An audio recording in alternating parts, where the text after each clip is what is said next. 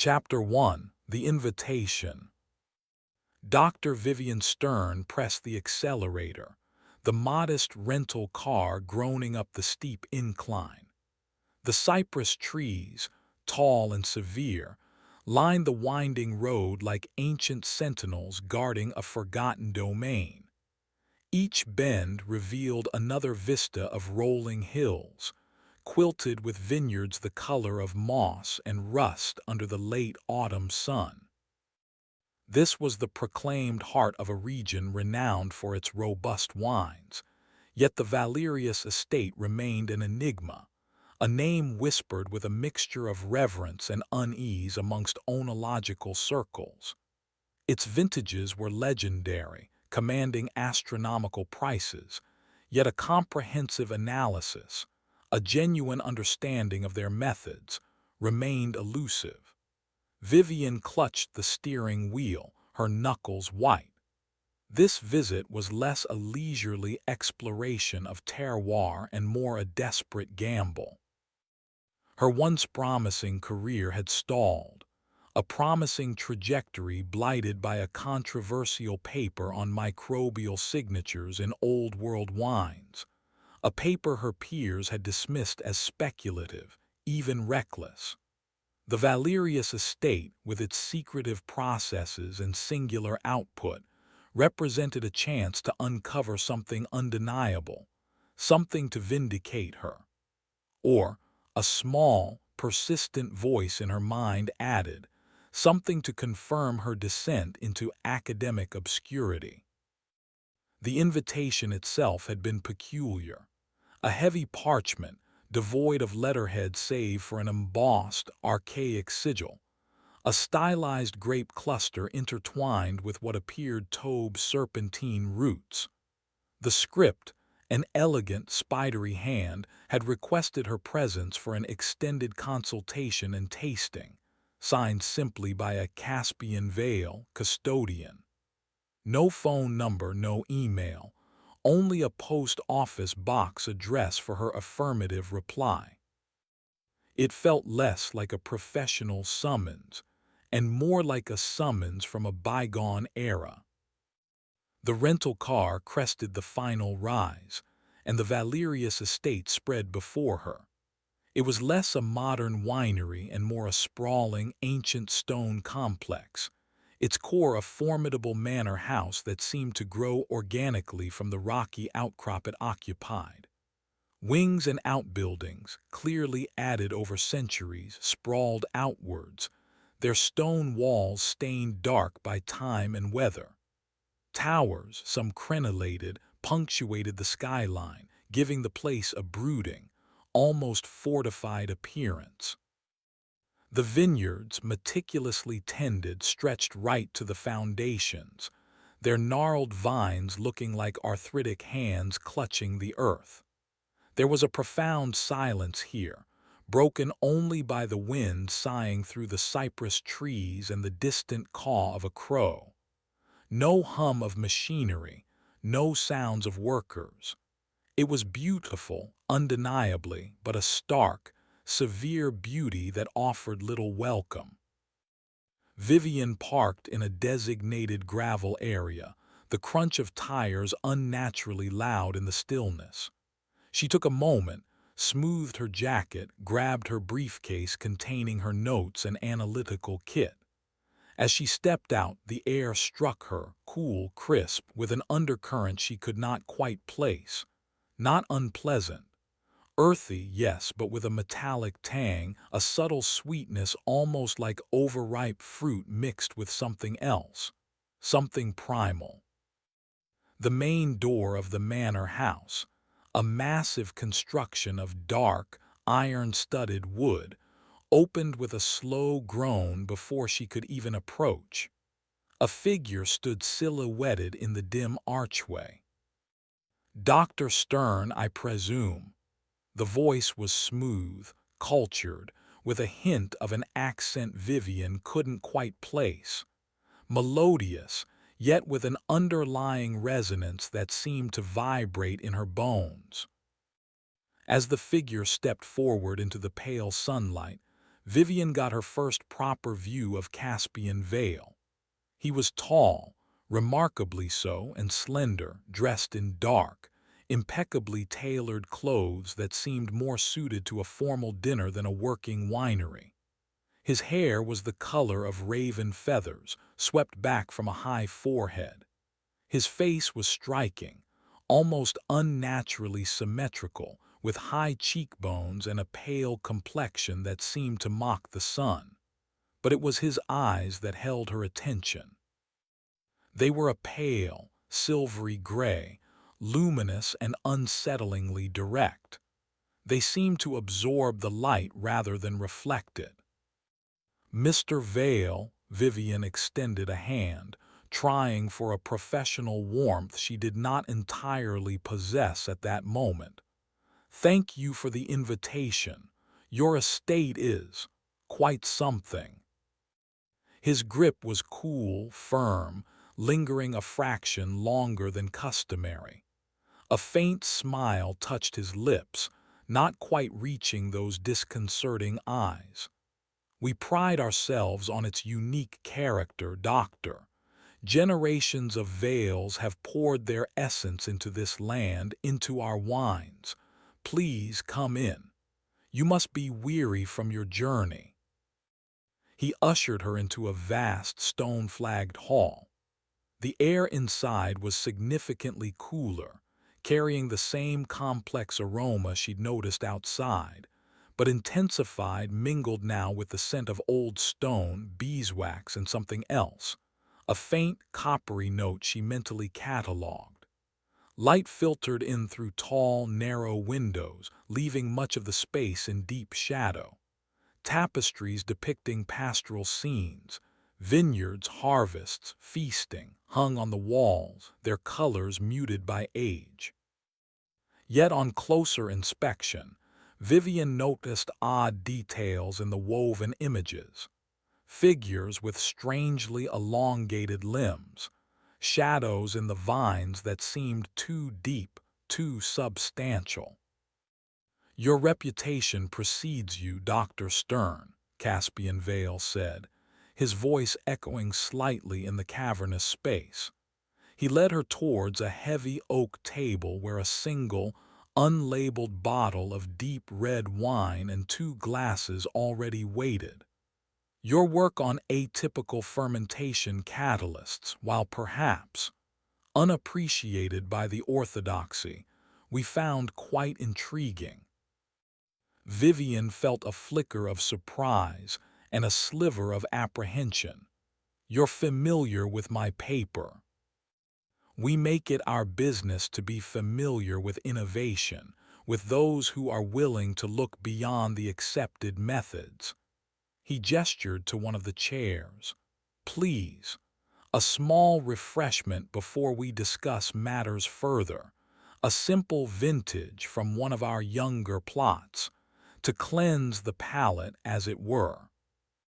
He poured a measure of the wine into each glass. The liquid was a startlingly deep crimson, almost black at its heart, clinging viscously to the crystal. Vivian, despite her unease, felt a professional curiosity stir. The aroma that rose from the glass was unlike anything she had encountered. Rich, yes, with notes of dark berries, plum, a hint of leather and spice, but beneath it all that persistent, unidentifiable metallic sweetness, stronger now, almost vital. She watched as Caspian Vale raised his glass, his silver eyes fixed on hers. "To new understandings," he said, his smile widening almost imperceptibly.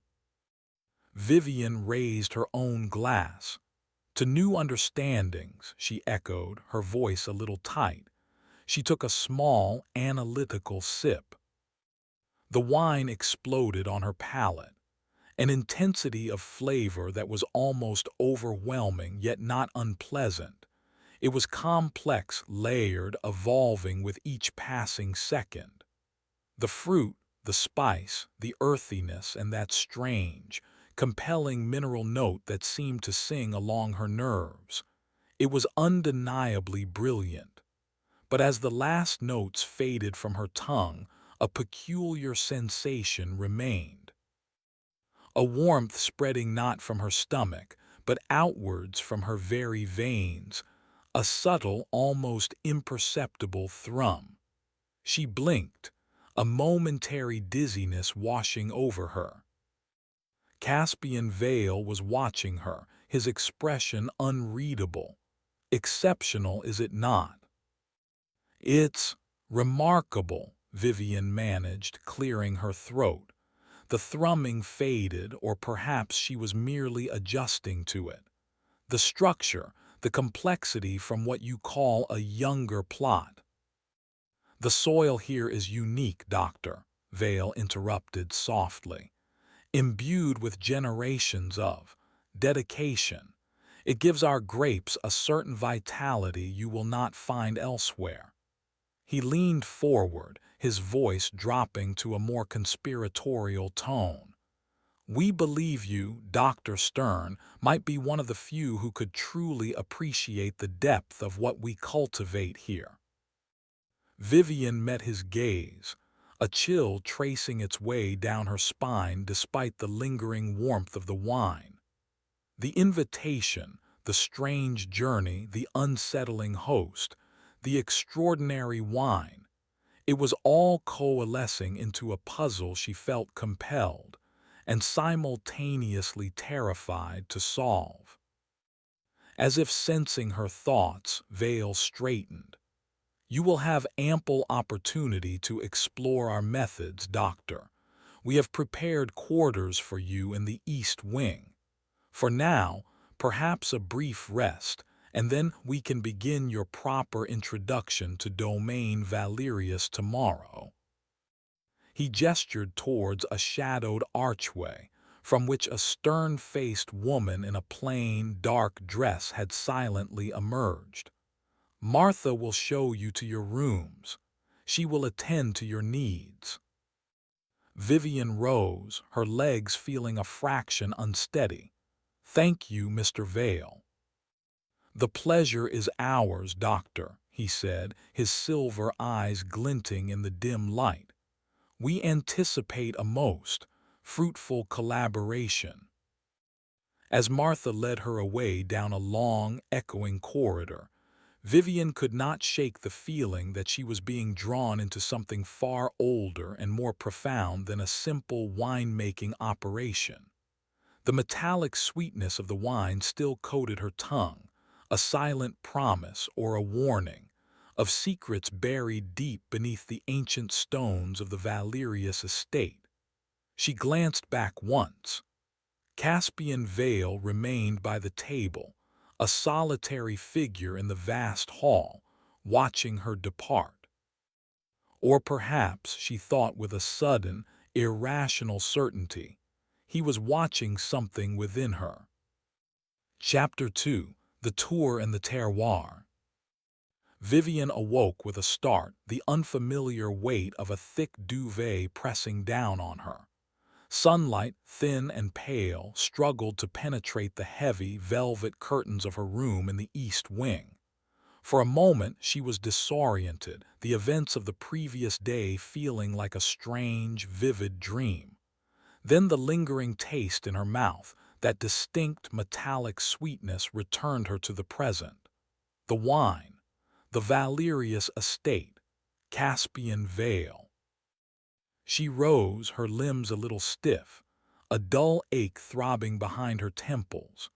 The room was spacious, furnished with heavy, antique pieces. A carafe of water and a single glass sat on a bedside table.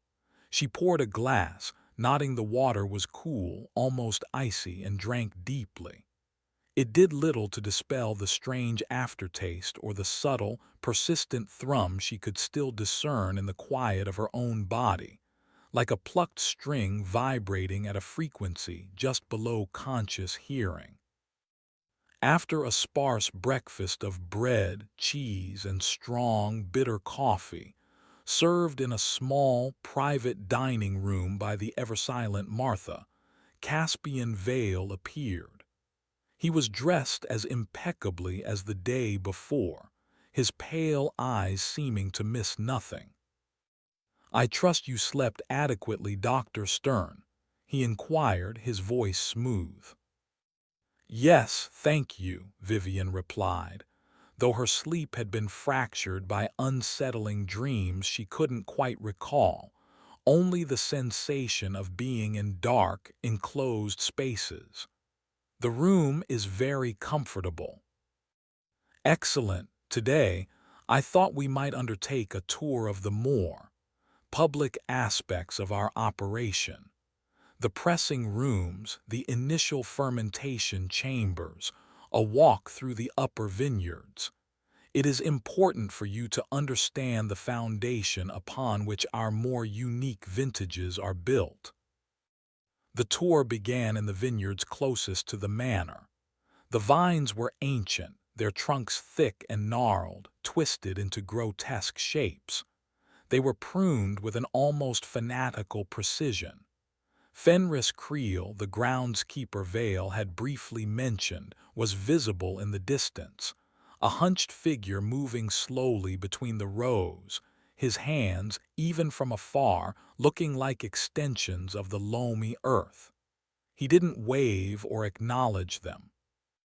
"Our terroir is everything," Caspian explained, gesturing to the dark, rich soil. "This land has been cultivated by my family for over 5 centuries. Each generation has added its essence." He crumbled a handful of the earth between his long fingers. It was remarkably dark, almost black, and surprisingly moist, despite the lack of recent rain. "There are minerals here, Doctor, unique concentrations you will not find documented in any geological survey." Vivian knelt, pretending to examine the soil, but her gaze was drawn to the base of a particularly thick vine. Something was amiss with its root structure, or rather, what was visible of it.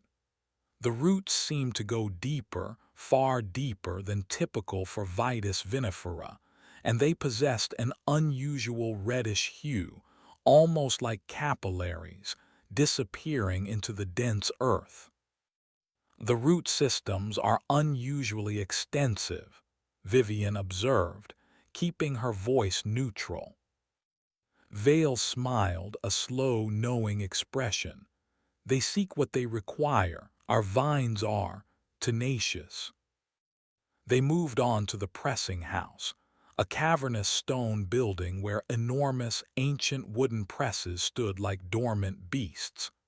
The air here was thick with the scent of old wood, grape skins, and that same underlying metallic tang, sharper now, mixed with a distinct hint of iron.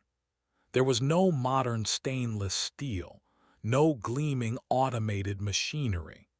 Everything was wood and stone, worn smooth by centuries of use. "We adhere to traditional methods," Caspian said, running a hand along the stained wood of a press. "The modern penchant for speed and sterility strips the soul from the wine. Here, we allow the grape, the wood, the very air to impart their character." Vivian noted several dark stains on the stone floor near the presses, stains that looked disconcertingly like old blood. She told herself it was merely accumulated pigment from centuries of red grapes. In the initial fermentation chambers, huge, open-topped wooden vats lined the walls. A low, bubbling sound emanated from them, a gentle seething. The aroma was intense, heady with yeast and nascent alcohol, but again, interwoven with that persistent, unidentifiable note. "We use only indigenous yeasts," Caspian explained, his voice barely above a whisper, as if not to disturb the process. "Cultivated from the bloom on our own grapes, naturally occurring within these very walls." Vivian peered into one of the vats. The surface of the dark liquid was covered in a thick, foamy cap, but the color seemed wrong, too deeply red, almost unnaturally vibrant. And she saw movement, not just the bubbles of fermentation. Something small, pale, and quick darted beneath the surface near the edge of the vat. She blinked, thinking it was a trick of the light. "Are those?" she began, then hesitated. "The lifeblood of the wine," Caspian supplied, his gaze fixed on the fermenting must. "Every element contributes." Later, as they walked along a high path overlooking a newer section of vineyards, Vivian spotted something that made her halt.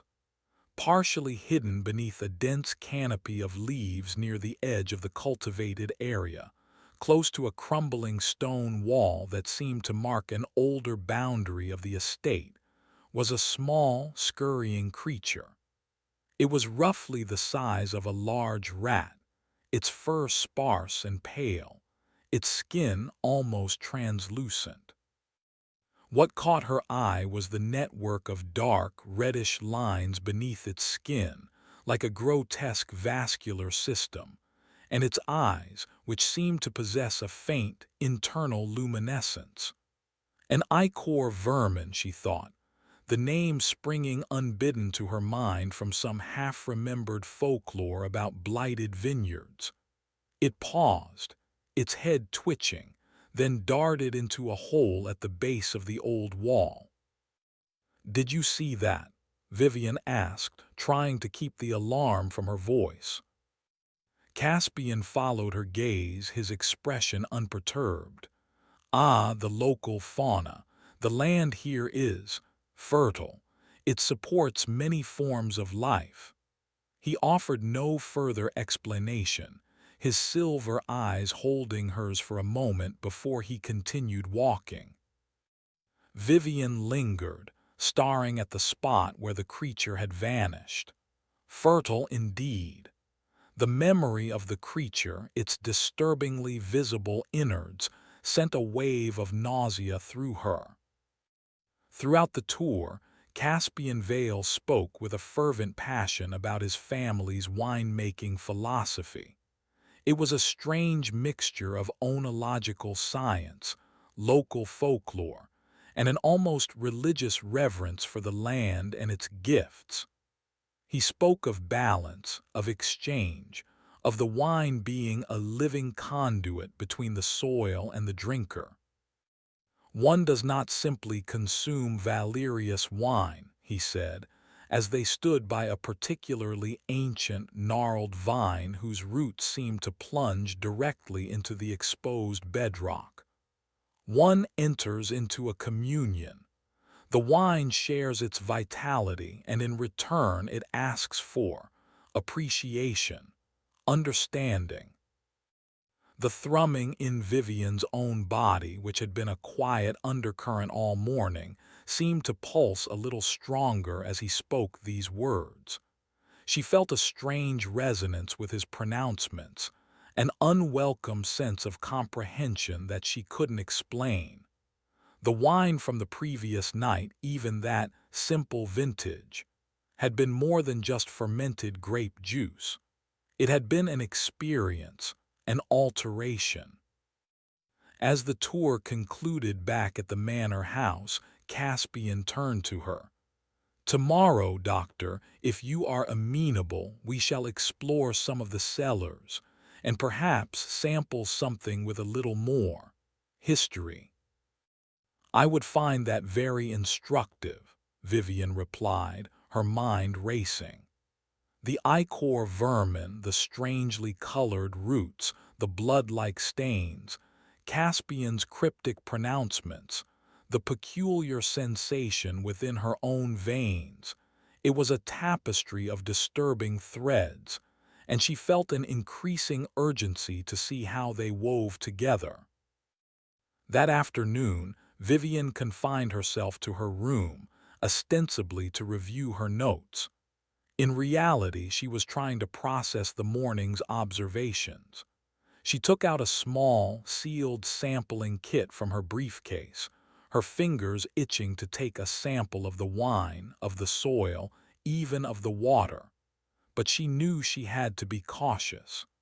Caspian Vale's politeness was a thin veneer over something watchful, something calculating. She found herself repeatedly touching her own arm, pressing her fingers against her pulse points. The thrumming was undeniable now, a subtle vibration that seemed to emanate from her very blood. It wasn't painful, not exactly. It was an attunement, as if some part of her was slowly being brought into harmony with an unfamiliar frequency. The thought was deeply unsettling.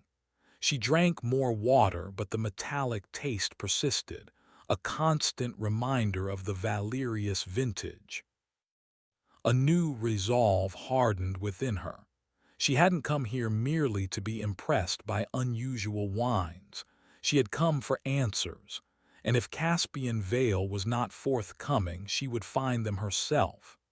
The catacombs, mentioned in hushed local legends she'd researched before her trip, were said to lie beneath the oldest parts of the estate. The source of the unique terroir, perhaps, the source of that metallic tang, the place where the ichor vermin scurried. The hook was set. The tour had provided more questions than answers, each observation a fresh barb pulling her deeper into the mystery of the Valerius estate. And the wine, the insidious wine, was already working its changes within her, a silent, unwelcome partner in her investigation. Tomorrow, the cellars. And perhaps, she hoped, a chance to uncover something more tangible than unsettling feelings and glimpses of pale, scurrying creatures. Chapter 3: Whispers in the Stone. The following morning, Vivian felt a subtle shift. The dull headache was gone, replaced by an unusual clarity, a sharpness of senses she hadn't experienced in years. The muted colors of the antique tapestry in her room seemed more defined, the intricate stitching standing out with almost preternatural detail. The distant sounds of the estate, the wind, the rustle of leaves, the creak of ancient timbers, were crisper, more distinct. Even the persistent metallic taste in her mouth seemed to have integrated, less an alien presence and more a baseline component of her own chemistry. The thrumming in her veins remained, a steady, low hum like a distant engine. It was no longer entirely unpleasant. It felt like potential. This newfound acuity unnerved her as much as it intrigued her. She recognized it as an effect, a symptom. The Valerius wine was not merely a complex beverage, it was a bioactive agent. Caspian Vale met her after another solitary breakfast. His silver eyes seemed to appraise her with a new intensity. "You appear refreshed, Dr. Stern." "I slept well," Vivian lied, offering a small, non-committal smile. "I'm looking forward to seeing the cellars." "Indeed, they are the heart of our operation in many ways, where the wine truly comes into its own, where it matures and gathers its character." He led the way, not towards the pressing house, but to a less conspicuous door in a shadowed corner of the main manor. It was old, banded with rusted iron, and bore a heavy, intricate lock. Vale produced an equally ancient key, the mechanism turning with a series of ponderous clicks. A rush of cool, damp air greeted them, carrying a potent aroma of earth, mold, aging wood, and that ubiquitous, unmistakable metallic sweetness, now so concentrated it was almost cloying. A steep flight of stone steps spiraled downwards into darkness. Vale picked up a heavy, oil lantern that stood ready by the door, its flame casting dancing shadows as they descended. The oldest sections date back to the original monastic settlement on this site, Vale explained, his voice a low murmur that the stone seemed to absorb. Centuries before my family began their work with the vine, the monks understood the sanctity of what lies beneath. The air grew colder with each step. The silence was profound, broken only by the drip of moisture and the soft crunch of their shoes on the stone. Vivian ran her hand along the wall. It was slick with condensation, the stones perfectly fitted, evidence of ancient, skilled masonry. But here and there she thought she could discern fainter, pulsing lines within the rock itself, similar to the reddish hues she'd seen in the vine roots, almost like veins in the stone. She dismissed it as a trick of the flickering lantern light. The cellars were a labyrinth. Arched doorways led into interconnected chambers, some vast, lined with towering racks of dust-caked bottles, others smaller, more intimate, containing only a few massive, silent casks. The scale was immense, far larger than Vivian had imagined. "Our library," Vale said, with a sweep of his hand in one of the larger chambers. Vintages stretching back through the centuries, each bottle a story, a history. Vivian scanned the labels, many handwritten and faded, some bearing sigils rather than words. The sheer age was staggering. How do you ensure their integrity over such long periods? "The conditions here are perfect," Vale replied. "Constant temperature, ideal humidity, and the cellars themselves. They protect the wine, they nurture it." He paused before a particularly large, dark cask, its wood almost black with age, bound with heavy, bronze-like hoops. "This one, for instance, it has not been broached in over a century. It is, biding its time."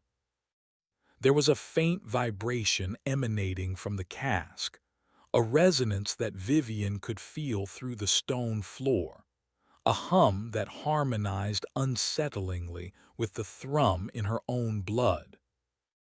As they moved deeper, the architecture grew rougher, the passages narrower. In one section, the carefully constructed racks gave way to niches carved directly into the earth and rock, some of which were not empty. Vivian caught a glimpse of what looked like human bones, jumbled together, coated in a thick layer of dust, and what appeared to be dried, dark residue. Catacombs. "These are the oldest parts," Vale said, his voice taking on a reverent tone. "The original crypts. We found it. Auspicious to continue their use, to allow the wine to commune with the deep history of this place." Vivian stared at a skull leering from a shadowy niche, its jaw agape. "You age wine directly alongside human remains." Her voice was sharper than she intended. Vale's smile was thin. "The dead offer a unique contribution to the terroir, Doctor, a certain concentration of essence, dust to dust after all, and from dust new life, new vitality. Is it so different from using bone meal as fertilizer, a common enough practice?" His casual dismissal of the macabre sight sent a fresh wave of alarm through Vivian. This was beyond eccentric winemaking. This bordered on the sacrilegious, the profane. She tried to maintain a facade of academic interest. "And you find this. Proximity enhances the wine." "Undeniably.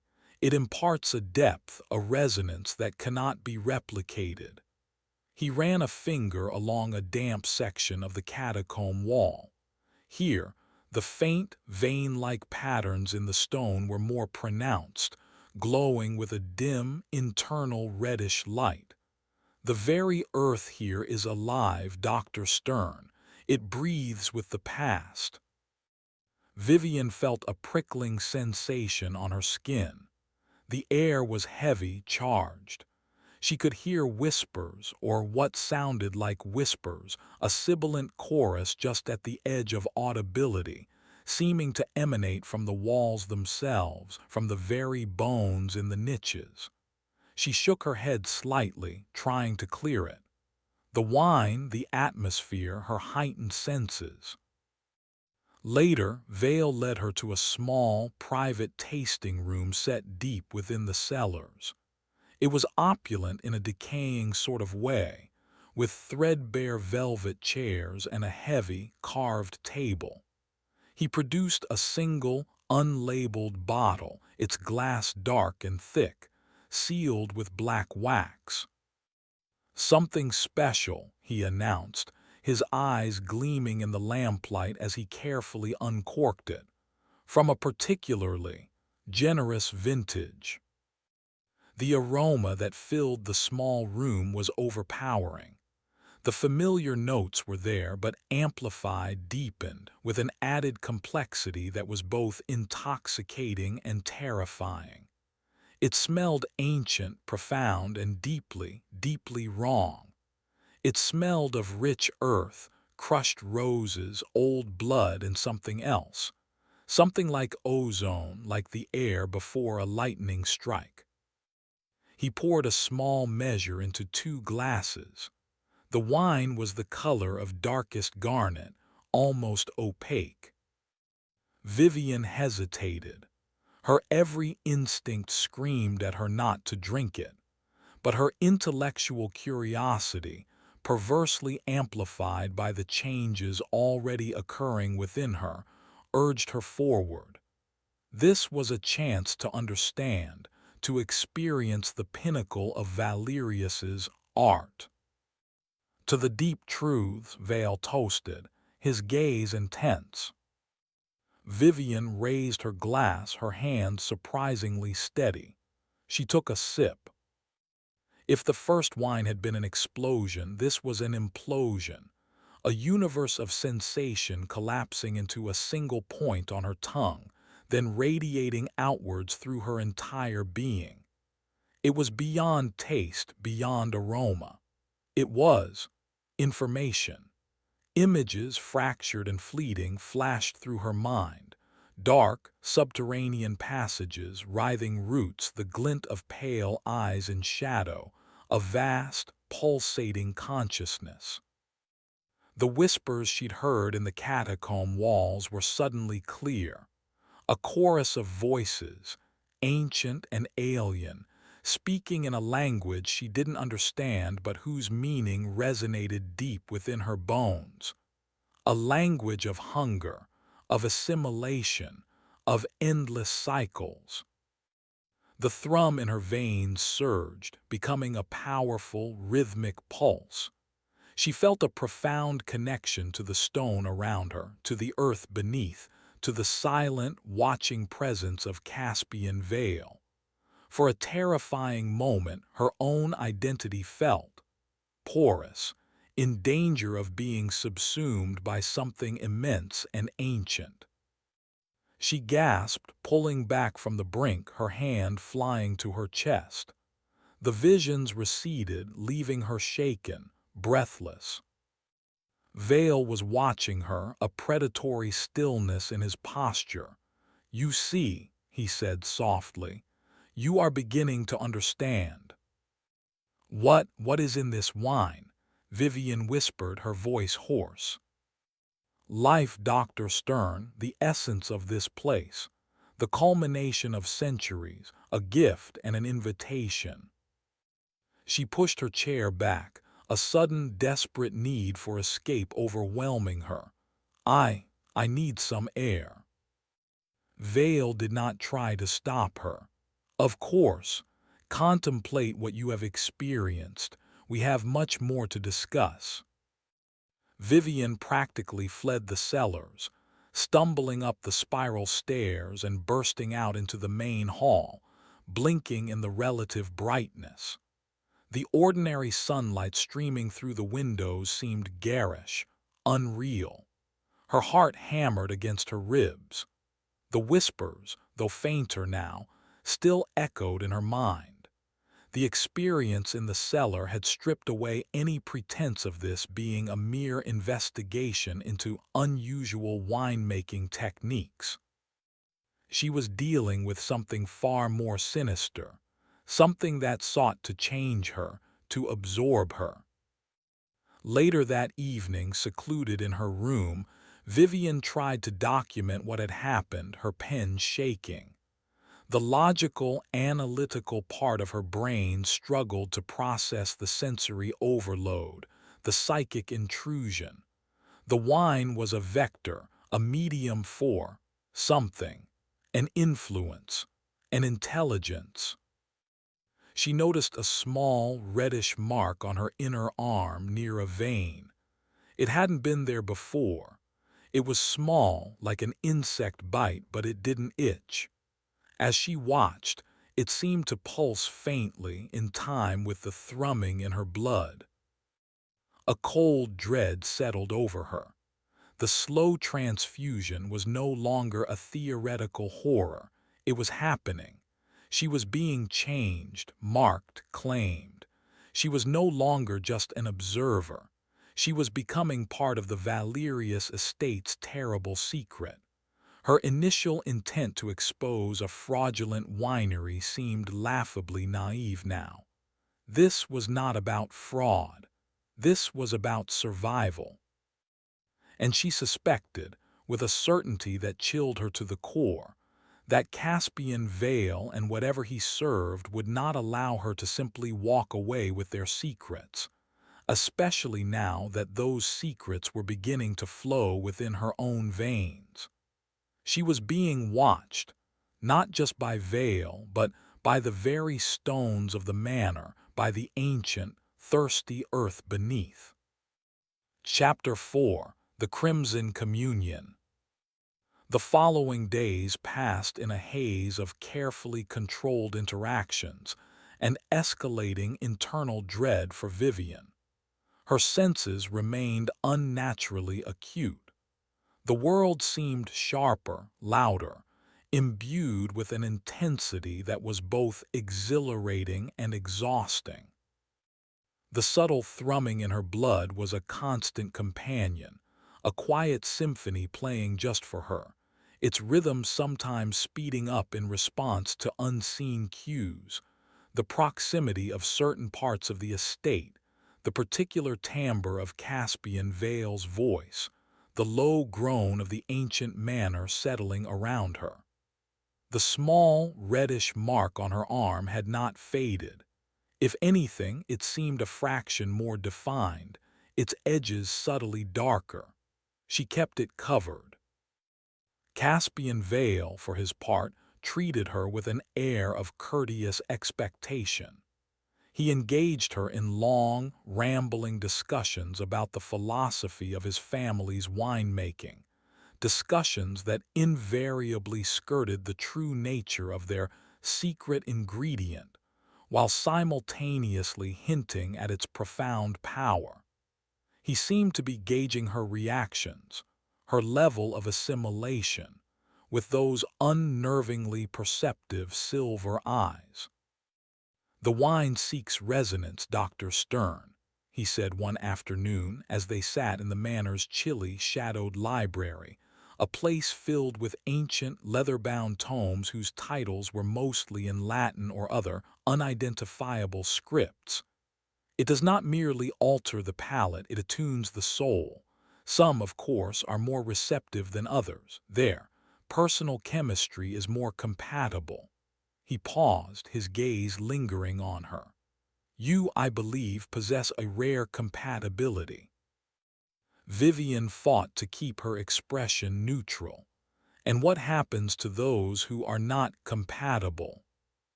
A fleeting shadow crossed Vale's face. The communion can be overwhelming for the unprepared spirit. The wine offers a great deal, but it also demands a certain openness, a willingness to be transformed. His words hung in the air, a veiled threat. Vivian knew with a chilling certainty that overwhelming was a euphemism for something far worse. The bones in the catacombs were a silent testament to that. Her attempts at private investigation were met with subtle but unyielding obstruction. Doors she had previously found unlocked were now secured. Corridors that seemed to lead to interesting parts of the outbuildings now had a silent, watchful Martha or the hulking brother Morian inexplicably present. Her analytical kit remained in her briefcase, untouched. There was no opportunity to take samples without immediate discovery. She was a guest, yes, but also a prisoner, enveloped in a silken, inescapable web. One evening, Vale announced a special dinner. "A few select associates will be joining us," he said. "Connoisseurs who appreciate the deeper currents of our work. It will be an opportunity for you to witness others who have embraced the Crimson Communion, as we sometimes call it." The term sent a shiver down Vivian's spine. It sounded sacrificial. The dining hall, rarely used during her stay, was lit by dozens of candles, their flames casting long, dancing shadows on the dark-paneled walls and the unsettling tapestries. Besides Vivian and Caspian Vale, 3 other guests were present. An elderly, skeletal woman named Signora Isolde, draped in black lace, her eyes like burning coals in a parchment face. A portly, florid man, Herr Mueller, who chuckled constantly for no apparent reason, his laughter wet and gurgling. And a young, ethereally beautiful man known only as Lyra, who remained utterly silent, his gaze fixed on some distant point, a faint, beatific smile playing on his lips. All 3, Vivian noted with a growing sense of unease, possessed the same subtle hallmarks she was beginning to recognize. A peculiar luminescence to their eyes, an almost translucent quality to their skin where faint, dark veins pulsed visibly, and an air of profound detachment from ordinary human concerns. They moved with a languid grace that was not entirely natural. The dinner was an elaborate affair, course after course of rich, exotic foods Vivian couldn't quite identify, each paired with a different Valerius wine. With each glass, the thrumming in her veins intensified, the whispers at the edge of her hearing grew louder, more insistent. The conversation around the table was stilted, surreal. Signora Isolde spoke of the yielding earth and the blood that sings. Herr Mueller recounted incoherent anecdotes punctuated by his disturbing laughter. Lyra remained silent, but occasionally his head would tilt, as if listening to a voice only he could hear. Caspian Vale presided over it all, a gracious, sinister host, guiding the conversation, his eyes frequently turning to Vivian, assessing her, waiting. Then came the main event. Vale produced a bottle darker than any Vivian had yet seen, almost obsidian, sealed not with wax, but with what looked like dried blood. "Tonight," Vale announced, his voice resonating through the room, "we partake of the sanguine vintage, the true heart of Valerius." Brother Morian, his face impassive, his bulk filling the doorway, entered carrying a heavy silver tray. On it were 5 exquisitely carved goblets, not of glass, but of some dark, polished wood that seemed to absorb the candle light. Morian placed a goblet before each of them. Vale uncorked the southern bottle. The aroma that billowed forth was overwhelming, a primal wave of scent that bypassed Vivian's analytical mind and struck directly at her oldest instincts. It was the smell of damp earth, of ancient stone, of crushed flowers, of freshly spilled blood, and underlying it all, that potent, metallic tang, now almost overpoweringly sweet, with an electrical charge that made the hairs on her arms stand on end. He poured a generous measure into each goblet. The liquid was thick, viscous, the color of arterial blood, gleaming darkly in the candlelight. To the deep lurker, Signora Isolde hissed, her eyes blazing as she raised her goblet. To it below, that which nourishes the vine. To the eternal flow, Mueller gurgled, sloshing his wine. Lyra simply raised his goblet, his eyes unfocused, his smile widening. Caspian Vale looked directly at Vivian. To the communion, he said, his voice a silken command. Drink, Dr. Stern, become one with the pulse of the earth. Vivian stared at the goblet before her. Her hand trembled. Every rational part of her screamed in protest. This was not wine. This was something else, something unholy. Yet a deeper, more insidious part of her, the part that now thrummed in harmony with the estate, felt an undeniable pull, a morbid curiosity, a perverse desire to understand the ultimate secret of Valerius. The whispers were louder now, urging her, promising revelation, promising power. Her gaze flickered to the others. Signora Isolde was already drinking deeply, a trickle of the dark liquid escaping the corner of her mouth and tracing a path down her chin. Mueller had his eyes closed in ecstasy. Lyra sipped with delicate reverence. Vivian's fingers tightened around the stem of her goblet. The metallic scent filled her nostrils, almost intoxicating on its own. She saw Vale watching her, his expression a mixture of triumph and anticipation. She knew this was a test, a point of no return. Slowly she raised the goblet to her lips. The aroma was dizzying. She could feel the thrumming in her blood quicken, her heartbeat accelerating to match it. Just as the rim touched her lips, just as she was about to tilt it, a piercing shriek echoed from somewhere outside the manor, followed by a chorus of agitated, inhuman yelps. All heads at the table snapped towards the windows. Even Lyra's beatific expression wavered, a flicker of concern in his distant eyes. Caspian Vale's face tightened, annoyance flaring in his silver eyes. It seems we have uninvited guests disrupting the grounds. He placed his goblet down untouched. Brother Morian, attend to it. The hulking servant bowed his head and lumbered out of the dining hall. The spell was broken. The interruption, crude and jarring, had cut through the ritualistic tension. Vivian lowered her goblet, her hand shaking violently now, the dark liquid trembling within it. The primal urge to drink had receded, replaced by a cold wave of revulsion. Perhaps, Vale said, his voice regaining its smoothness though an edge remained, we should postpone the sanguine toast until the disturbance is settled. He looked at Vivian and she saw a flicker of something cold and hard in his eyes. She had hesitated.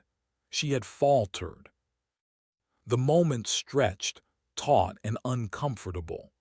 The sounds from outside faded, replaced by an uneasy silence. Vivian's heart still hammered. She had been on the precipice, staring into an abyss of transformation, and something as mundane as a stray animal or a trespasser had pulled her back. She knew with absolute certainty that the reprieve was temporary. The sanguine vintage, the true crimson communion, still awaited her, and Caspian Vale's patience, she suspected, was not infinite. The taste of that almost communion, the smell of that blood-dark wine would haunt her. She had witnessed the others, seen the effects of their prolonged immersion in the Valerius essence. She was seeing her potential future, and it terrified her more than any academic failure ever could. The crimson liquid in her goblet seemed to mock her, a promise of oblivion or a horrifying enlightenment. Chapter 5: The Ichor and the Abyss. The disturbance on the grounds, as Caspian Vale had termed it, bought Vivian a temporary reprieve from the sanguine vintage, but it plunged her into a new level of visceral fear. Brother Morian had returned to the dining hall some 20 minutes after his departure, his impassive face showing no sign of exertion, but Vivian had noticed a fresh, dark smear on the sleeve of his rough tunic, a smear he'd casually wiped on his trousers. He'd merely nodded to Vale, a silent confirmation that the matter was handled. The aborted dinner party had then quickly dispersed, the other guests melting back into the shadows of the estate, their strange serenity undisturbed. Vivian, however, had been left trembling, the encounter with the sanguine vintage a near miss that had electrified her every nerve. Sleep that night was impossible. The whispers at the edge of her hearing were more insistent, weaving in and out of the ancient creaks and groans of the manor. The thrumming in her veins felt like a trapped bird, fluttering against the cage of her skin. She paced her room, the untouched goblet of Valerius water on her nightstand, a mocking symbol of purity in this corrupted place. Driven by a desperate need to understand what lurked beyond the carefully curated facade of the winery, Vivian made a reckless decision. The main doors were surely locked and guarded, but there had to be other ways out, service entrances, less used portals. Her heightened senses, a disturbing gift from the Valerius wine, now served her. She could hear the faint, rhythmic breathing of Martha sleeping in a room down the corridor, the distant, heavy tread of someone, perhaps Morian, patrolling the lower levels. She focused on the sounds from outside her window. The wind, yes, but beneath it, the rustle of leaves, the occasional snap of a twig and something else. A faint, intermittent skittering. The ichor vermin, the creatures she had glimpsed near the old vineyard wall, the creatures whose shrieks had interrupted the dinner. Her window, a heavy, leaded casement, was stiff but not locked. It opened onto a narrow, moss-covered ledge, a sheer drop of some 20 feet to the cobbled courtyard below. Not an option, but there was a thick, ancient ivy clinging to the stone wall, its tendrils like gnarled fingers. It looked strong enough, perhaps. Clutching her small, powerful flashlight from her analytical kit, a pathetic weapon against the unknown, but a comfort nonetheless, Vivian took a deep breath and committed. The ivy was rough, tearing at her hands, but it held. She moved slowly, testing each hold, the cool night air chilling her skin. The descent was clumsy, terrifying. Her feet finally found purchase on the uneven cobbles of the courtyard, her legs shaking from the exertion and fear. The courtyard was bathed in pale moonlight, throwing the Gothic architecture of the manor into stark relief. Shadows pooled in every archway, every recess. The air was cold, carrying that pervasive metallic sweetness, stronger here, closer to the earth. And the skittering sounds were clearer now, accompanied by faint, high-pitched chitters. Following the sounds, keeping to the deepest shadows, Vivian crept around the side of the manor towards the older, more dilapidated outbuildings and the crumbling wall where she had first seen one of the creatures. As she drew closer, a new scent reached her, acrid and foul, overlaying the winery's usual bouquet. It was the smell of blood, but not the rich, iron tang she associated with the wine. This was sharper, ranker, the smell of a fresh kill. She rounded the corner of a dilapidated stone shed. Its roof partially collapsed and froze. In a patch of moonlight, amidst overturned barrels and tangled, thorny bushes, lay the source of the shrieks. Two large dogs, or what had once been dogs, their forms were mangled, torn apart with savage force. Their blood soaked the dark earth. And swarming over the carcasses, their pale bodies glinting wetly in the moonlight, their translucent skin revealing the network of dark, glowing veins within, were dozens of ichor vermin. They were larger than the one she had seen before, some almost the size of small cats. Their movements were quick, darting, their needle-like teeth tearing at the flesh of the dead animals. The high-pitched chittering was a chorus of obscene feasting. Vivian clapped a hand over her mouth, stifling a cry of disgust and horror. This was no natural predation. This was a frenzy, a grotesque parody of a scavenge. The very air seemed to vibrate with their repulsive energy. One of the creatures, larger than the rest, with eyes that glowed with a distinct, malevolent ruby light, lifted its head from the carnage, its snout crimson. It sniffed the air, its head turning slowly, questingly. Vivian pressed herself flatter against the cold stone wall, her heart hammering. The creature's gaze seemed to sweep past her, then it returned to its feast. She had to get closer to see more, despite every instinct screaming at her to flee. She needed to understand what these things were, how they connected to the winery, to the wine, to the catacombs that she knew lay somewhere beneath her feet. Taking shallow breaths, she edged along the wall, her flashlight off. She noticed a dark opening at the base of the crumbling boundary wall, partially obscured by overgrown weeds, the hole she had seen the first creature disappear into. The skittering sounds, the chittering, seemed to emanate from it, suggesting it was an entrance to their warren. As she watched, transfixed by the horrific scene, one of the ichor vermin detached itself from the group at the carcasses and scurried towards this opening. It was carrying something in its jaws, not a piece of the dog, but something smaller, paler. It looked like a large, fleshy grub, or perhaps a strangely deformed root tuber, pulsating with a faint, internal luminescence.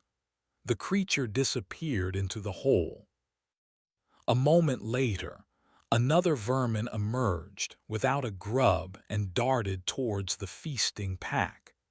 It was as if they were delivering something to, or retrieving something from, whatever lay beyond that opening. The metallic taste in Vivian's mouth intensified, and the thrumming in her blood spiked, accompanied by a wave of profound nausea mixed with a horrifying, unwelcome flicker of understanding. The grubs, the vermin, the wine, the soil. It was all part of a grotesque cycle, a hideous ecosystem. Suddenly, a new sound cut through the night, a low, guttural growl from the direction of the main manor. It was not the sound of any normal animal. It was deeper, more resonant, filled with a chilling menace. The ichor vermin at the carcasses froze, their heads snapping up. The ruby-eyed leader emitted a sharp, commanding chitter, and in an instant the swarm abandoned the dead dogs, flowing like a pale, viscous tide towards the hole in the wall, disappearing into the darkness beneath. Vivian didn't wait. The growl was getting closer. She turned and fled, stumbling through the shadows back towards the courtyard, her lungs burning. She could hear heavy, padding footsteps approaching, too rhythmic, too deliberate for any normal beast. She reached the ivy-covered wall, her hands raw and bleeding as she scrambled upwards, desperation lending her strength. She was halfway up when she heard it enter the courtyard below, a low-slung, powerfully built creature, vaguely canine in shape but far larger, its coat the color of midnight, its eyes glowing with the same ruby light as the alpha ichor vermin. It was one of the watchhounds Caspian Vale kept, but transformed monstrous. Its muzzle was stained dark, and its growl vibrated through the stones. It sniffed the air, its massive head turning, its glowing eyes sweeping the courtyard. Vivian froze against the wall, praying the ivy would conceal her. The creature took a few steps towards her wall, its attention seemingly fixed on the area where she had landed. It sniffed the cobbles, then looked up, directly at her. For a heart-stopping moment, their eyes met. The intelligence in its gaze was not animalistic. It was cold, calculating, and filled with an ancient malice.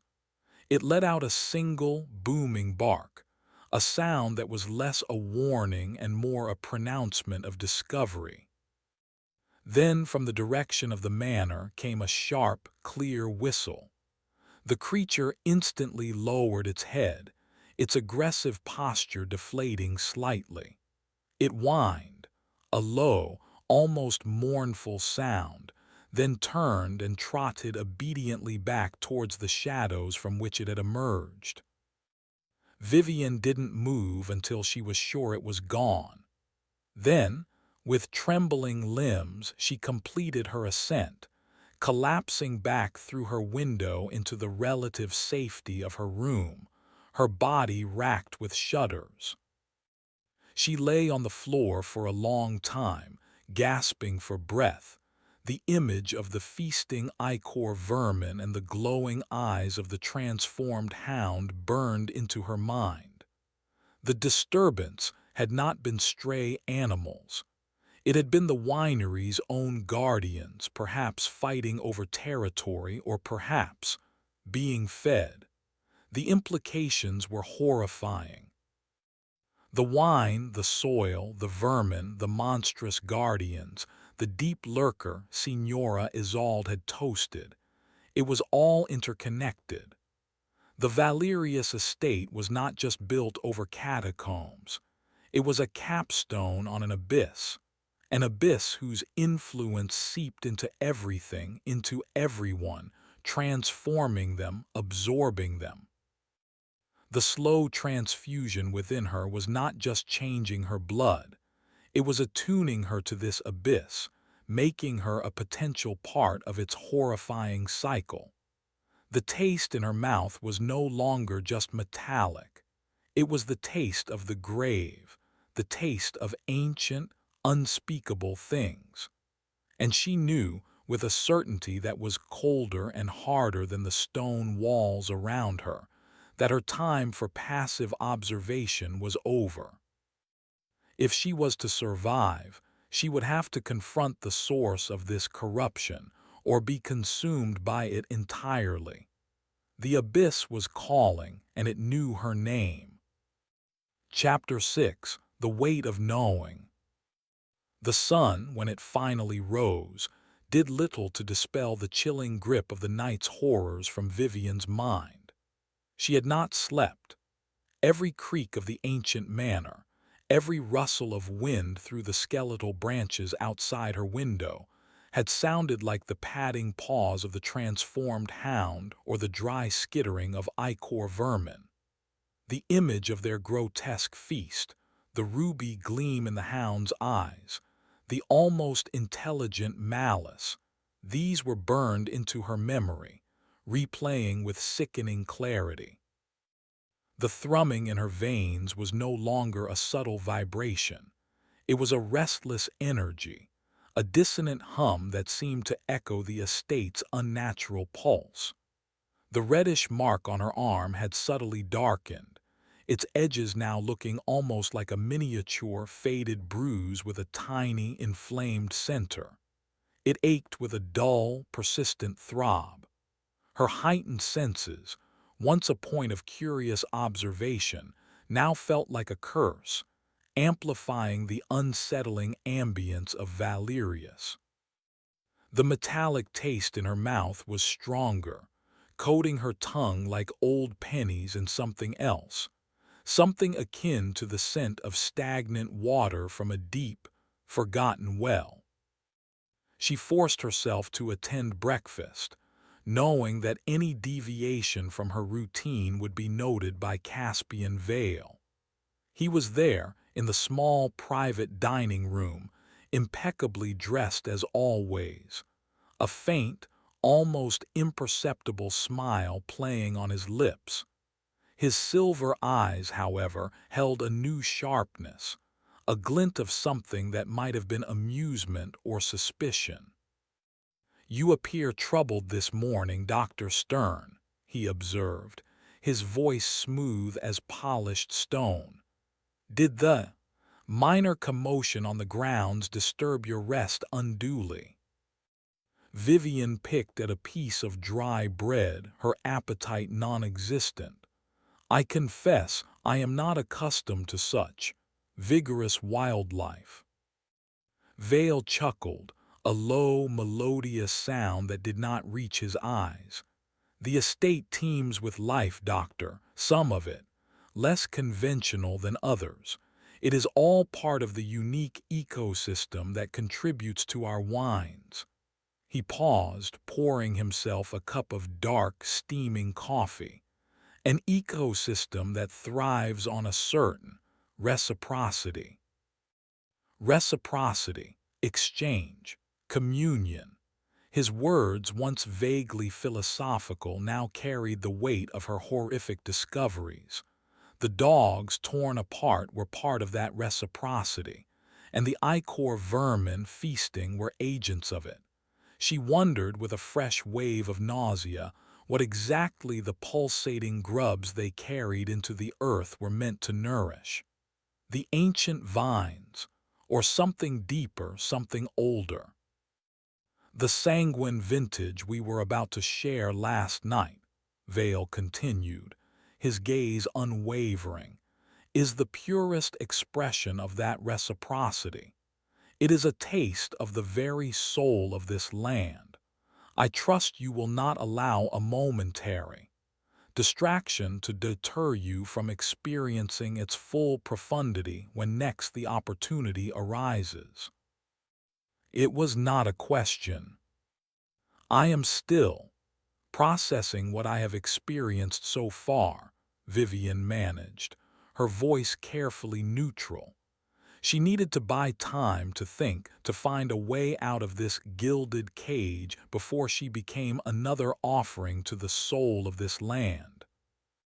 "Processing is essential," Vale agreed, his smile widening slightly. "Understanding requires contemplation, but true understanding, Doctor, comes from full immersion." The day stretched before Vivian, a landscape of dread. She feigned an interest in the arcane texts in the library, her mind racing, searching for any scrap of information that might offer a clue, a weakness, an escape. The books were filled with disturbing alchemical diagrams, treatises on bloodlines and earth energies, and unsettlingly detailed anatomies of creatures that did not exist in any zoological record she knew.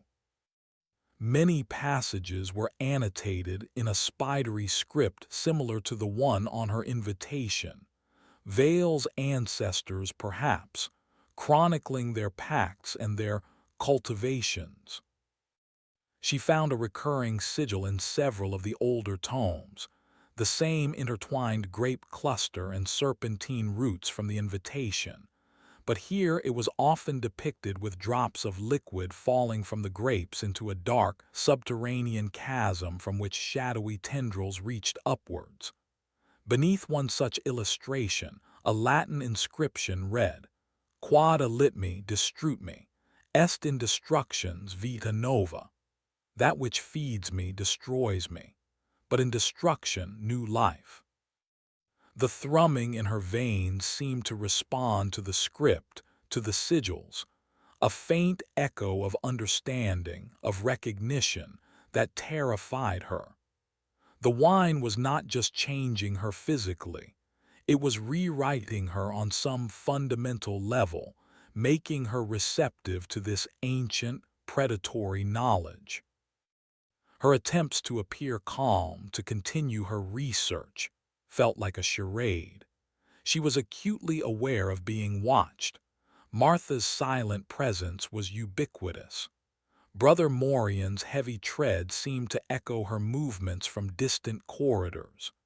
Even the groundskeeper, Fenris Creel, when glimpsed through a window tending his gnarled vines, would sometimes pause and look towards the manor with an unnerving stillness, as if he could sense her anxiety. The weight of knowing what she knew, of seeing what she had seen, was immense. The Valerius estate was a beautifully orchestrated nightmare, its elegance a thin veneer over a chthonic horror. The wine, its celebrated product, was the blood of this nightmare, a vector for its insidious influence. Late in the afternoon, while listlessly turning the brittle pages of a particularly disturbing herbal, Vivian felt a sudden, intense wave of dizziness. The script on the page blurred and the whispers at the edge of her hearing swelled into a chorus of indistinct, sibilant voices. The thrumming in her blood intensified, becoming a painful, jarring vibration. She gripped the edge of the heavy oak table, her knuckles white, fighting against a sensation of being pulled downwards, as if the very floor beneath her were trying to swallow her. The room seemed to darken, the air growing thick and heavy. She could smell the rich, metallic scent of the sanguine vintage, even though none was present. And for a fleeting, terrifying moment, she saw him not Caspian Vale, but a shadowy, indistinct figure standing in the corner of the library, a figure composed of deeper darkness, its form shifting, its presence radiating an ancient, cold intelligence. It had no discernible features, yet she felt an overwhelming sense of being scrutinized, evaluated. The deep lurker, it below.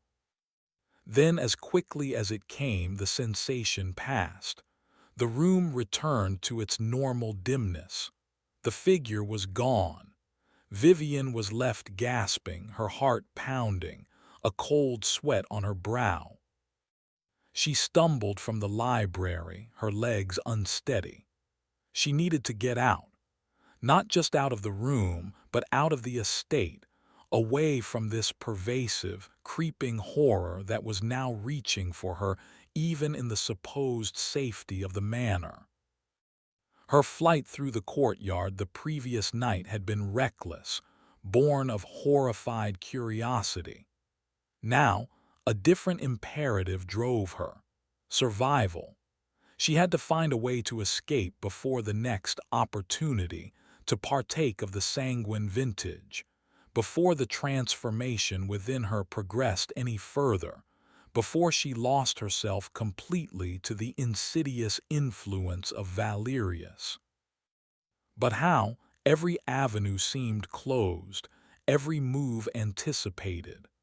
Caspian Vale was a master manipulator, his courtesy a velvet glove over an iron fist. The estate itself felt like a sentient trap. As she reached her room, her hand shaking as she fumbled with the door handle, she knew one thing with absolute certainty. She could not afford to wait for Vale to make the next move. She had to act to find a weakness and oversight. The weight of her knowledge was a burden, but it was also a weapon if only she could figure out how to wield it. The alternative was to become another silent, smiling connoisseur like Lyra, another devotee of the Crimson Communion, her soul attuned to the whispers from the abyss. And that was a fate more terrifying than any death she could imagine. The weight of that future pressed down on her, heavy and suffocating. Chapter 7: The Unseen Gardener. Vivian knew that any overt attempt to map escape routes or test security would be instantly detected. Caspian Vale's surveillance, whether through his human agents or some more esoteric means tied to the estate itself, was too comprehensive. She needed information, leverage, anything that might offer an unguarded path or a moment of distraction. Her thoughts turned to the less central figures of the estate, those who might be less indoctrinated, perhaps even harboring their own fears or resentments. Martha, the severe, silent housekeeper, seemed an unlikely candidate. Her devotion to the Vale family and the estate was palpable, a silent fanaticism that was almost as unnerving as Vale's silken threats. Brother Morian, the hulking cellar hand, was even less approachable, a creature of shadow and brute force. That left Fenris Creel the groundskeeper. He was reclusive, rarely seen up close, always tending his vines with a disturbing, almost intimate focus. Vivian had seen him from windows, a hunched figure moving through the rows, sometimes appearing to whisper to the gnarled plants, his hands, caked with the dark, rich soil, looking like extensions of the roots themselves. He was an unknown quantity, but his connection was to the earth. The vines, perhaps his loyalty was to them, rather than to Vale directly. It was a slim hope. Under the guise of wanting to better understand the unique terroir, Vivian requested permission from Vale to walk the outer vineyards, specifically the older, more remote plots near the crumbling boundary wall where she'd seen the ichor vermin. Vale regarded her with his usual unnerving scrutiny. An admirable dedication to your research, Dr. Stern. Fenris can be territorial about his domains, but I will inform him to expect you.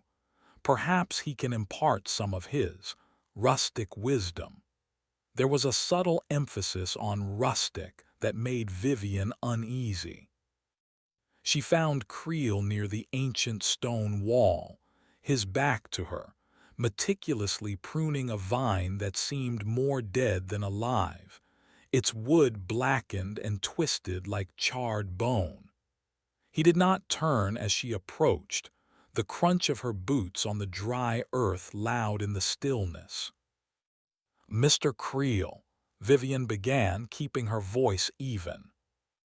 He continued his work for a long moment before slowly straightening. He was older than she'd thought, his face a roadmap of deep wrinkles, his skin weathered to the consistency of old leather. His eyes, however, were surprisingly sharp, the color of damp soil, and they held a flicker of something that was not mere rustic simplicity. It looked like weariness, a deep, abiding sorrow. "Mr. Vale said you'd be common," Creel rasped, his voice like stones grinding together. He gestured vaguely with his pruning shears. These old ones, they remember. They remember what's below. This was more direct than Vivian had expected. What is below, Mr. Creel? He looked away towards the crumbling wall and the dark earth beyond. Roots, always roots, deeper than any man knows. They drink what the earth gives 'em. And the earth, she's a hungry mother. Vivian felt a chill despite the afternoon sun. The ichor vermin, she said, deciding on a direct approach. I saw them near this wall. What are they? Creel's eyes narrowed slightly. He spat a dark stream of what might have been tobacco juice onto the soil. Pests, things that crawl in the dark, drawn to the richness. Best leave M.B. They were feasting on dogs, Vivian pressed, torn apart. A shadow crossed Creel's face. The watch hounds. Sometimes they forget their place, get too close to things they shouldn't. The balance here, it's a hungry balance. He paused, his gaze drifting towards the manor, a hulking stone presence against the skyline. Some things serve the vine, some things serve what the vine serves, and some things just get eaten. His words, delivered in that rough, dispassionate rasp, painted a brutal picture of the estate's ecosystem. And the wine, Mr. Creel, Vivian asked softly, what does it serve? He turned his sharp, earthy eyes back to her. For a moment she thought she saw a flicker of warning, perhaps even a silent plea. The wine, it's the blood of the pact, always has been. It binds, and it feeds. He gestured to the vine he'd been pruning. These old roots, they go down to the catacombs, and deeper still. They drink from the source. The deep lurker. Vivian whispered the name. The words Signora Isolde had hissed at the aborted dinner. Creel flinched, a barely perceptible movement, but his eyes darted around as if the name itself could summon something. He leaned closer, his voice dropping even lower, so low Vivian had to strain to hear him over the sigh of the wind. Names have power here, mistress. Best not to speak loud. It below. It was here before the monks, before the veils. They just learned to tend its garden, and the garden, it always needs tending. He tapped the soil with the toe of his worn boot. This earth ain't just earth, it's him mixed with all the souls it's taken. And the wine, that's its whisper, its invitation. Vivian felt the thrumming in her veins intensify, a sickening resonance with Creel's words. The mark on her arm ached. Is there any way to stop it? She asked, the desperation raw in her voice. Creel looked at her then, a long, hard look. His expression was unreadable, a mixture of pity and something that might have been a hardened resignation. Stop the tide from turnin', stop the roots from drinkin'. Some things, they just are. He straightened up, turning back to his vine. Best you finish your walk, mistress. The sun'll be settin' soon, and the night belongs to the other gardeners. His dismissal was clear. He would say no more. Vivian thanked him, her mind reeling. Creel was not an ally, not in any active sense. He was a part of the cycle, a cog in the ancient machinery of the estate, too deeply embedded, too resigned to his fate. But he had given her confirmation, a glimpse into the true horror of the Valerius legacy. It below. A sentient, ancient entity dwelling in the depths, its essence drawn up by the vines, concentrated in the wine, changing those who drank it, binding them to its will. As she walked back towards the manor, the long shadows of the cypress trees stretching like skeletal fingers across her path, Vivian felt a profound sense of isolation. Creel's words had stripped away any lingering hope of an easy solution. The estate was not merely haunted. It was a living organism, a monstrous hybrid of plant, earth, and something far older, with Caspian Vale as its current, willing high priest. She noticed, with her unnaturally sharp vision, small, almost imperceptible details she had missed before. Faint, reddish traceries in the bark of some of the older trees, like the veins in the ichor vermin or the patterns in the cellar stones. The way the shadows beneath certain ancient oaks seemed too deep, too still, even when the wind rustled the leaves above. The very air seemed thick with an unseen, listening presence. The other gardeners Creel had mentioned. The ichor vermin were clearly among them. The transformed watch hounds, too. What else did the Valerius night conceal? Her conversation with Creel had not provided an escape route, but it had solidified her resolve. She was not just fighting for her life, but for her very soul, her identity, against an entity that sought to absorb and dissolve it. The passive approach was no longer viable. She needed to find the heart of the corruption, the direct conduit to it below. The catacombs were the key, she was certain. The place where the roots drank, where the bones lay, where the whispers were strongest. That night she did not attempt to sleep. She sat in the darkness of her room, the flashlight in her lap, her senses stretched to their utmost limit, listening.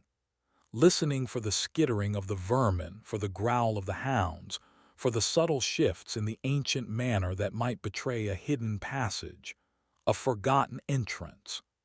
The unseen gardener tended his domain, and Vivian knew with a chilling certainty that she would have to venture into his territory if she ever hoped to see the outside world again.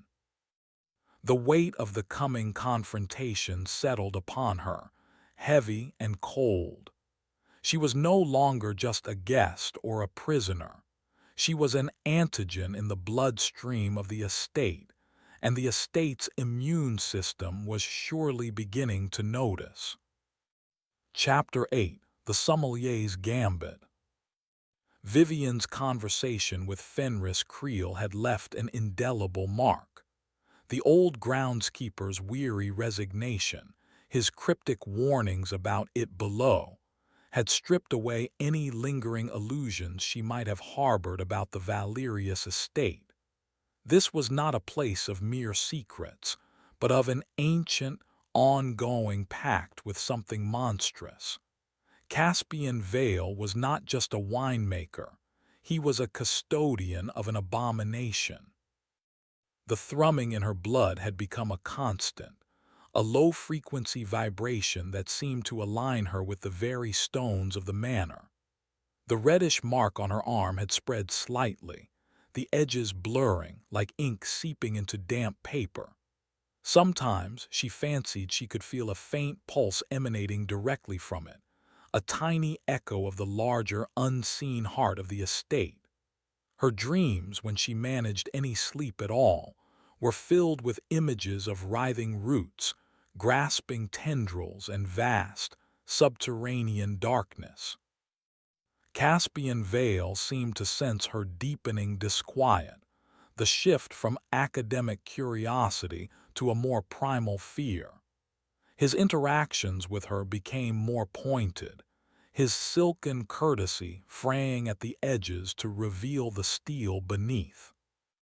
"You avoid the deeper communion, Dr. Stern," he said one evening, finding her in the library where she had been fruitlessly searching the ancient Valesian texts for any mention of a weakness, a counter-ritual, anything to fight the entity Creel had named.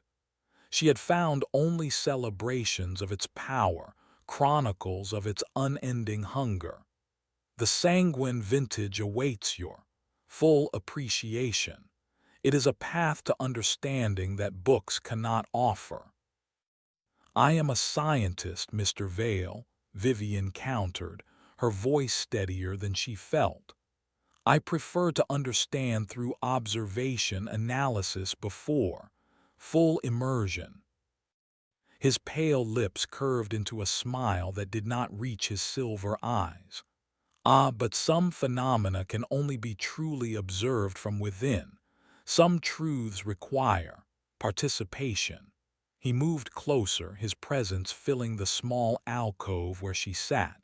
The air around him seemed cooler, carrying that distinct metallic sweetness, purer here, more concentrated, as if he himself were a source of it. The deep lurker, it below, as the rustic folk call it. It offers a unique perspective, a vision of the world, of life and death, that transcends mortal limitations. Vivian flinched internally at his casual use of the name.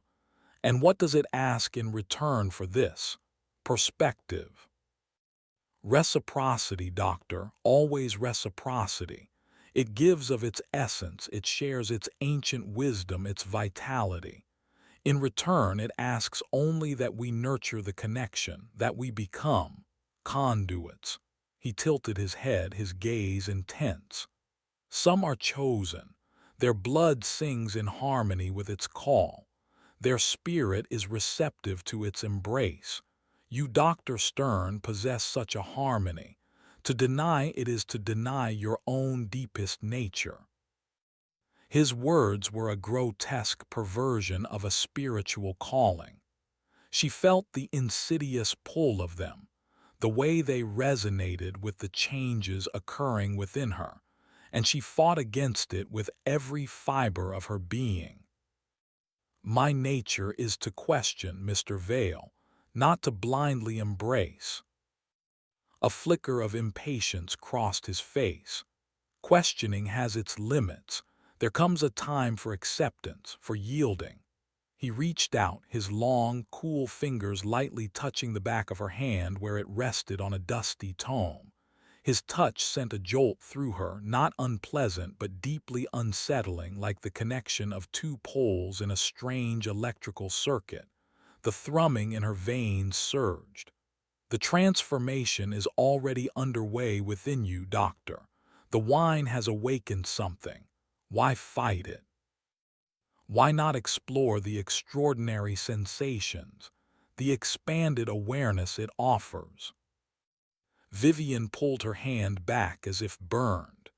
"Because I value my own awareness, Mr. Vale, not one imposed upon me." His smile faded. "A pity, such resistance can be painful." He straightened, his demeanor shifting from persuasion to something colder, more authoritative. "Tonight, Dr. Stern, there will be another gathering, smaller, more intimate. The sanguine vintage will be served. I expect your participation. It is no longer an invitation, but a requirement of your continued research here." The threat was unmistakable. Her time for evasion was over. The intimate gathering took place not in the grand dining hall, but in the small, private tasting room deep within the cellars, the very room where she had first experienced the overwhelming power of the Valerius wine that had triggered visions. The air was thick with the scent of damp earth, ancient wood, and the potent, metallic aroma of the special vintages. Besides Vale and Vivian, only Lyra, the ethereally beautiful, silent young man, was present.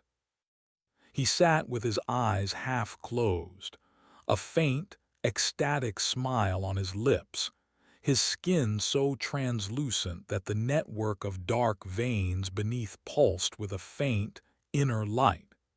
He was a terrifying vision of what awaited her.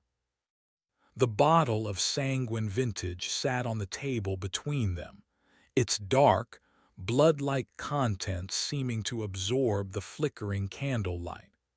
Two of the carved wooden goblets were set out.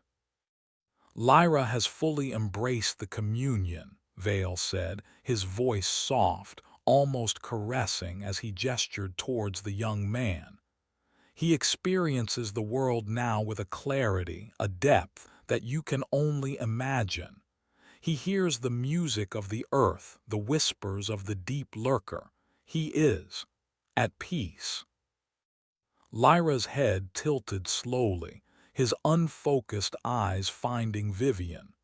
His smile widened and he raised a hand, his fingers tracing a pattern in the air, as if sketching something only he could see. The gesture was graceful but utterly alien. Vivian felt a wave of profound revulsion. This was not peace, it was abdication, a hollowing out of the self. Vale uncorked the sanguine vintage. The aroma, even more potent in the enclosed space, assaulted Vivian's senses, coiling in her stomach, making her head swim. The whispers at the edge of her hearing swelled, no longer indistinct, but forming coherent, seductive phrases in a language she didn't know yet somehow understood, promises of power, of hidden knowledge, of union with something vast and eternal. He poured the viscous, crimson liquid into the two goblets. "The choice, Dr. Stern, has always been yours in a manner of speaking," he said, his voice a low murmur. "To accept the gift, or to wither. The vine cannot sustain a branch that refuses to draw sustenance from its roots." He pushed one of the goblets towards her. The dark liquid seemed to writhe, to pulse with a life of its own. Vivian stared at it, her mind a battlefield. The rational part of her screamed defiance. The transformed part, the part that thrummed with the estate's dark energy, felt an undeniable, horrifying thirst. The mark on her arm ached, burned. "What if I refuse, Mr. Vale?" she asked, her voice barely a whisper. His silver eyes gleamed. "Refusal is an ending. The deep lurker does not tolerate dissonance for long. Its garden must be harmonious."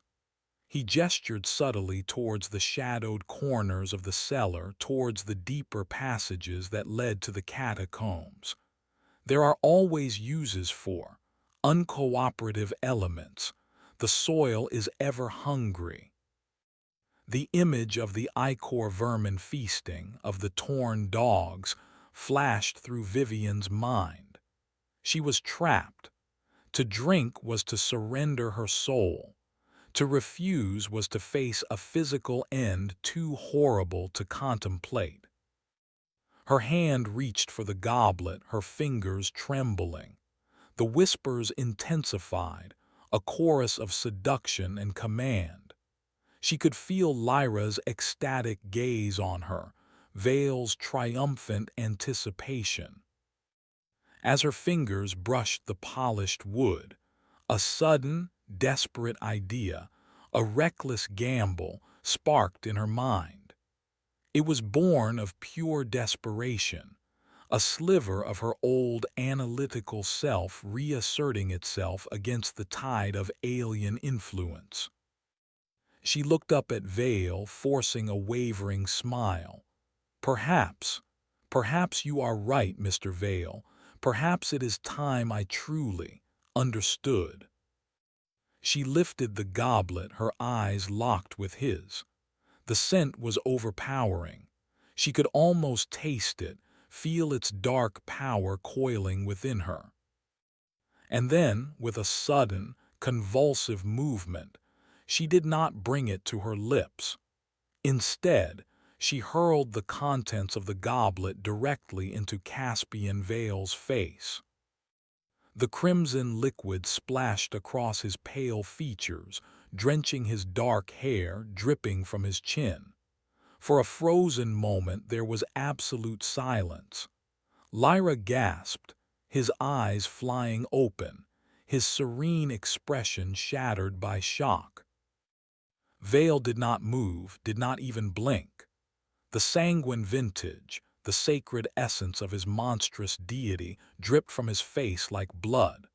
Slowly, deliberately, he raised a hand and wiped the liquid from his eyes. His silver irises, when they were revealed, were no longer calm or persuasive. They blazed with an incandescent, inhuman fury. The metallic scent in the room intensified tenfold, and the very air seemed to crackle with a terrifying, restrained power. "You have made your choice, Dr. Stern," he hissed, his voice no longer silken but a guttural snarl that seemed to emanate from something far older, far more savage than the man before her. A most unwise one. The gambit had been played. The sommelier's patience had finally, irrevocably run out. Chapter 9. Descent into Darkness. The instant the sanguine vintage struck Caspian Vale's face, the atmosphere in the cellar room shattered. Lyra, jolted from his ecstatic trance, scrambled back, his chair grating harshly against the stone floor, his beautiful face contorted in a mask of terror and disbelief. He stared at Vivian as if she had committed the ultimate sacrilege. Then his gaze darted to Vale, his eyes wide with apprehension.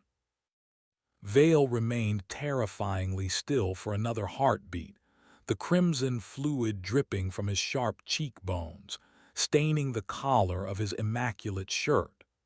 The transformation in him was horrifyingly swift. The pale skin seemed to stretch tighter over his bones, his features sharpening, elongating subtly. The silver of his eyes seemed to leach out, replaced by a flat, predatory blackness, like obsidian chips reflecting some inner inferno. The air around him grew colder, the metallic scent so potent it burned Vivian's nostrils. A low growl, deeper and more animalistic than any human sound, rumbled in his chest. "Regrettable," Vale snarled, the word distorted, as if his vocal cords were reshaping themselves. He took a step towards Vivian, no longer moving with his usual unsettling grace, but with a predatory stalk. Vivian didn't hesitate. She threw the heavy wooden goblet at him, a useless gesture, but it bought her a fraction of a second. He batted it aside with contemptuous ease, his hand moving with unnatural speed. She turned and bolted from the tasting room, back into the labyrinthine passages of the cellars. "Brother Morian," Vale's roar echoed behind her, amplified by the stone, no longer the voice of a cultured host but the bellow of a hunting beast. "She is to be taken, unharmed if possible. The Master has plans for her." Vivian ran, her heart hammering against her ribs, her breath tearing at her lungs. The flickering lantern light she had relied on during previous explorations was absent. Now, only her small, inadequate flashlight cut a swathe through the oppressive darkness. The cellars, already confusing, became a terrifying maze. Every archway looked the same. Every passage seemed to loop back on itself. The whispers were back, louder now, mocking, angry, seeming to emanate from the very walls, guiding her, she feared, not towards escape, but deeper into the estate's maw. The thrumming in her veins, the mark on her arm, pulsed with a frantic energy, almost a painful counterpoint to her terror. Strangely, her heightened senses, once a source of unease, now seemed to aid her flight.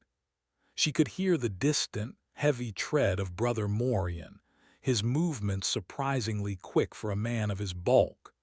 She could discern the subtle shifts in air currents that hinted at intersecting passages, the faint drip of water that might indicate a lower level. She had no plan beyond escape, but escape from the cellars seemed impossible. Vale knew these passages intimately. Morian was a bloodhound. Her only hope was to find another way out, perhaps one of the grates or forgotten service tunnels that sometimes existed in such ancient structures. She took a turn at random, plunging into a narrower, rougher-hewn passage she didn't recognize.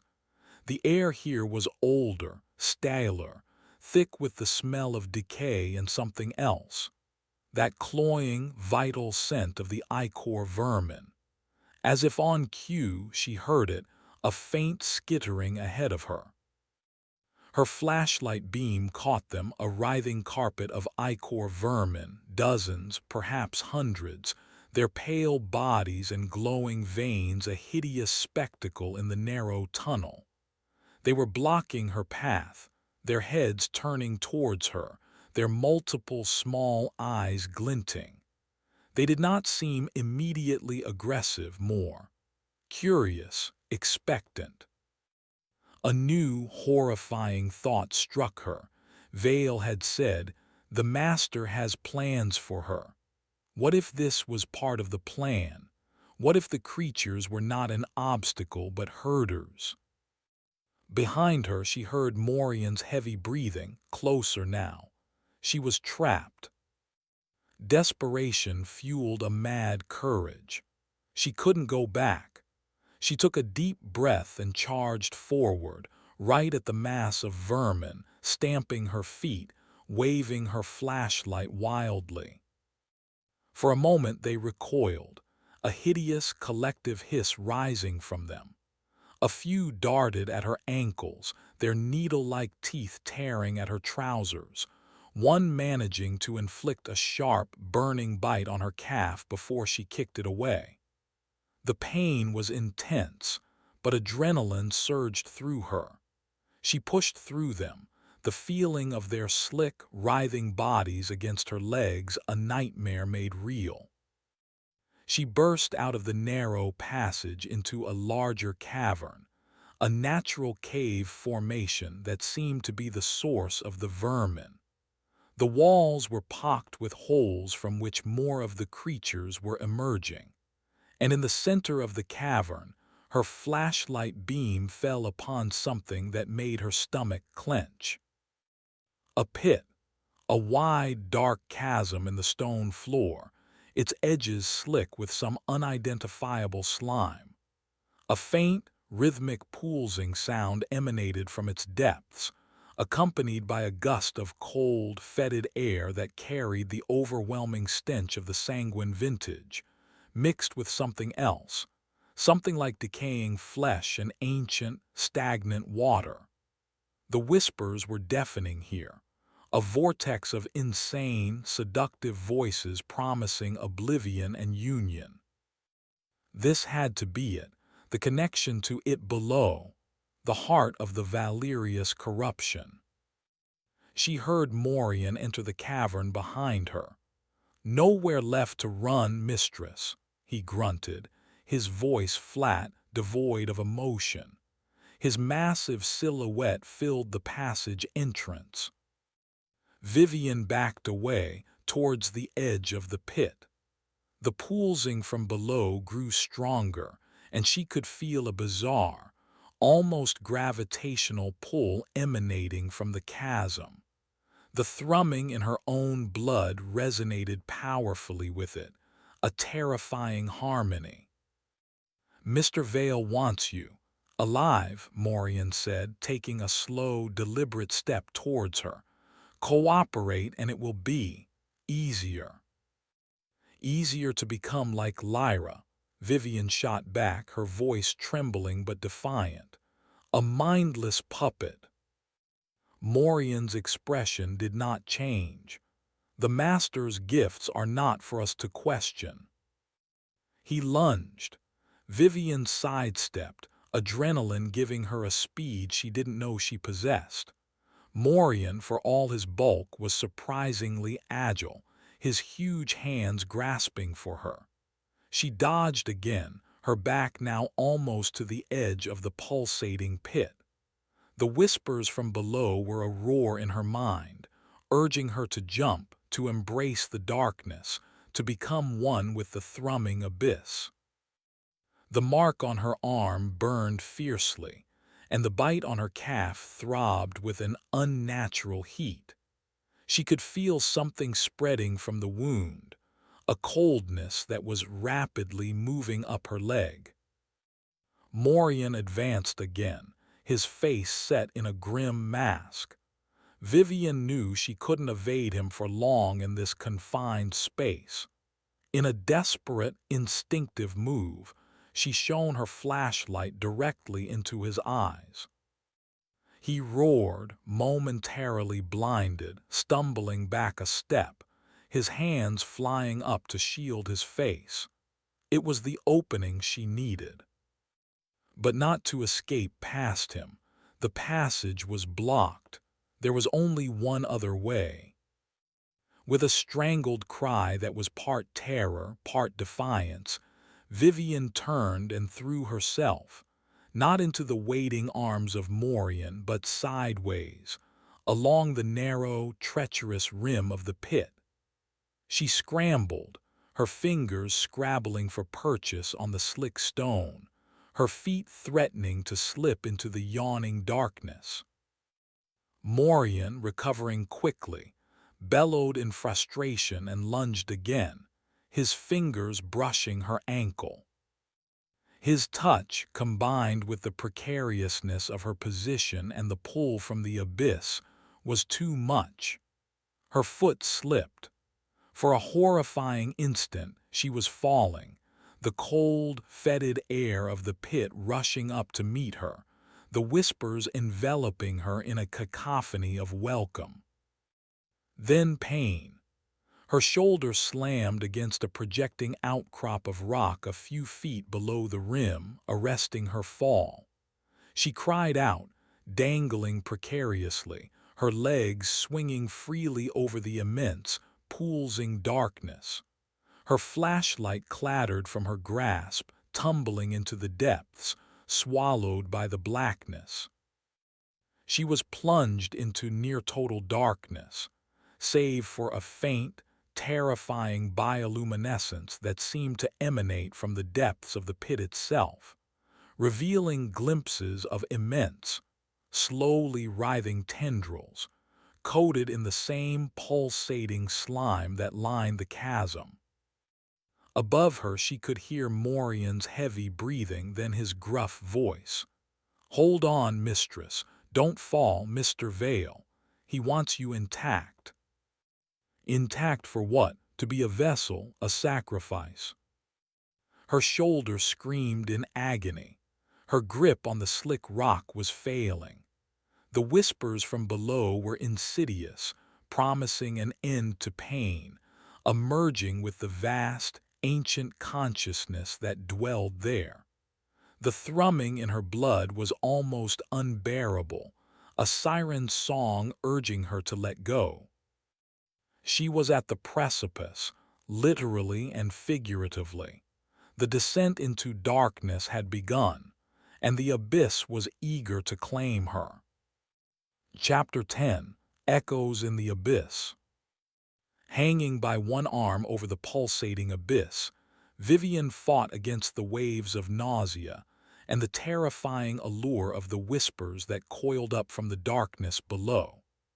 The pain in her shoulder was a searing agony, and her fingers, slick with slime and her own sweat, were losing their purchase on the jagged rock. Above, she could hear Brother Morian's heavy movements as he tried to find a way to reach her, his grunts of effort echoing in the cavern. The faint, pulsing bioluminescence from the depths of the pit cast an eerie, shifting light, revealing fleeting, horrifying glimpses of what lay beneath. Immense, pale tendrils, some as thick as tree trunks, others as fine as probing cilia, all writhing with a slow, sentient rhythm. They seemed to be part of a single, colossal organism, a grotesque subterranean heart whose beat resonated in Vivian's very bones. This was the deep lurker, it below, the source of the Valerius power, the god of this lightless realm. The whispers were not just auditory, they were tactile, psychic, pressing against her mind, promising release from pain, offering union, absorption into its ancient, sprawling consciousness. Let go, join us, become part of the eternal flow, feel the true communion, no more pain, only peace, only the deep song. The thrumming in her own blood, amplified by the proximity to the entity, answered the call, a traitorous resonance urging her to yield.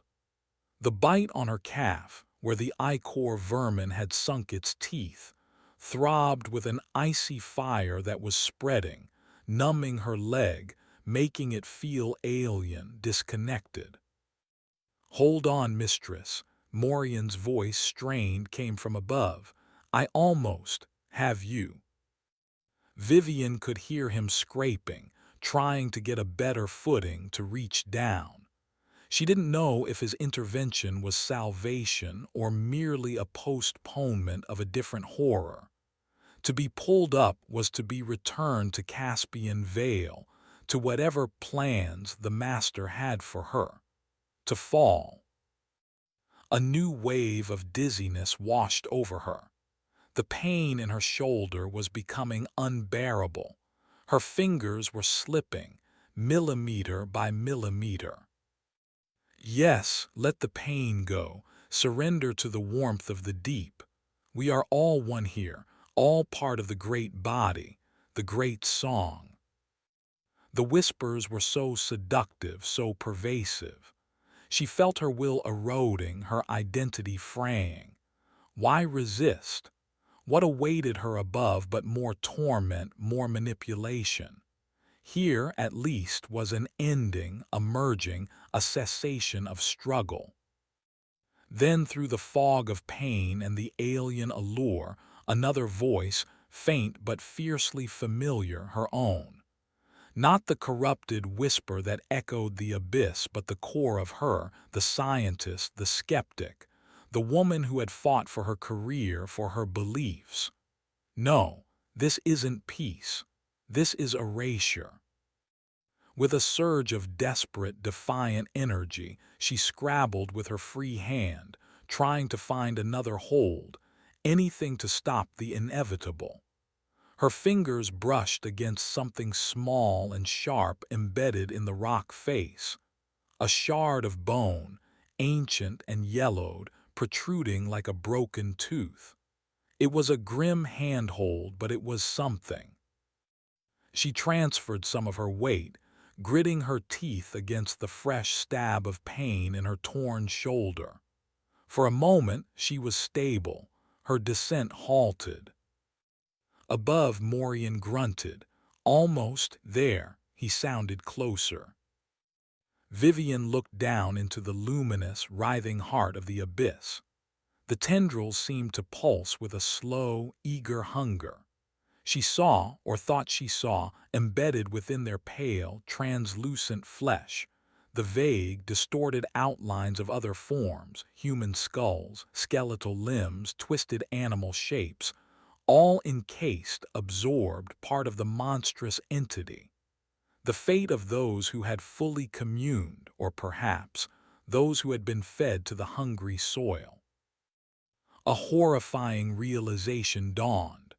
The whispers were not just a general call from the deep lurker. They were echoes. Echoes of all the consciousnesses it had absorbed over the centuries. The Vales, their victims, the monks, perhaps even creatures from before human time.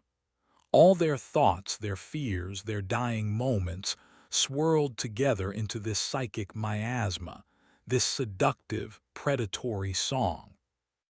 The peace it offered was the peace of dissolution, of becoming another forgotten note in its eternal, ravenous symphony. Got you. Morian's rough hand clamped around her wrist like an iron manacle.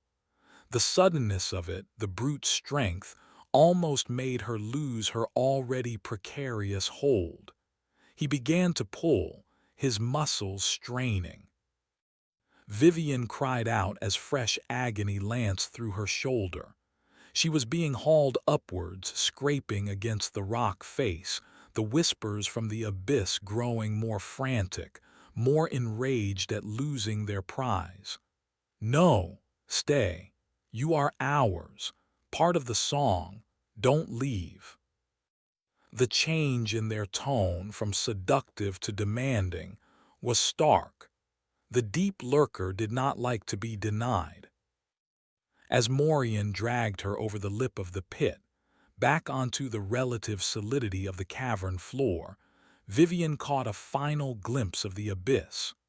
One of the massive tendrils, larger than the others, surged upwards as if trying to follow her, its tip unfurling to reveal a maw-like opening, lined with what looked like rows of needle-sharp chitinous teeth. It lunged, falling just short, then recoiled with a wet, sucking sound, disappearing back into the luminous depths. Morian hauled her away from the edge, his grip bruising. He was breathing heavily, his face impassive, but she thought she saw a flicker of something awe, fear, in his eyes as he glanced back at the pit. "Close," he grunted, "too close. Mr. Vale will not be pleased if the merchandise is damaged beyond use." Vivian lay on the cold stone, gasping, her body trembling uncontrollably. The pain was immense, but she was alive. She was out of the immediate grasp of that subterranean horror. The whispers from the pit had receded, though a faint, angry thrum still echoed in her mind, a residue of its violated hunger. The bite on her calf was a point of intense, burning cold. She looked down. The area around the puncture wounds was now a deep, unhealthy purple, and the skin felt strangely tight, almost leathery. The numbness was spreading further up her leg. The ichor vermin's venom, or whatever it was potent, and it was working fast. Morian pulled her roughly to her feet. "Come, no more detours." He began to drag her back through the passages, towards the main cellars, towards Caspian Vale. Vivian stumbled, her injured leg threatening to buckle. Her brief, desperate act of defiance in the tasting room, her flight through the cellars, her plunge towards the abyss. It had all led her back to this, a captive more broken than before. But something had changed within her. She had looked into the heart of the Valerius horror, into the maw of the deep lurker, and she had, for a moment, resisted its call. The echoes in the abyss, the chorus of consumed souls, had not claimed her. Not yet. The knowledge of what lay beneath, the true nature of the entity, was a terrible burden. But it was also a weapon. She had seen its core, its hunger, and she had seen the remnants of those it had taken. She was not just fighting for herself anymore. She was fighting for every soul trapped in that eternal, predatory song. As Morian forced her up the cellar stairs, towards the confrontation with a surely incandescent Caspian Vale, Vivian knew her situation was desperate. She was injured, transforming, a prisoner in a house of ancient evil. But the echoes in the abyss had also left another residue within her, a spark of cold, hard fury, and a desperate, unwavering resolve to not become just another silent voice in that subterranean darkness. The game was far from over. Chapter 11. The vintner's ire. The ascent from the deeper cellars, dragged by Brother Morian, was a blur of pain and grim anticipation for Vivian. Her shoulder throbbed with a deep, tearing ache, and her bitten leg felt increasingly alien, the cold numbness creeping towards her knee, making each step a clumsy, agonizing effort. The whispers from the abyss had faded, but the thrumming in her blood remained, now a frantic, discordant alarm rather than a seductive hum. The Valerius estate was no longer just observing her. It was actively hostile. Morian shoved her through the heavy oak door back into the main cellar area, then up another flight of stairs into a part of the manor she hadn't seen before. A series of stark, utilitarian corridors, smelling faintly of chemicals and something else, something akin to a dissecting room. He finally halted before a heavy, metal-banded door, from behind which Vivian could hear the low, furious murmur of Caspian Vale's voice, though the words were indistinct. Morian rapped sharply on the door. Vale's voice cut off abruptly.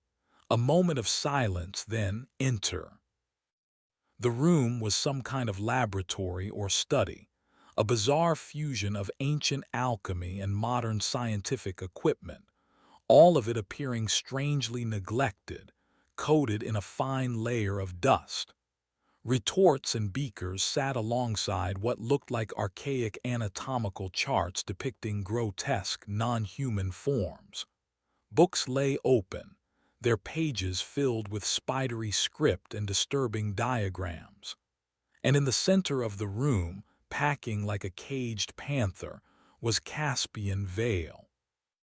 His earlier transformation, the momentary shift into something more primal in the tasting room, had largely receded.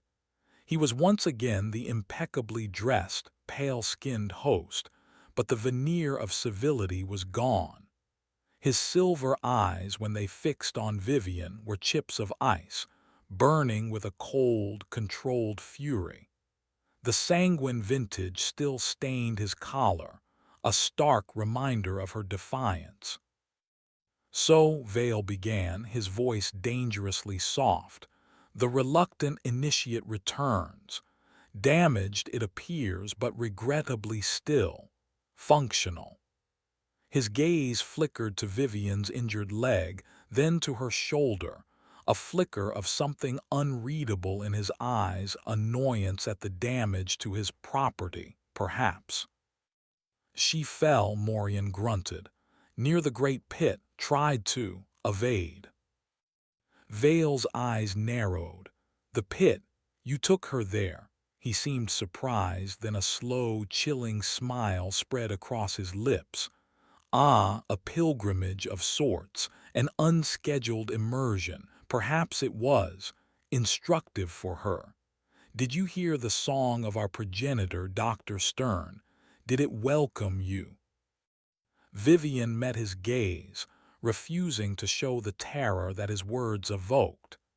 "It showed me what you truly worship, Mr. Vale, a mindless, consuming hunger." The smile vanished. "Mindless.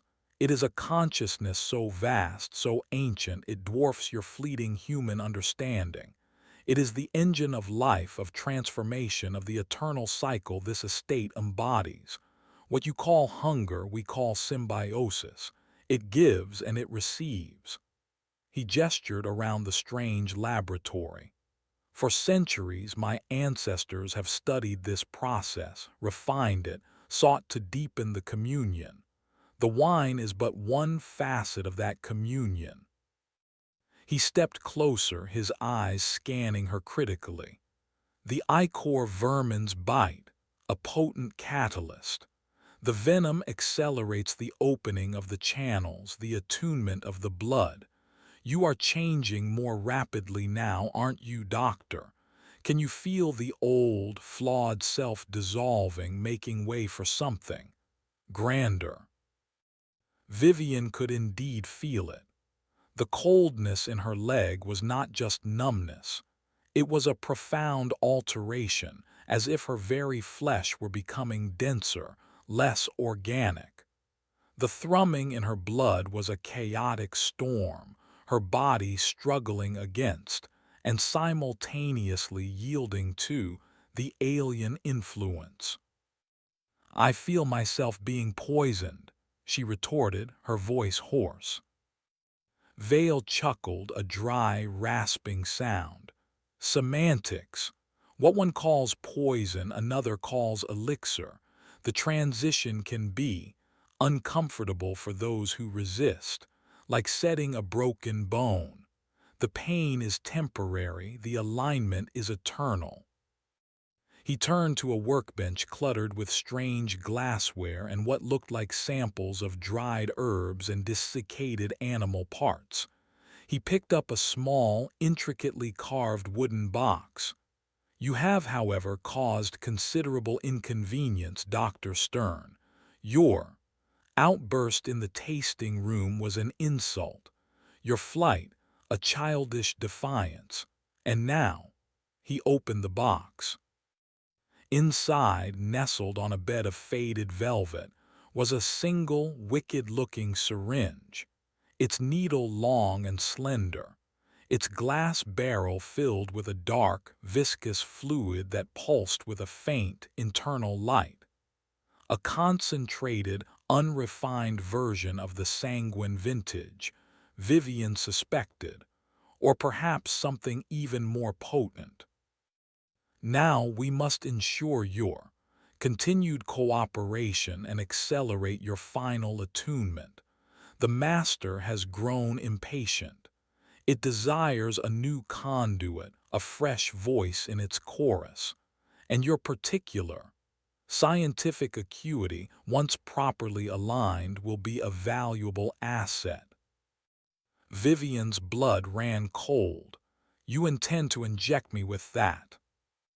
"A direct infusion," Vale confirmed, his eyes gleaming with zealous light.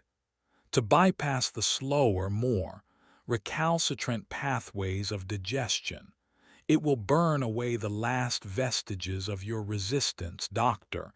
It will open you fully to the glory of the deep lurker. You will understand. You will serve. Willingly."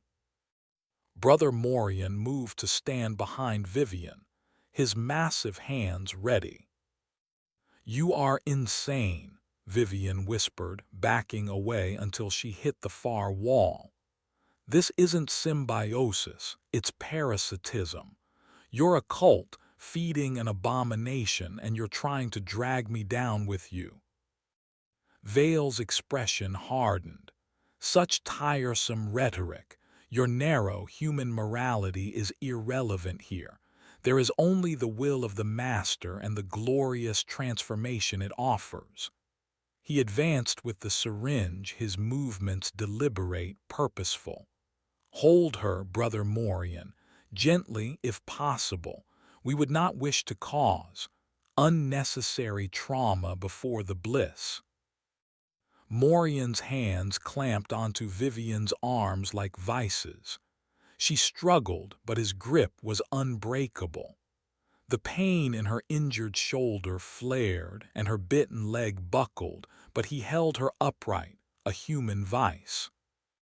Vale approached, the syringe held aloft, its contents seeming to writhe with eager anticipation. The metallic scent of it filled the air, overpowering, cloying. Vivian could feel the thrumming in her blood surge violently, a desperate, internal battle against the impending violation. "This will not be pleasant, Doctor," Vale said, his voice almost a purr. "But it will be illuminating. You will thank me in time." He brought the needle closer to her neck. Vivian turned her head away, her teeth gritted, every muscle tensed for a final, futile struggle. Just as the cold tip of the needle was about to touch her skin, a deafening crash echoed from outside the laboratory. followed by a series of guttural roars and shrieks, the sounds of a battle, far more savage and widespread than the previous night's disturbance. Vale froze, his head snapping towards the door, his eyes blazing with renewed fury. "What now?" he snarled. "Can I not have one moment of uninterrupted initiation?" Morian, too, looked momentarily distracted, his grip loosening almost imperceptibly. The sounds grew louder, closer, splintering wood, the savage barking of what had to be more transformed watch hounds, and the high-pitched, furious chittering of countless ichor vermin. But there was something else too, a new sound, a series of powerful, guttural roars that were deeper, more resonant than the hounds, filled with a terrifying, primal rage. "The lower pens," Vale muttered, a flicker of genuine alarm in his eyes. "Something has broken free, something unexpected." This was Vivian's chance, perhaps her only one. With a surge of adrenaline that momentarily overrode the pain and the encroaching numbness, she stomped down hard with her good foot onto Morian's instep. The giant roared in surprise and pain, his grip faltering for a crucial second. Vivian wrenched her arm free, ignoring the searing agony in her shoulder, and slammed her elbow backwards into Morian's groin. He gasped, doubling over with a sickening grunt. She didn't wait to see Vale's reaction.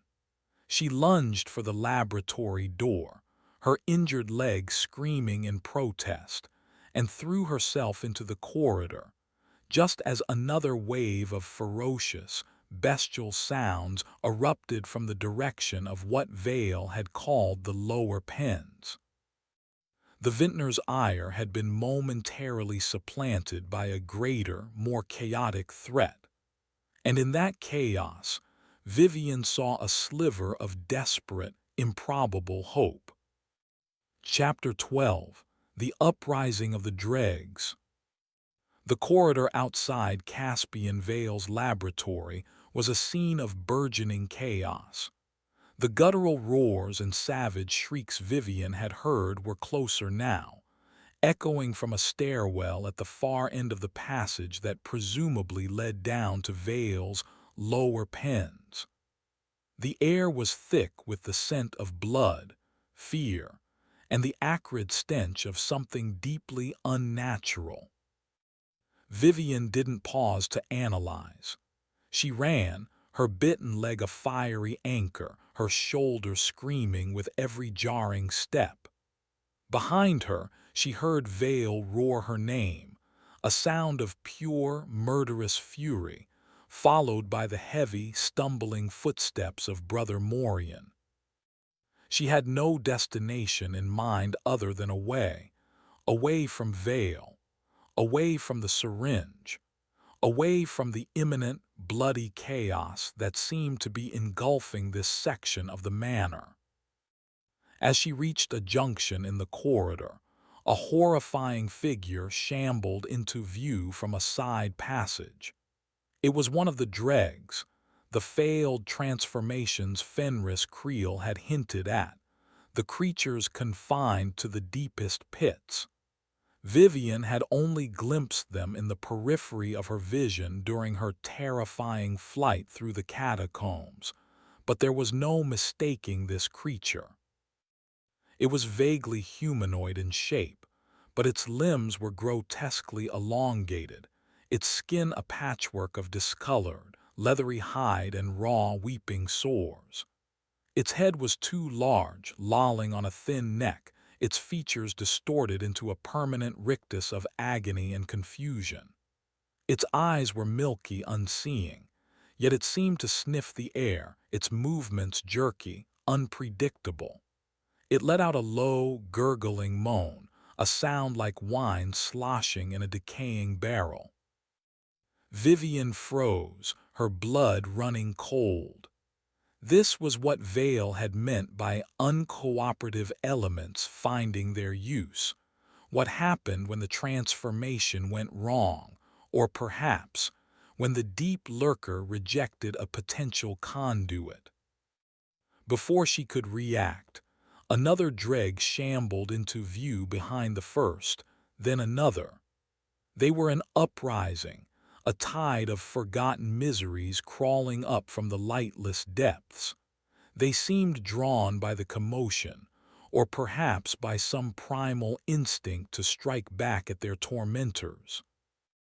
One of them, its arms ending in what looked like sharpened bone spurs, turned its milky eyes towards Vivian. It let out a gurgling shriek and began to shuffle towards her, its movements unnervingly quick despite its misshapen limbs. Vivian stumbled back, terror lending a desperate strength to her injured leg. She had to get past them, but the corridor was narrow.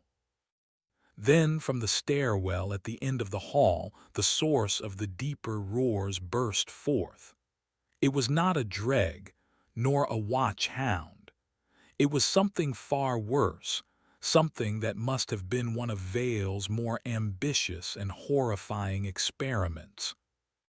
Imagine a bear stripped of its fur, its skin a raw, pulsating crimson, its muscles grotesquely overdeveloped, its teeth and claws elongated into razor-sharp weapons.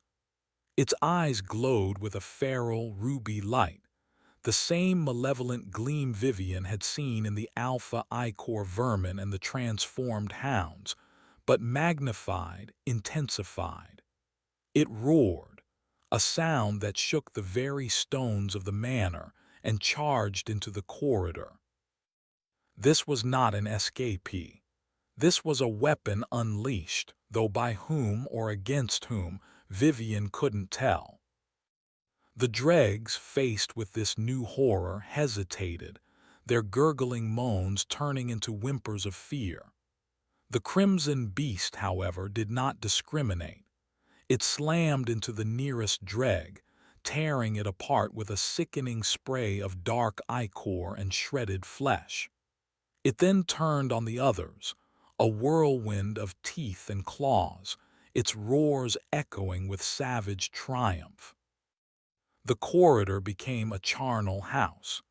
Vivian pressed herself against the wall, invisible in the carnage, the stench of blood and viscera overwhelming. This was her chance. While the monstrous crimson beast was occupied with the dregs, and while Vale and Morian were presumably still dealing with the immediate aftermath of her escape from the lab, she might be able to slip away. A door, slightly ajar, midway down the corridor, offered a potential escape.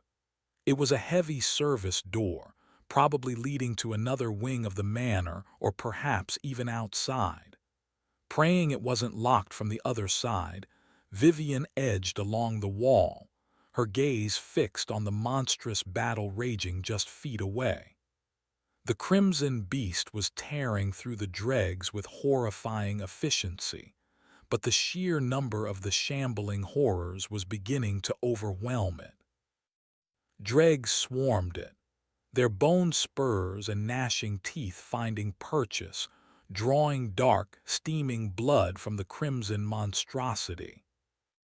Just as Vivian reached the door, she heard Vale's voice, sharp and commanding, cut through the din from the direction of the laboratory. The asset, it's loose. Secure stern, she's secondary. Contain the asset before it reaches the lower levels.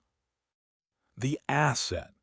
So the Crimson Beast was one of Vale's creations, now out of control. This changed nothing for Vivian, except perhaps to underscore the terrifying extent of Vale's depravity. She slipped through the service door, her heart pounding, and found herself in a dark, narrow passage, smelling of dust and disuse. She pulled the heavy door shut, hoping the sounds of the battle would cover her escape. The passage twisted and turned. Vivian stumbled onward, her flashlight beam weak, her body screaming in protest. The cold numbness in her bitten leg was now past her knee, and her shoulder felt like it was on fire. The thrumming in her blood was a wild, erratic pulse, and the whispers, though fainter, still gnawed at the edges of her sanity, now tinged with the raw fear and agony of the dregs. She had to find a way out of the manor itself. The grounds, patrolled by transformed hounds and infested with ichor vermin, were a death trap, but the manor was a suffocating tomb, a labyrinth of horrors. After what felt like an eternity, the passage ended at another door, this one lighter, made of newer wood. She could hear sounds from beyond it, not the sounds of battle, but something more mundane. The clatter of pans, the hiss of water. A kitchen. Hope, fragile but insistent, flickered within her. A kitchen might have an exterior door, a service exit. She pushed the door open cautiously and found herself in a vast, old-fashioned kitchen. Copper pots hung from the ceiling, and a massive, cold hearth dominated one wall. The room was empty, but there were signs of recent activity. A half-chopped onion on a cutting board, a pot simmering on a distant, modern stove that looked out of place amidst the antiquity. And then she saw it, a sturdy wooden door on the far side of the room, a door that looked like it led directly outside. It even had a simple bolt lock on the inside. Relief, so potent it almost buckled her knees, washed over her. She stumbled towards it, her hand outstretched. Just as she reached it, a figure stepped out from the shadows of a deep pantry. Martha, the silent, severe housekeeper, her face as impassive as ever, her dark eyes holding no surprise, only a cold, unwavering resolve. In her hand she held a heavy cast-iron skillet, not as a cooking utensil, but as a weapon. Mr. Vale anticipated you might seek a conventional exit, Dr. Stern, Martha said, her voice flat, devoid of inflection, the first time Vivian had heard her speak more than a single word. He is most insistent that your education continues. Vivian stared at the housekeeper, then at the skillet, then at the door to freedom just feet away. The uprising of the dregs, the rampage of the asset, had provided a distraction, but the network of control within Valerius' estate was deep, pervasive. Even here, in what should have been a forgotten service area, an agent of Vale stood ready. The taste of despair was bitter in Vivian's mouth, almost overwhelming the metallic tang of the wine that still pulsed within her. Chapter 13. The Groundskeeper's Gambit. Martha advanced, the heavy skillet held ready. Her movements were deliberate, efficient, with no wasted motion. Vivian, exhausted and injured, knew she couldn't overpower the grimly determined housekeeper in a direct confrontation. Her only advantage was desperation, and perhaps the lingering effects of the Valerius wine that sharpened her senses even as it poisoned her body. Martha, listen to me, Vivian tried, her voice strained. Vale is insane. What he's doing here, what he's serving, it's monstrous. Martha's expression didn't flicker. The master provides, we serve. It is the way of Valerius. It has always been the way. She took another step, her eyes fixed on Vivian. Vivian backed away, her gaze darting around the kitchen, searching for any potential weapon, any escape. The simmering pot on the stove, too far. Knives on a magnetic strip, also too distant. Her back hit a sturdy wooden work table. Martha was closing in, the skillet raised slightly.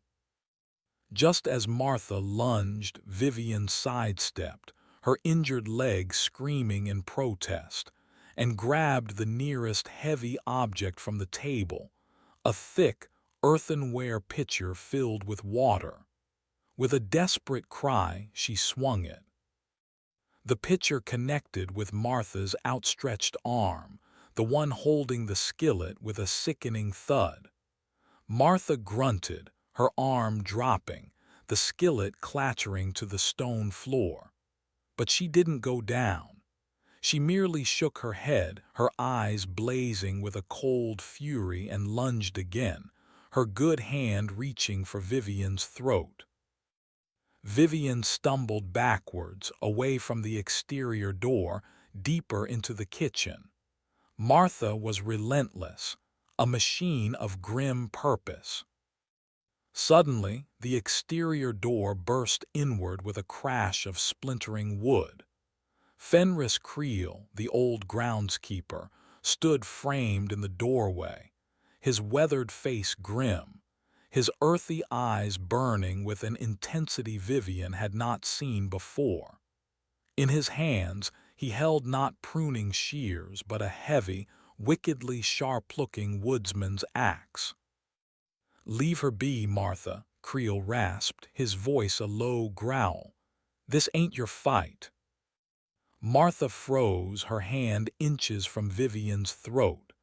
She turned slowly to face the groundskeeper, her expression, for the first time, showing a flicker of surprise, perhaps even anger. "Creel, you dare interfere.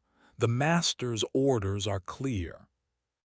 "The master's lost his bloody mind," Creel spat, stepping into the kitchen, the axe held ready.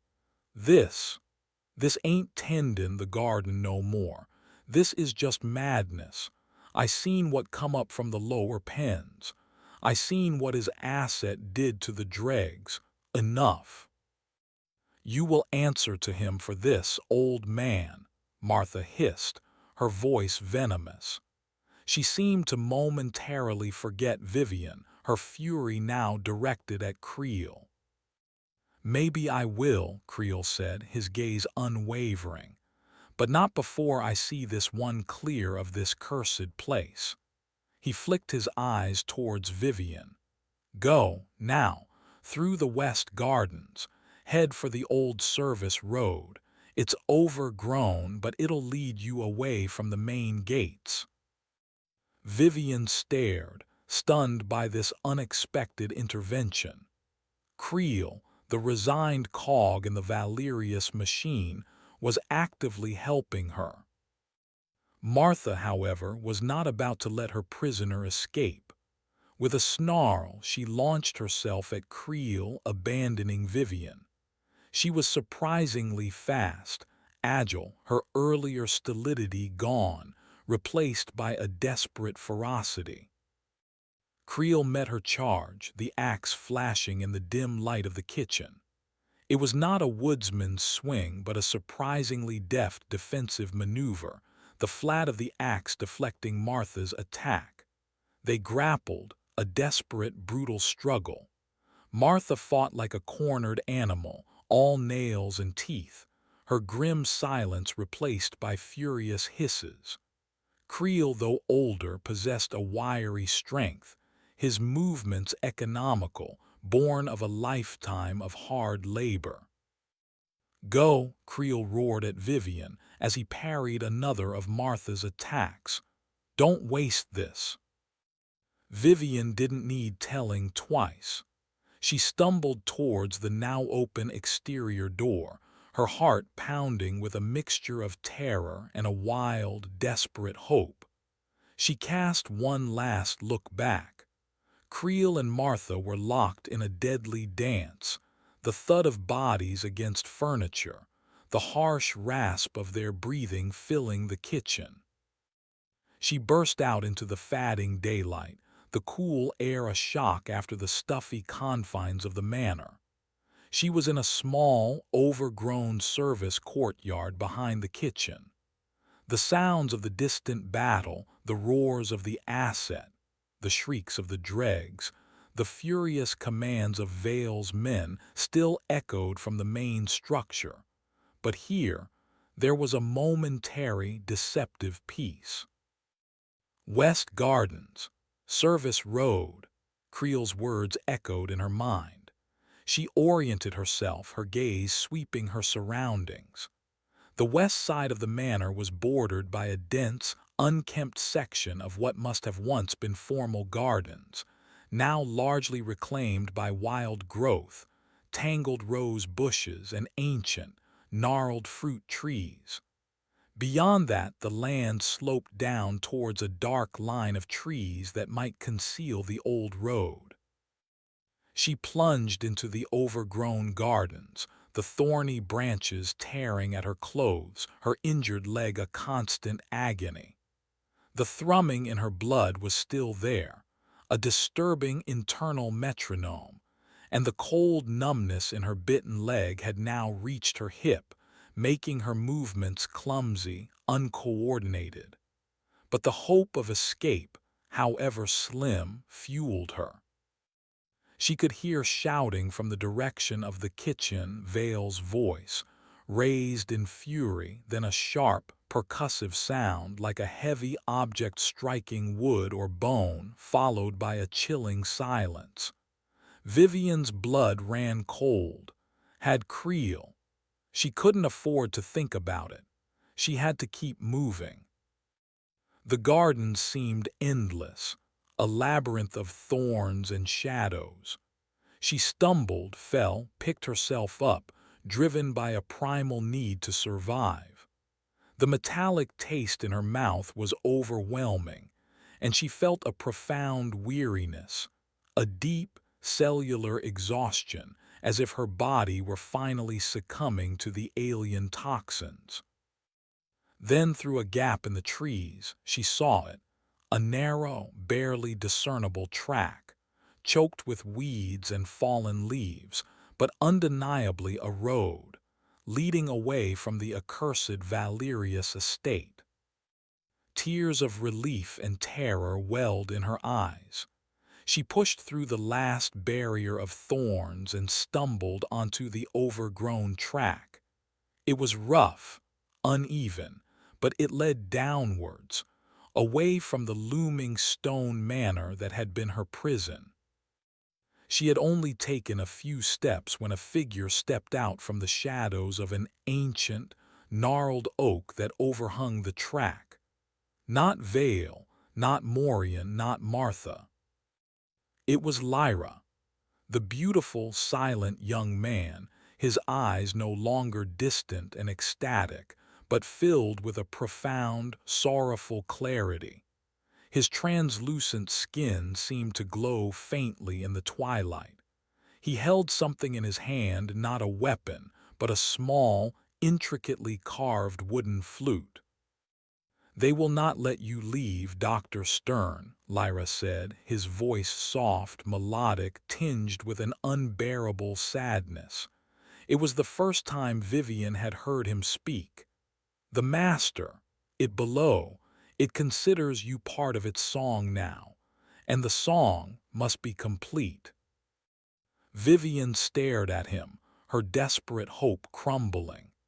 Even here, on the very edge of freedom, an agent of Valeria stood in her path, and this one, she suspected, was bound by chains far stronger than fear or loyalty. He was bound by the very essence of the deep lurker that now pulsed within him. Chapter 14. The Piper at the Gates of Dawn. Lyra stood on the overgrown service road, a figure of ethereal, tragic beauty against the darkening woods. The flute in his hand looked ancient, its wood dark and polished, almost like the carved goblets used for the sanguine vintage. His sorrowful clarity was more unnerving than any overt threat. "Lyra," Vivian said, her voice hoarse, her body trembling with exhaustion and the spreading coldness from the ichor vermin's bite. "Let me pass. You don't have to do this." A faint, sad smile touched Lyra's lips. "Don't I, Doctor? The song is within me as it is beginning to be within you. It guides my breath, my heart. To resist it is, to cease to be." He raised the flute. "The master is displeased. The garden is in turmoil. He wishes for harmony to be restored." "What Vale calls harmony is abomination," Vivian retorted, though her defiance felt weak, fragile against his profound, sorrowful certainty. "Perhaps," Lyra conceded, his voice barely a whisper, "but it is a powerful song nonetheless. And you have a unique voice, Dr. Stern. A dissonant chord, yes, but one that adds a poignant counterpoint to the melody. The deep lurker finds it intriguing." He brought the flute to his lips. Vivian tensed, expecting an attack, a sound, something. But he did not play, not yet. "Fenris Creel bought you this chance," Lyra continued, his eyes holding hers, filled with an almost unbearable empathy. A desperate, foolish gesture. The old roots of his spirit still clung to the sunlit world, but the deeper roots, the ones that drink from the abyss, they always reclaim their own. He glanced back towards the manor, a flicker of pain in his eyes. "Martha is silenced, and Creel will rejoin the earth he tended one way or another. Vale is ensuring it." Vivian's heart clenched. Creel, who had risked everything for her. The weight of his sacrifice was a fresh agony. "Vale will not stop until he has me, or until I'm dead," Vivian said, her voice flat. "Death is not an ending here, Doctor," Lyra corrected gently. "It is merely a change of state, a rejoining with the chorus. But Vale does not wish for your death. Not yet. He wishes for your full flowering. He believes your unique dissonance, once harmonized, will create a vintage of unparalleled power, a song that will resonate throughout the world." His words painted a terrifying picture of Vale's ambition.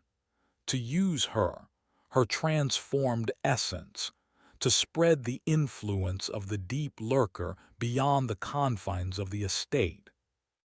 "I won't let that happen," Vivian vowed, though she had no idea how she could possibly stop it. She was injured, exhausted, and the alien chemistry of the Valerius wine was steadily overriding her own. Lyra's smile was infinitely sad. "You are strong, Doctor, stronger than many, but the song of the abyss is older than strength, older than will." He finally brought the flute fully to his lips. "I am sorry, but the master has bid me play, and when I play, the wild things listen. The parts of you that are already attuned, they will listen too." And he began to play. It was no ordinary melody. The notes that flowed from the ancient flute were at once beautiful and profoundly disturbing. They were high, piercing, yet possessed an underlying thrum that resonated deep within Vivian's bones, in the very marrow. The music seemed to bypass her ears, vibrating directly against her skull, against the thrumming in her own blood. It was a melody of longing, of ancient sorrow, of irresistible compulsion. It spoke of deep, dark places, of roots intertwining in eternal night, of a vast, sleeping consciousness stirring in the heart of the earth. As Lyra played, the woods around them seemed to respond. The wind sighed through the trees in time with the melody. Shadows deepened, coalesced, and from the undergrowth, from the dark spaces between the trees, came movement. First, the ichor vermin. Dozens of them, their pale bodies and glowing veins a hideous tide, emerging from holes in the earth from beneath fallen leaves. They did not attack. They gathered, their heads tilted, their multiple eyes fixed on Lyra, their bodies swaying faintly to the music. Then the transformed watch-hounds. 3 of them, their massive forms moving with unnatural silence, their ruby eyes burning in the twilight. They padded onto the road, their low growls harmonizing with the deeper notes of the flute, their gaze, too, fixed on the piper. Vivian felt a horrifying response within herself. The thrumming in her blood surged, no longer chaotic, but aligning itself with the melody Lyra played. The coldness in her bitten leg intensified, and she felt a bizarre urge to move, to sway, to join the silent, listening assembly of creatures. The mark on her arm burned, pulsed, a beacon calling her into the song. The whispers in her mind, the echoes from the abyss, resurfaced, no longer seductive or angry, but woven into the flute's melody, a chorus of ancient voices singing of surrender, of belonging. Come, join the dance. The song is for you. You are part of it now. Let the music guide you home, home to the deep, home to the heart of the world. Her eyelids grew heavy. Her limbs felt weighted, yet possessed by a strange, languid grace. She could feel her resistance crumbling, her will dissolving into the ancient, sorrowful beauty of Lyra's music. This was not a battle of strength, but a seduction of the soul, a reprogramming of her very essence.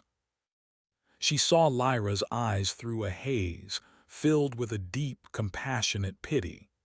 He was not her enemy. He was a fellow prisoner, a more advanced captive of the same enthralling, destructive power. He was the piper at the gates of dawn, or rather, at the gates of an eternal, subterranean twilight, leading the lost souls into the embrace of the abyss. Her body began to move, her feet shuffling in time with the music, her head swaying. She was losing herself, her identity fading like mist in the sun. The scientist, the skeptic, the fighter, all were being submerged beneath the rising tide of the alien song. Just as the last vestiges of her resistance were about to dissolve, just as she was about to become another mindless dancer in the deep lurker's grotesque ballet, a new sound ripped through the air, shattering the unholy harmony. A single, clear, resonant bell toll. It was not from the manor. It came from further away, from the direction of the distant, unseen village that lay beyond the Valerius lands. One clear, pure note, cutting through the twilight, cutting through the insidious melody of Lyra's flute. The effect was instantaneous, dramatic. Lyra faltered, a discordant squawk escaping the flute. His eyes widened, not in fear, but in confusion, as if an unexpected, powerful counter-melody had disrupted his composition. The ichor vermin shrieked, a chorus of sudden pain and disorientation, scattering back into the undergrowth as if the sound had burned them.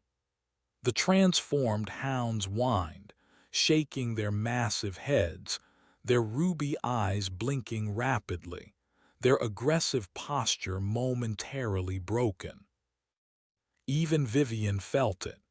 The bell toll, pure and true, resonated within her, not with the alien thrumming, but with something deeper, something almost forgotten, a baseline human frequency, a note of sanity in a world of encroaching madness.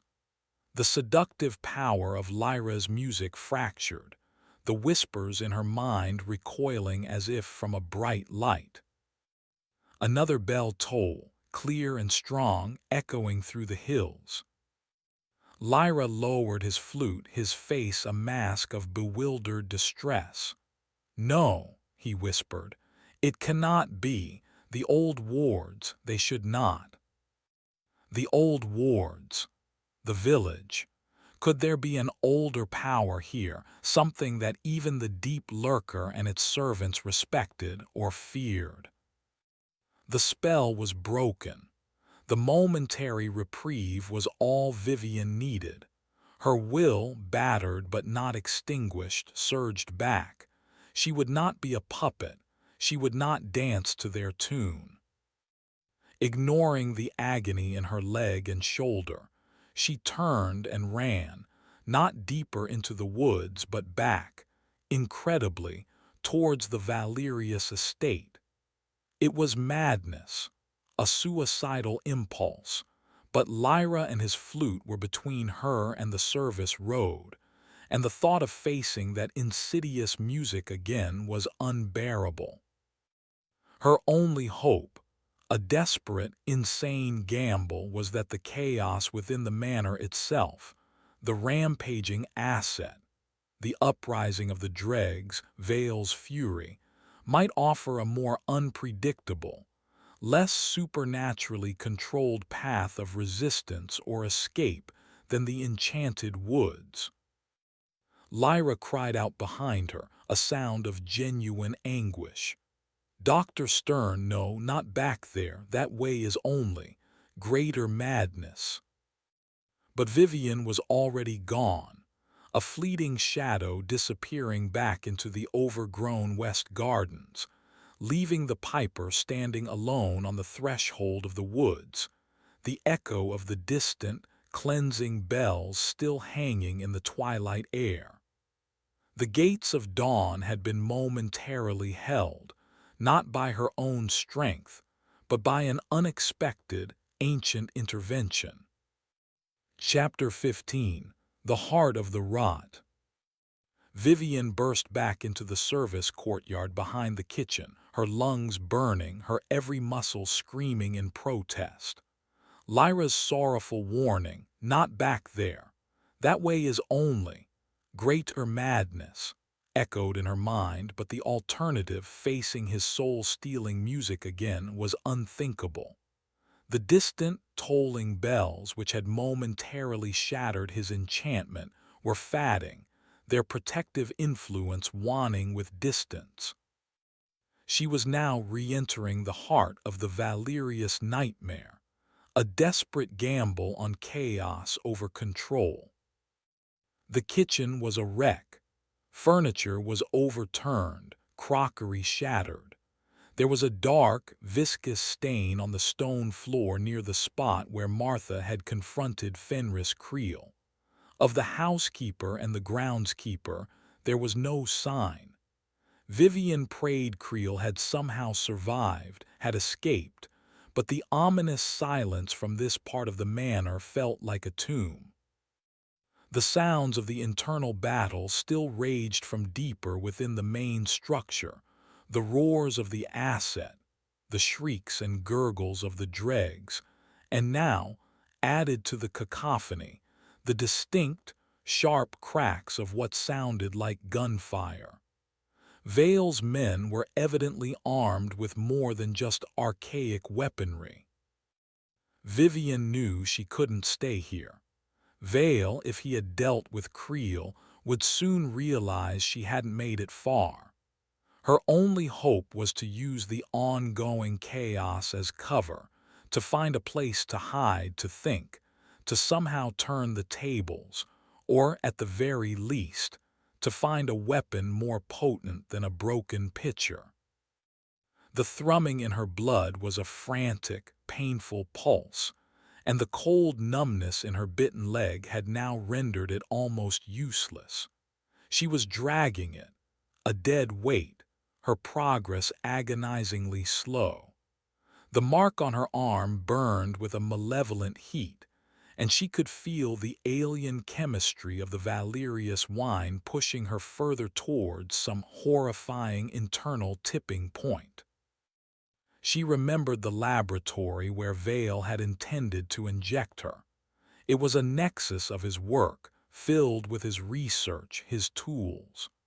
Perhaps there, amidst the arcane and the scientific, she could find something, a counteragent, a poison potent enough to affect even the transformed, or at least, information that could be used against him. It was a long shot, a desperate hope, but it was the only one she had. Navigating the service corridors back towards the sounds of fighting was a terrifying ordeal. She passed scenes of carnage, dregs torn limb from limb, their dark ichor staining the walls. One of Vale's black-clad guardsmen, his body horribly mangled, his weapon, a modern automatic rifle, lying uselessly beside him. The asset was clearly a force of indiscriminate destruction. As she neared the area of Vale's laboratory, the sounds of combat intensified. She could hear Vale's voice, raised in furious commands, interspersed with the roars of the asset and the defiant, gurgling shrieks of the remaining dregs who seemed to be fighting with a desperate, suicidal abandon. Vivian peered around a corner and saw the corridor leading to the lab. It was a scene of utter chaos. The crimson, bear-like asset was locked in a ferocious battle with a swarm of dregs, its massive claws and teeth tearing through them, while Vale, his face a mask of cold fury, stood partially sheltered in the lab doorway, firing a heavy-caliber handgun at the asset, his shots seemingly having little effect on its thick, pulsating hide. Brother Morian was beside him, armed with a long, iron-tipped goad, trying to drive the asset back, to force it away from the laboratory, and Vivian suspected, away from whatever lay in the lower pens. It was so determined to reach or release. This was her chance. While Vale and Morian were preoccupied with the rampaging asset and the remnants of the Dreg uprising, the laboratory itself might be momentarily unguarded. Keeping low, using overturned furniture and debris as cover, Vivian crept along the far side of the corridor, her heart in her mouth. The stench of blood, gunpowder, and the asset's foul, musky odor was overpowering. A stray bullet ricocheted off the wall near her head, and she flinched, pressing herself flatter. She reached the laboratory doorway, unnoticed. Vale was entirely focused on the battle, his face contorted in a snarl of frustration as his bullets seemed to merely enrage the asset further. Morian was bellowing, prodding at the creature with his goad, trying to steer its fury. Vivian slipped into the laboratory. It was as she remembered: the cluttered benches, the arcane texts, the strange equipment. The syringe Vale had intended for her still lay on the workbench, its dark contents pulsing faintly. The sight of it sent a fresh wave of revulsion through her. Her gaze scanned the room, searching for anything useful. Her scientific training, warped and heightened by the Valerius influence, kicked in. She wasn't just looking for a weapon. She was looking for a weakness, a key to the unnatural vitality that animated Vale and his creations. Her eyes fell upon a series of glass jars containing preserved specimens, ichor vermin, sections of vine roots that glowed with the same reddish light she'd seen in the catacombs, and more disturbingly, what looked like sections of human tissue, shot through with the same dark, pulsating veins she now saw beneath her own skin. Beside these jars was a microscope and a stack of meticulously handwritten notes. Vale's research. Ignoring the pain, the encroaching numbness, the sounds of the battle raging just outside, Vivian stumbled to the workbench. The notes were filled with Vale's spidery script, detailing his experiments in cultivating the sacred fluid, in grafting the life essence into different hosts, in trying to stabilize and control the transformations. She found diagrams of the deep lurker, not as a mythical entity but as a biological organism, a colossal subterranean fungus or colonial life form, its mycelial network extending throughout the estate, drawing sustenance from the soil, from the catacombs, from the very bedrock. The wine was its spore, its vector. The ichor vermin were its tenders, its distributors. Vale and his ancestors were its high priests, its cultivators, and ultimately its food. Then she saw it, a section detailing the organism's vulnerabilities. It was highly sensitive to certain sonic frequencies, the bell tolls, and more surprisingly to specific chemical compounds, simple, almost elemental substances that seemed to disrupt its cellular cohesion, to break down the alien proteins that formed its structure. One compound in particular was circled repeatedly in Vale's notes: argentum nitras, silver nitrate, a common, almost archaic laboratory chemical, often used as a cauterizing agent, an antiseptic. But according to Vale's own research, in sufficient concentration, it was anathema to the deep lurker's essence, capable of causing rapid cellular decay, a systemic rot. Vivian's eyes scanned the cluttered shelves of the laboratory, and there it was, a dusty, brown glass bottle clearly labeled Ag No 3, silver nitrate, crystals. Her heart leaped. This was it, a weapon, not just against Vale, but potentially against the source of the entire Valerius horror. The sounds from the corridor were reaching a crescendo, a deafening roar from the asset, followed by a sickening, tearing sound, and then a human scream, abruptly cut off. Morian. Vivian knew she had only moments. She grabbed the bottle of silver nitrate. She needed a solvent, a delivery system. Her eyes fell on a nearby beaker of distilled water, and then on the Valerius wine itself, a decanter of deep crimson vintage, left carelessly on a side table, perhaps for Vale's own refreshment during his dark endeavors. A grim, desperate idea formed. Fight fire with fire, or rather, fight the unholy blood of the Valerius estate with its own tainted vintage, now armed with a chemical nemesis. Her hands shaking, she poured a significant quantity of the silver nitrate crystals into the decanter of wine. They began to dissolve, the rich crimson liquid turning slightly cloudy, a faint, acrid odor rising from it. A sudden silence fell in the corridor outside. A heavy, rasping breathing like a bellows leaking was the only sound. The asset, or Vale.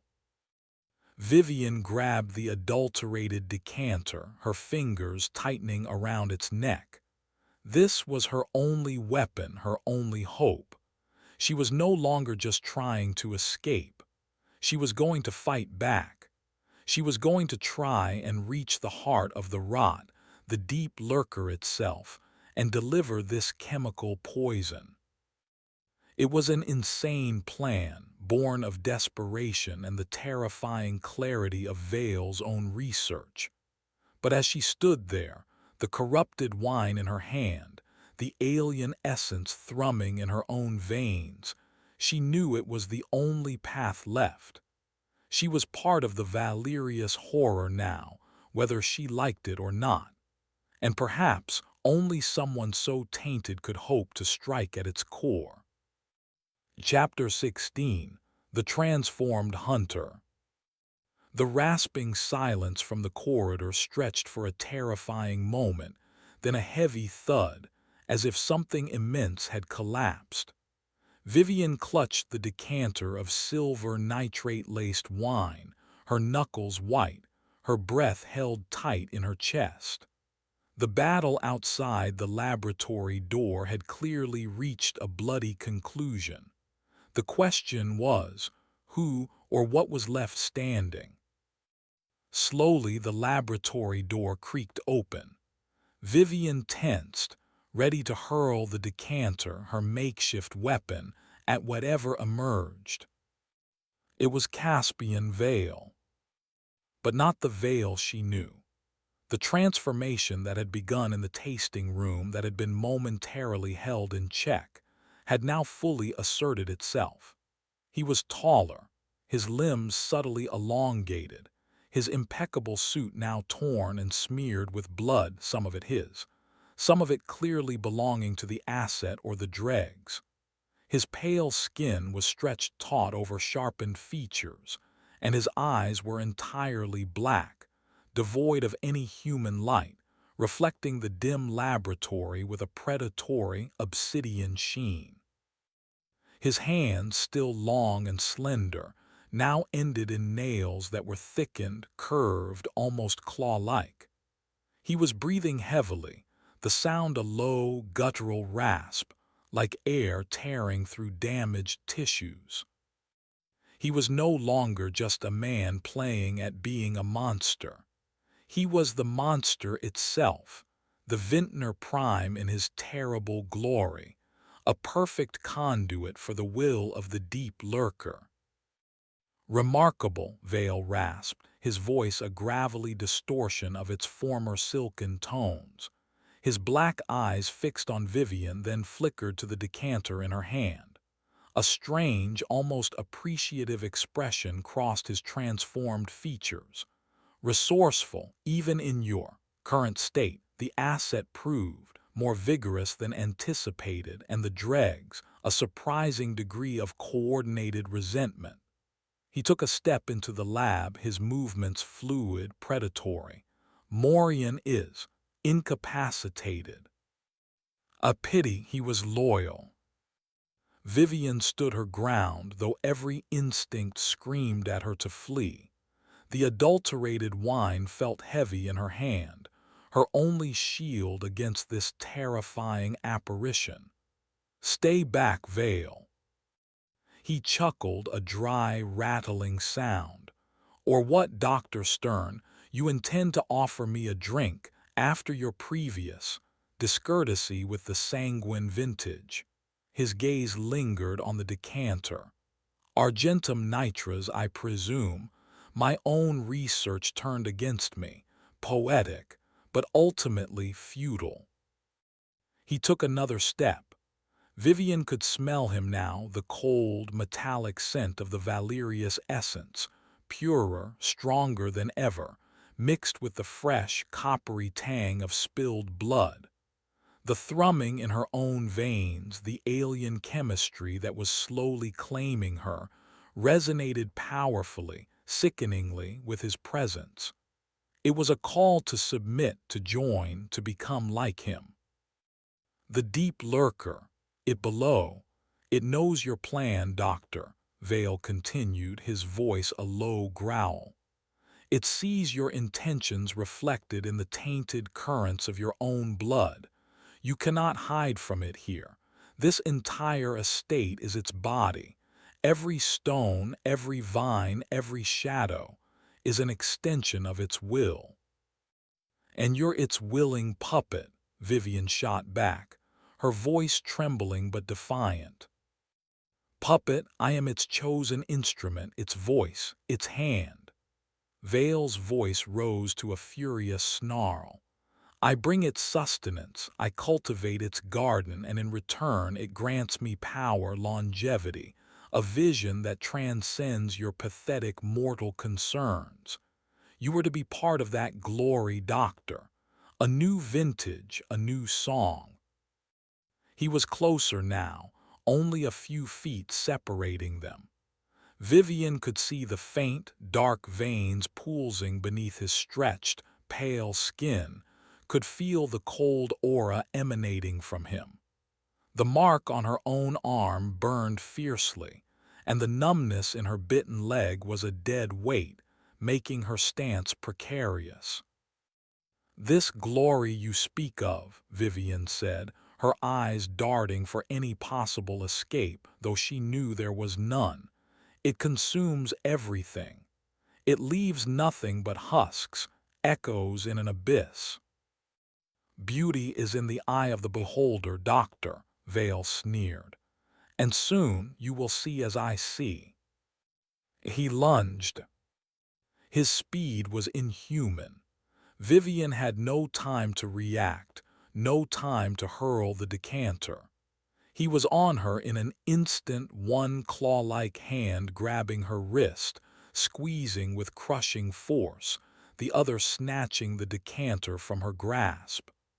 Pain exploded in her wrist, and she cried out, her fingers going numb.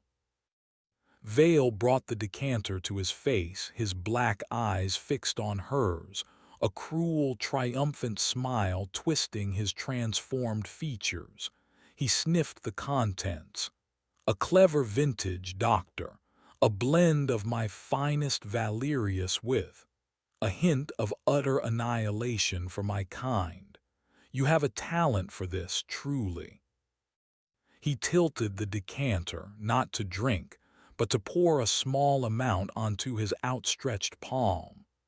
The cloudy, silver-laced wine sizzled faintly as it touched his skin, a wisp of acrid smoke rising.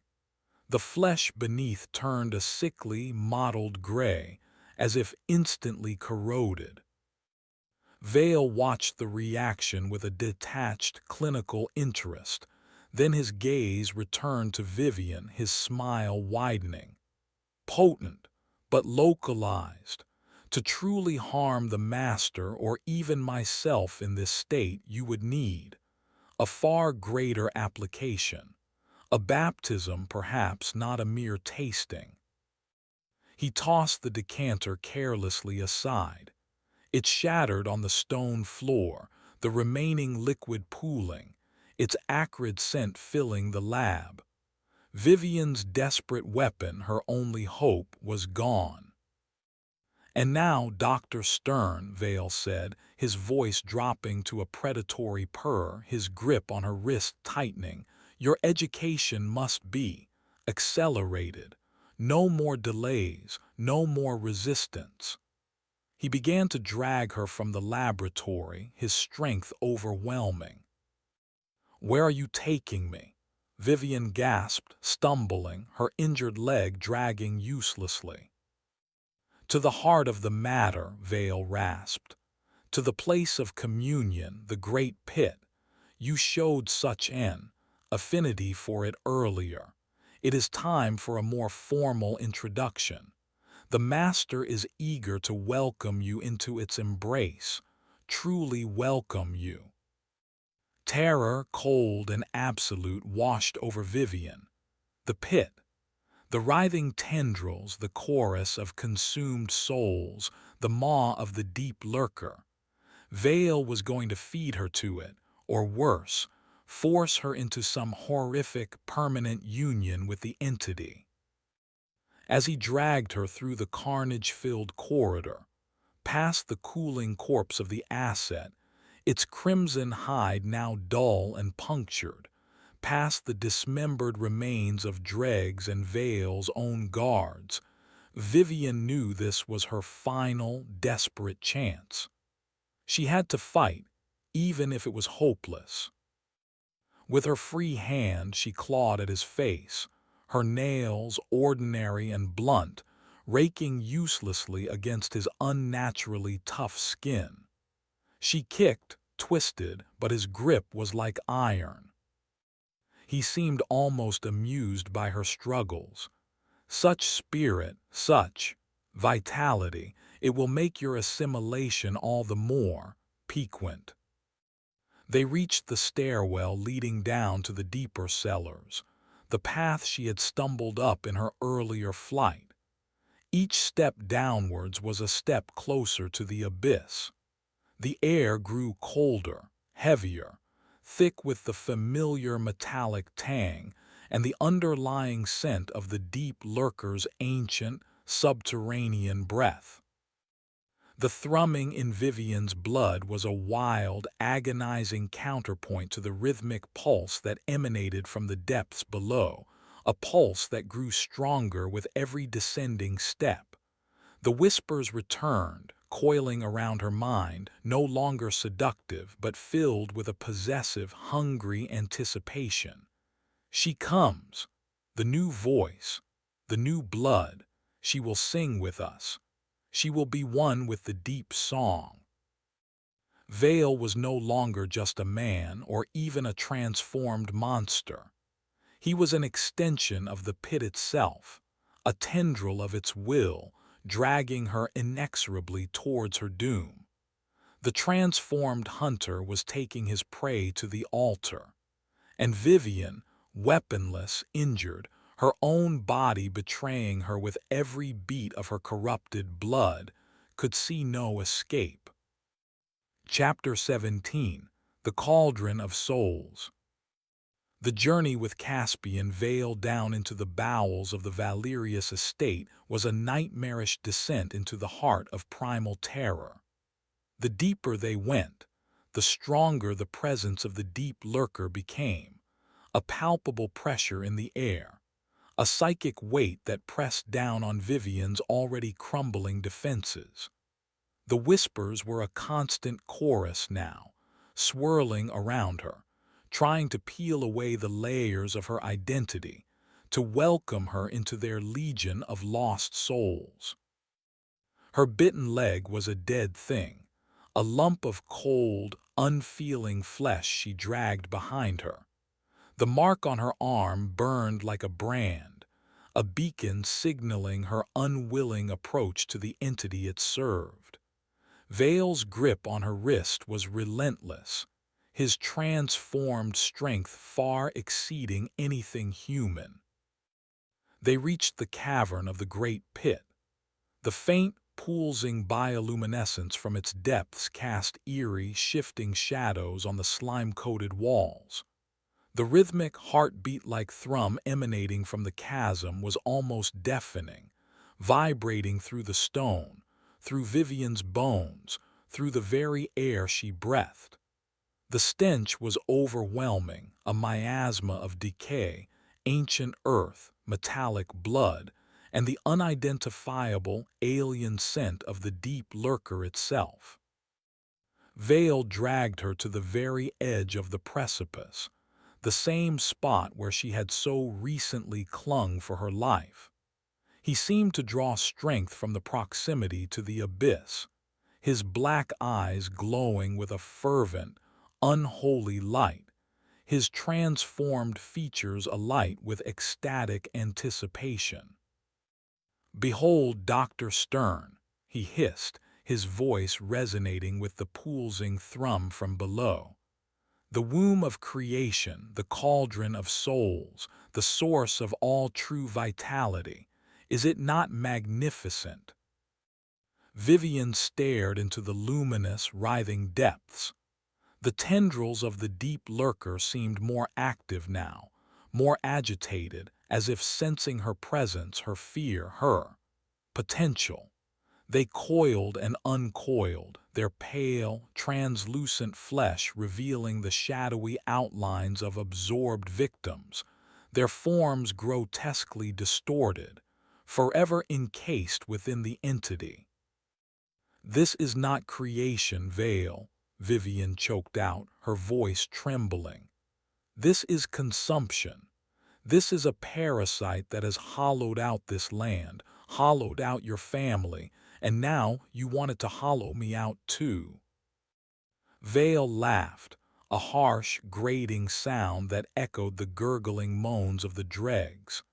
You still cling to your petty definitions, your fear of dissolution. There is no death here, Doctor, only transformation, only union. You will become part of something eternal, something vast. Your consciousness will join the great chorus. Your essence will enrich the vintage for generations to come.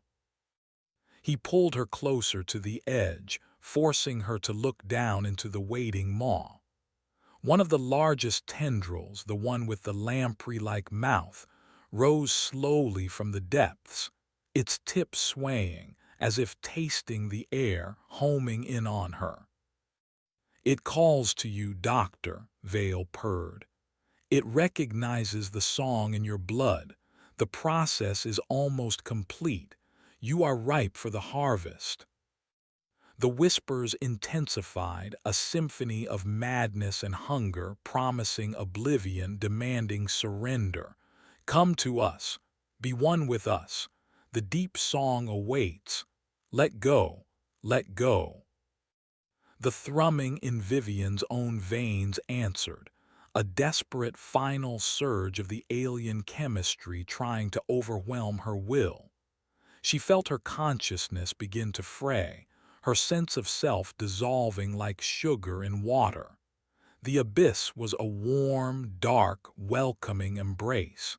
It would be so easy to just let go.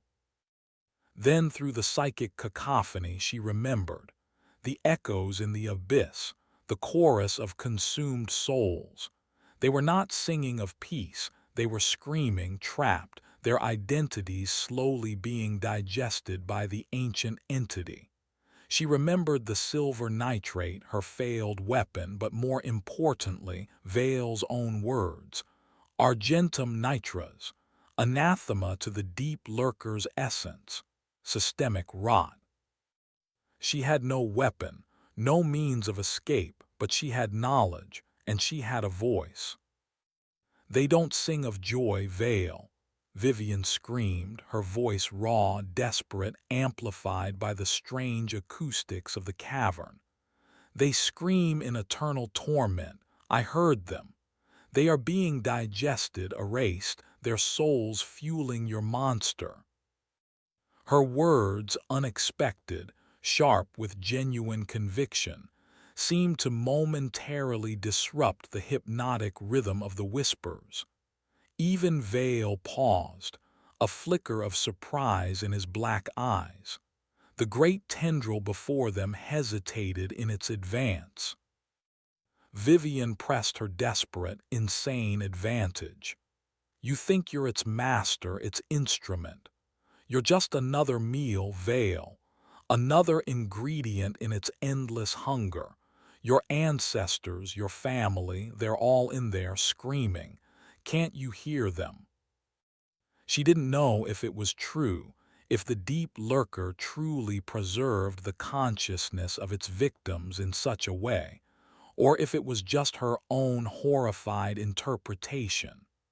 But she had to try something, anything, to break through Vale's fanatical devotion. Vale snarled, his transformed face contorting. Lies, blasphemy, you know nothing of its glory, its promises. I know what I saw in your own notes, Vivian cried, her voice cracking. Silver nitrate, it rots your God from within, doesn't it? It breaks down the sacred fluid. It's a poison to your precious communion. She was shouting now, not just at Vale, but at the abyss itself, at the writhing tendrils, at the unseen consciousness that pulsed below. Your blood, Vale, the wine, it's all vulnerable. It can be undone. A change came over the cavern. The pulsing thrum from the pit faltered, became erratic. The whispers faltered, a note of confusion, of something akin to fear, creeping into their chorus. The great tendril recoiled slightly, its lamprey mouth contracting. Vale stared at her, his black eyes wide, a dawning horror, or perhaps a terrifying doubt, beginning to eclipse his fanatical zeal. He had been so consumed by the power, by the ritual, that he had perhaps never considered his god's vulnerability, or had suppressed it, buried it deep beneath layers of indoctrination. "Silence!" Vale roared, but his voice lacked its earlier conviction. He shook his head as if trying to clear it of her words, of the sudden dissonance in the deep lurker's song. "You are trying to trick me, to sow doubt. The Master is eternal, invincible." "Is it?" Vivian challenged, her gaze unwavering, fixed on his. "Then why did you research its weaknesses? Why did you document the very thing that could destroy it?" The seed of doubt, once planted, was clearly taking root. Vale looked from Vivian to the pit, then back to Vivian. The connection between them, the Master and his god, seemed to momentarily flicker. Vivian knew this was her only chance, a sliver of an opening in the armor of his fanaticism. She couldn't physically overpower him. She couldn't escape the pit. But perhaps, just perhaps, she could use his own weapon, knowledge, against him, and against the entity he served. The cauldron of souls churned below, its song now laced with an unfamiliar note of uncertainty. And in that uncertainty, Vivian saw a desperate, almost impossible path. Chapter 18: The Seed of Doubt. Caspian Vale stared at Vivian, his transformed features a battleground of conflicting emotions. The fanatical certainty that had animated him was visibly shaken, replaced by a dawning unease that mirrored the discordant thrum now emanating from the great pit. Vivian's words, shouted with the desperate conviction of the damned, had struck a nerve, a deeply buried splinter of doubt within the vintner prime. "My research," Vale stammered, his voice losing its resonant power, becoming more human, more uncertain.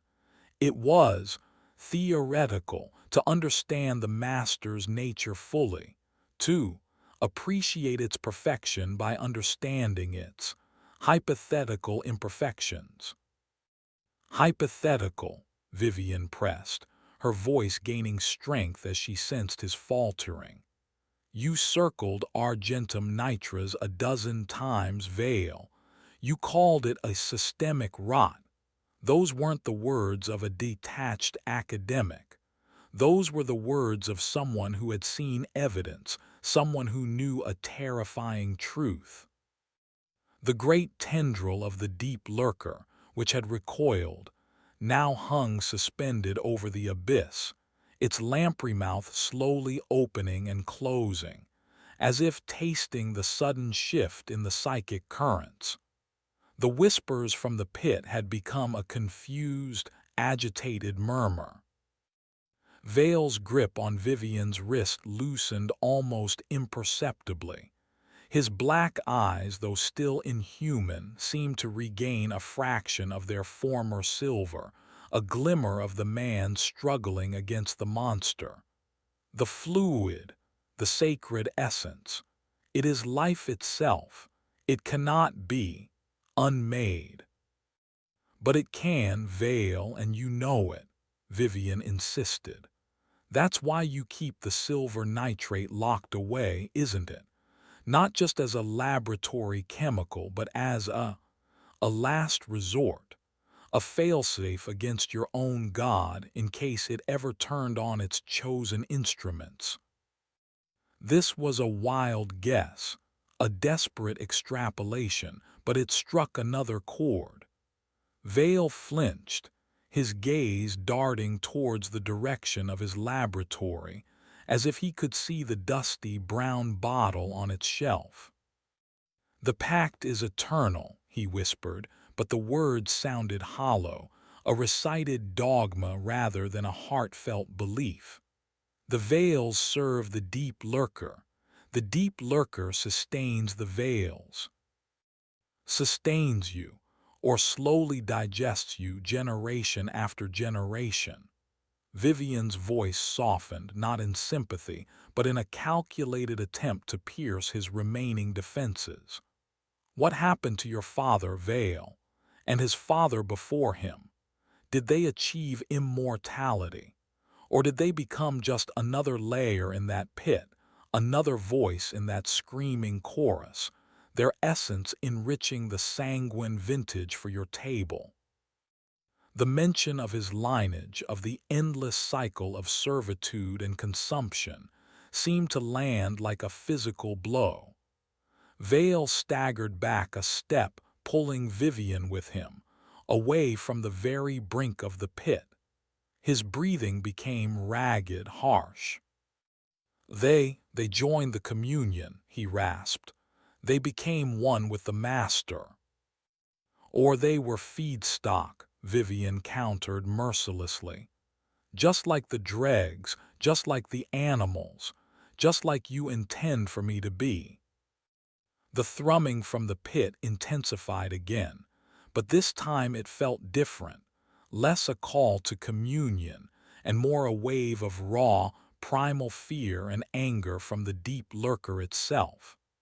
The entity was clearly reacting to Vale's internal conflict, to the potential disruption of its control over its primary servant.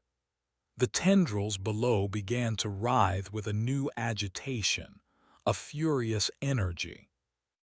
"Silence her, the unbeliever, the poisoner of thoughts, serve, obey, cast her in." The whispers were no longer seductive but sharp, commanding, filled with a desperate urgency. Vale clutched his head, his transformed features contorting in pain. "No, the Master. It is truth." "It is a parasite, Vale," Vivian cried, seizing the moment of the entity's direct, crude pressure. "And it's afraid of what you know, afraid of what I know, afraid of that little brown bottle in your lab." The deep lurker seemed to redouble its psychic assault on Vale. He groaned, his body trembling, his black eyes flickering rapidly between obsidian and a terrified, trapped silver. The man and the monster were at war within him, and Vivian's words were the unexpected artillery. "You can break the cycle, Vale," she urged, her voice dropping to an intense whisper. "You know how, the silver nitrate. It's not just for me, it's for you, it's for your ancestors, it's for this whole poisoned estate." This was an insane gamble, appealing to the humanity of a transformed monster, a fanatic who had intended to feed her to an abyss. But his reaction, his visible struggle, offered the faintest glimmer of hope. The deep lurker's psychic scream intensified, and Vale cried out, falling to his knees, pulling Vivian down with him. His grip on her wrist, however, did not falter. If anything, it tightened, his claws digging into her flesh. I cannot," he gasped, his face a mask of torment. "The song, it is too strong. I am it."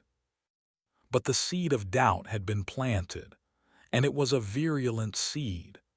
The vintner prime, the chosen instrument, was faltering, his faith poisoned by the one truth he had tried to bury. Below them, the deep lurker thrashed in its pit, its luminous tendrils coiling and uncoiling with furious, impotent rage. It had relied on absolute control, on unquestioning servitude. The concept of its own vulnerability, voiced aloud, echoed by the internal conflict of its primary servant, was causing it a distress that bordered on panic. Vivian knew this precarious moment wouldn't last. The deep lurker's hold was too ancient, too powerful, or Vale's monstrous nature would reassert itself. She needed to do something, anything, to tip the scales. Her gaze fell upon the mark on her own arm, the brand of the Valerius wine, the conduit for the deep lurker's influence within her. It burned, pulsed, a focal point of the entity's desperate attempt to regain control, not just of Vale, but of her too. And then a new, even more desperate idea sparked. If the silver nitrate was anathema to the entity's essence, and if that essence now flowed within her own veins, it was a suicidal thought, but what did she have left to lose? Chapter 19. The Bitter Draught. Caspian Vale knelt on the edge of the great pit, a figure of profound torment, his transformed body racked by the psychic battle raging within him. The deep lurker's furious commands warred with the insidious poison of doubt Vivian had planted. His grip on Vivian's wrist was a vice, his black eyes flickering, lost in some internal hell. The abyss below churned, its luminous tendrils thrashing, the whispers a chaotic storm of rage and fear. The entity was clearly not accustomed to such insubordination, such internal conflict in its prime servant. Vivian knew this fragile stalemate could not hold. Vale would either succumb completely to the deep lurker's will, becoming an unstoppable engine of its fury, or his own internal conflict would tear him apart, leaving her at the mercy of the enraged entity.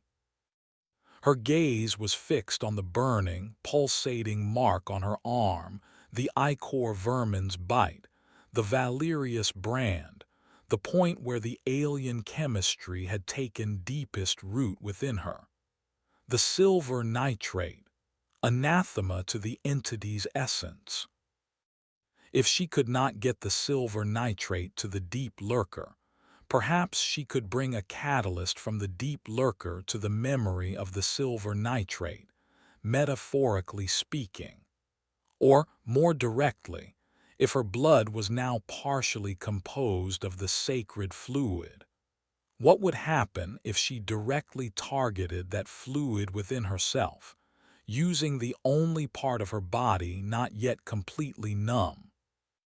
It was a horrifying, desperate thought, a self-destructive gambit, but the alternative was certain doom.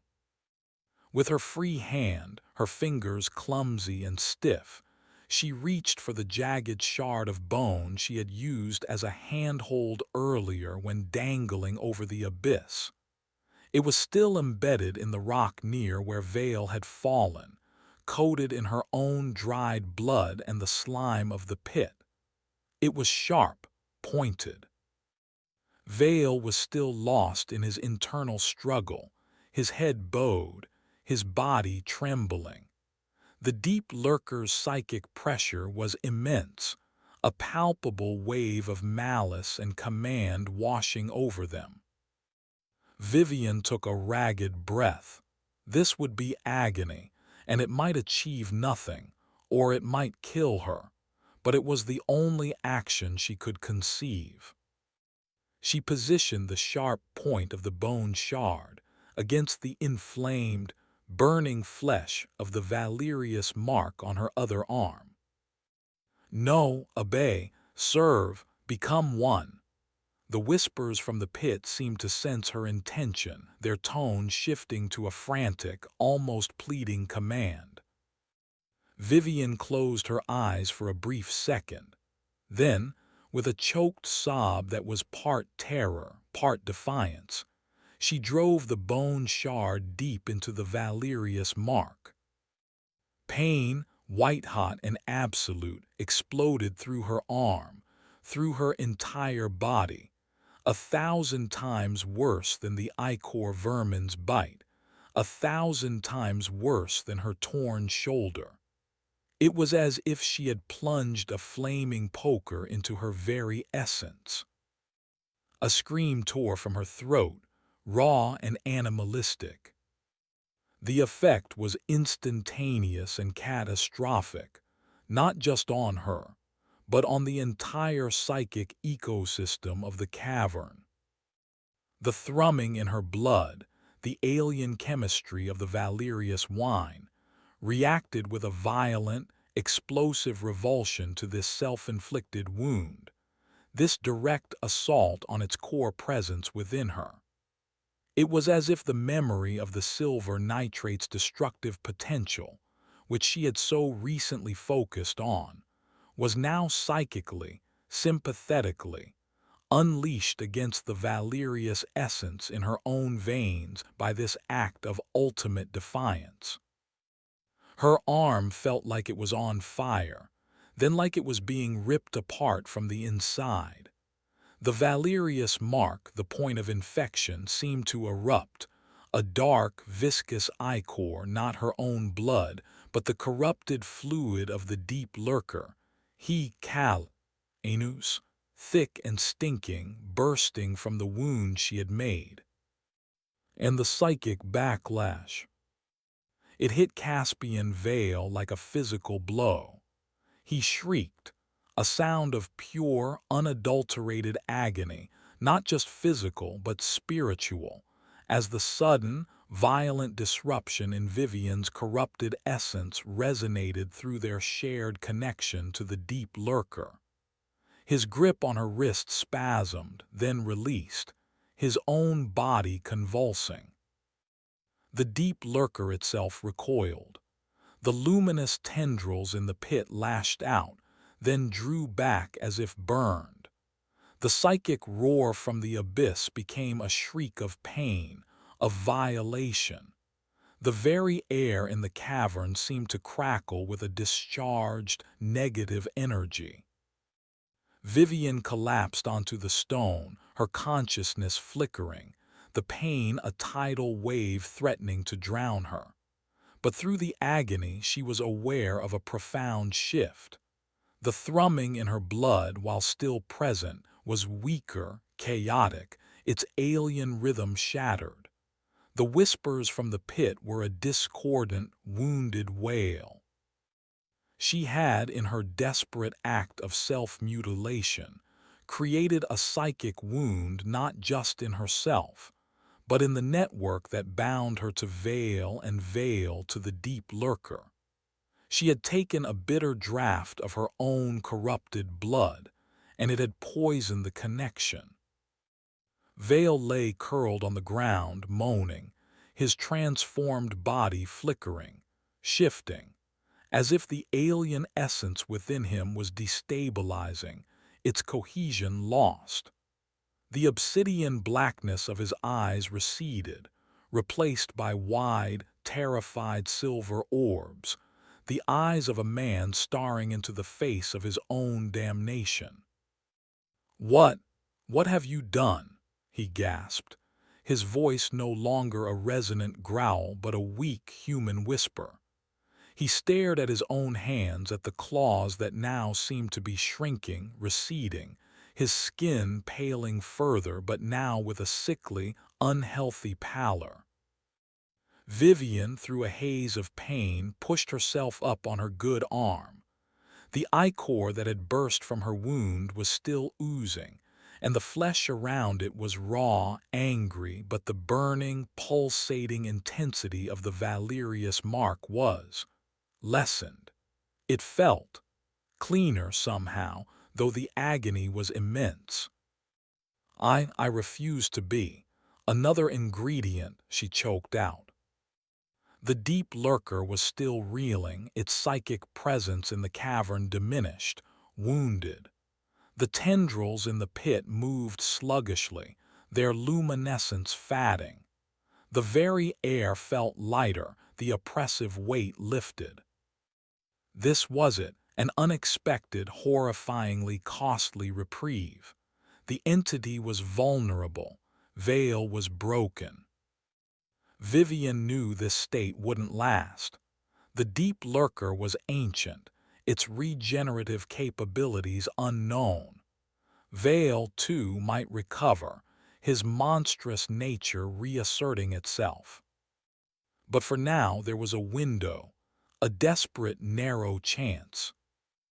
Ignoring the screaming agony, she began to crawl, away from Vale, away from the edge of the pit, towards the passage that led upwards towards the surface, towards the memory of clean air and untainted light. Each movement was torture, but the thought of what lay behind her, of what she had momentarily disrupted, was a far greater torment. The bitter draught of her own sacrifice had bought her a sliver of hope, paid for in unimaginable pain. But it was hope nonetheless. Chapter 20. The Fadding Song. Vivian crawled through the oppressive darkness of the cellars, each movement an exercise in supreme agony. Her wounded arm was a throbbing ruin, the self-inflicted gouge continuing to weep a mixture of dark ichor and her own blood. The cold numbness in her bitten leg was now a heavy, deadening weight, making her progress tortuously slow. Yet, a desperate, almost feral determination propelled her forward. She had faced the abyss, wounded its high priest, and for a fleeting moment felt the ancient entity itself recoil. That small, almost inconceivable victory was a burning ember in the frozen landscape of her pain. Behind her, in the cavern of the great pit, a profound and unsettling silence had fallen. The furious thrashing of the deep lurker had subsided, replaced by a low, guttural moaning like a dying behemoth. Caspian Vale's own cries had ceased. Vivian didn't know what that signified: his death, his retransformation, or perhaps his final, complete absorption by his wounded god. She didn't dare to look back. The whispers, the insidious song of the deep lurker, were noticeably fainter now, a distant, discordant echo rather than an overwhelming chorus. The oppressive psychic weight that had permeated the estate had lessened, as if a great pressure valve had been released. It was still there, a lingering miasma of ancient malice, but its power, its focused intensity, was undeniably diminished. Her desperate act in the cavern, the self-inflicted wound that had somehow disrupted the alien chemistry within her, and by extension, the network connecting her to Vale and the pit, had come at a terrible cost. But it had also, it seemed, dealt a significant blow to the entity's immediate influence. She reached the steep, spiral stairs leading up from the deepest cellars. The ascent was a fresh hell.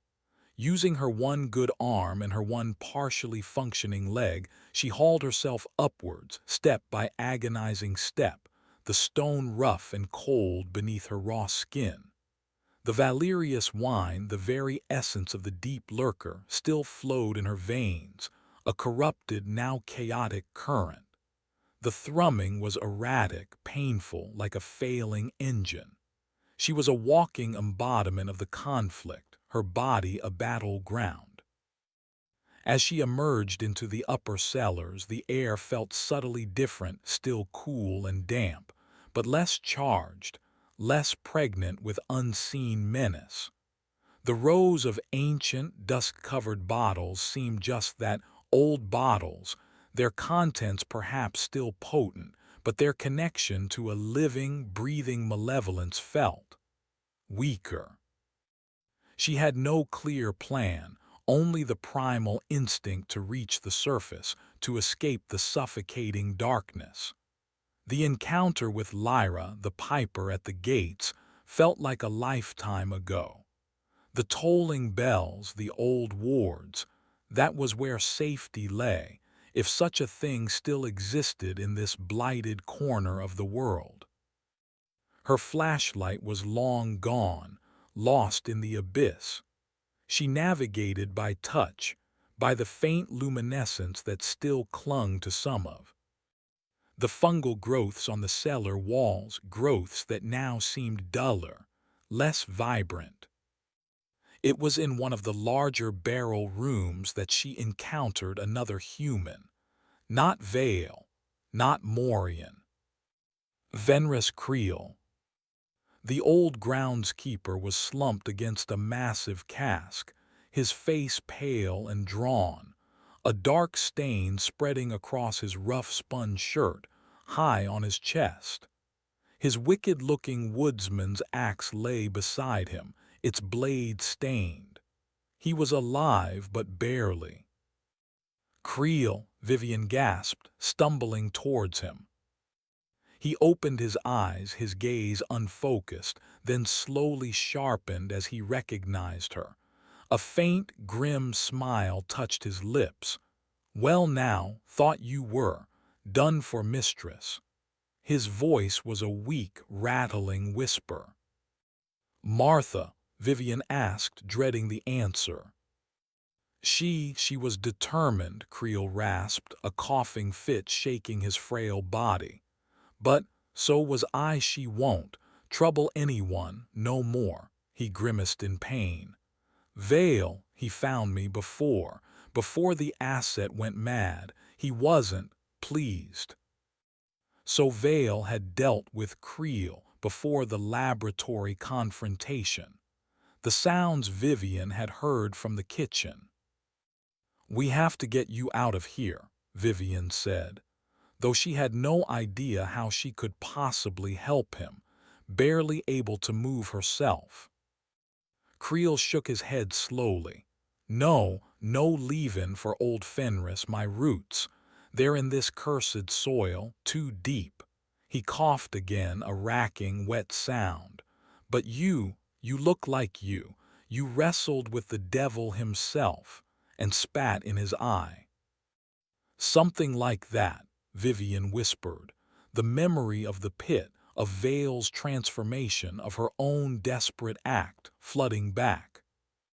"The song," Creel murmured, his eyes drifting shut for a moment. "It's quieter now, Fadden. What did you do, mistress?" I don't entirely know," Vivian admitted. I think I wounded it, Vale too." A long silence, then Creel's eyes opened again, a flicker of something like awe in their earthy depths. Wounded it below, after all these centuries. He seemed to gather a last reserve of strength. "The service road. You still remember the way?" Vivian nodded, though the thought of the journey seemed impossible. "Go," Creel urged, his voice a thread. Don't let this place reclaim you, the song.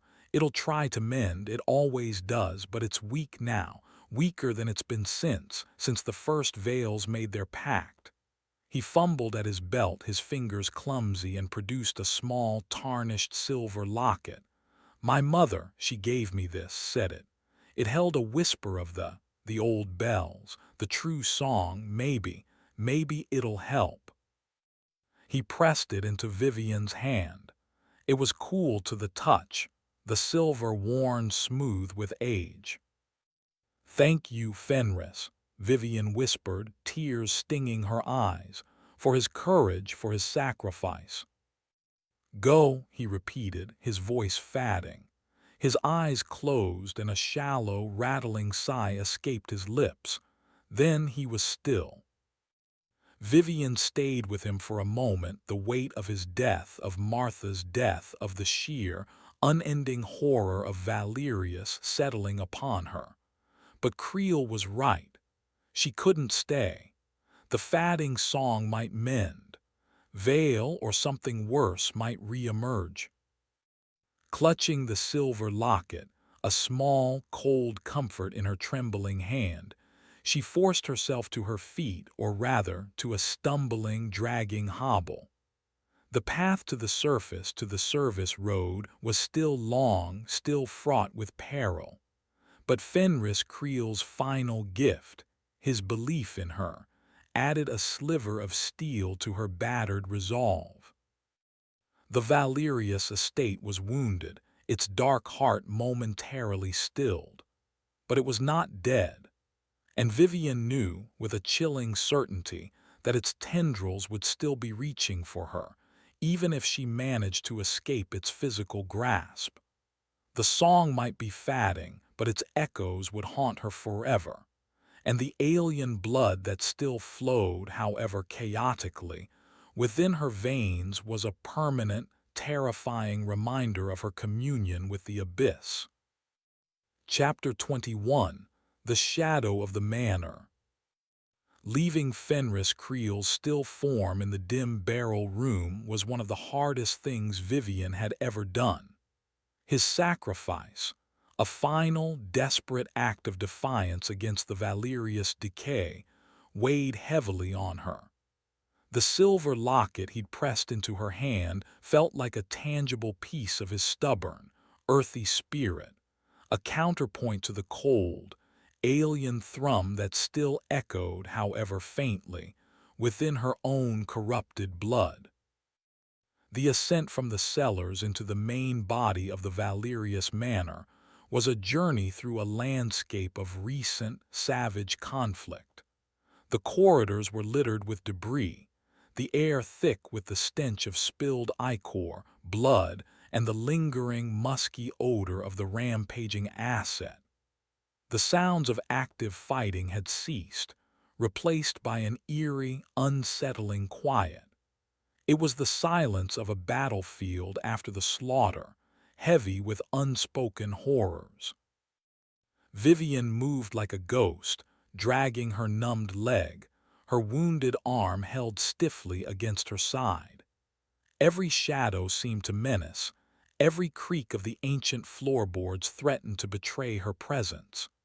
She didn't know who or what might still be lurking in the darkened rooms and hallways, surviving guardsmen loyal to Vale, stray dregs, or perhaps even Vale himself, somehow recovered, reformed.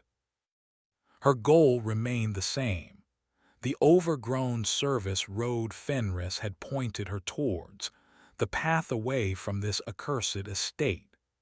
The memory of Lyra and his soul-stealing flute still sent shivers down her spine, but the distant tolling of the village bells, the old wards, offered a sliver of hope, a potential sanctuary beyond the reach of the deep lurker's immediate influence. As she passed the entrance to the grand dining hall, she saw him, Lyra.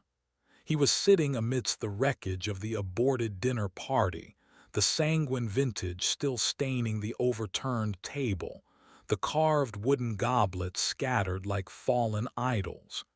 He was not playing his flute. He held it loosely in his lap, his head bowed, his ethereal beauty now marred by an expression of profound, inconsolable grief. He looked up as Vivian stumbled past, his eyes, no longer distant or ecstatic, but filled with a weary, sorrowful recognition. "The song, it is broken," Lyra whispered, his voice barely audible. "The master, it below, it weeps, it rages in its silence." Vivian paused, wary. Was this another trick, another enchantment? "Vale?" she asked, her voice a raw croak. Lyra shook his head slowly. "The vintner prime is undone, your counter-melody. It shattered his harmony with the source.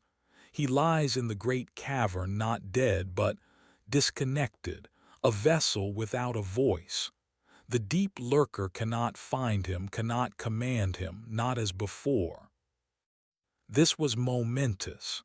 Vale, the primary conduit, neutralized at least for now, but Lyra's grief was palpable. He was still bound to the entity, his sorrow a reflection of its own. "And you, Lyra," Vivian asked, "are you free?" A heartbreakingly sad smile touched Lyra's lips. "Free. The music is my breath, Doctor. Even a broken song is still a song. I am diminished. The vibrant symphony is now a lament." He looked down at his flute. "I can no longer call the wild things, the hounds. They are just beasts again, confused and afraid. The vermin. They hide in their dark places, their guiding intelligence fractured." This was unexpected. The disruption Vivian had caused, the wound she had inflicted on the deep lurker's network, had cascaded through its servants. "Then let me pass, Lyra," Vivian urged, a new flicker of hope igniting. "Let me leave this place." Lyra looked at her, his sorrowful eyes seeming to see the immense pain she was in, the terrible cost of her defiance. "The estate. It will not easily release what it considers its own.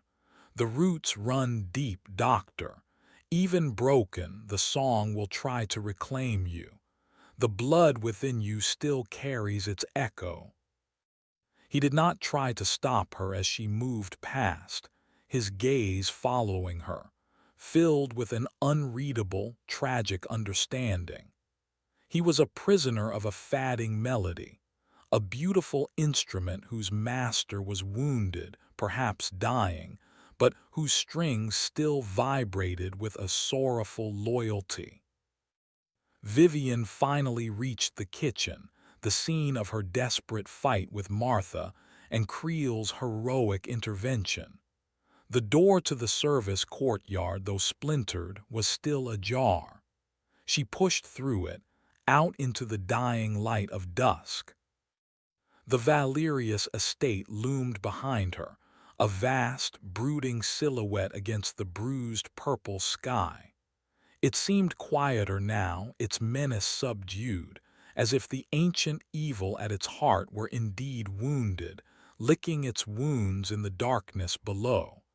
But it was still there, a shadow on the land, a blight on the soul. She found the overgrown path into the west gardens, her progress agonizingly slow. The thorns and brambles tore at her, but the thought of freedom, of escaping the immediate shadow of the manor, drove her onward. The silver locket Fenris had given her was clutched tightly in her good hand, its cool smoothness a small point of focus in her sea of pain. As she stumbled through the tangled wilderness, she felt it, a subtle, almost imperceptible shift in the atmosphere.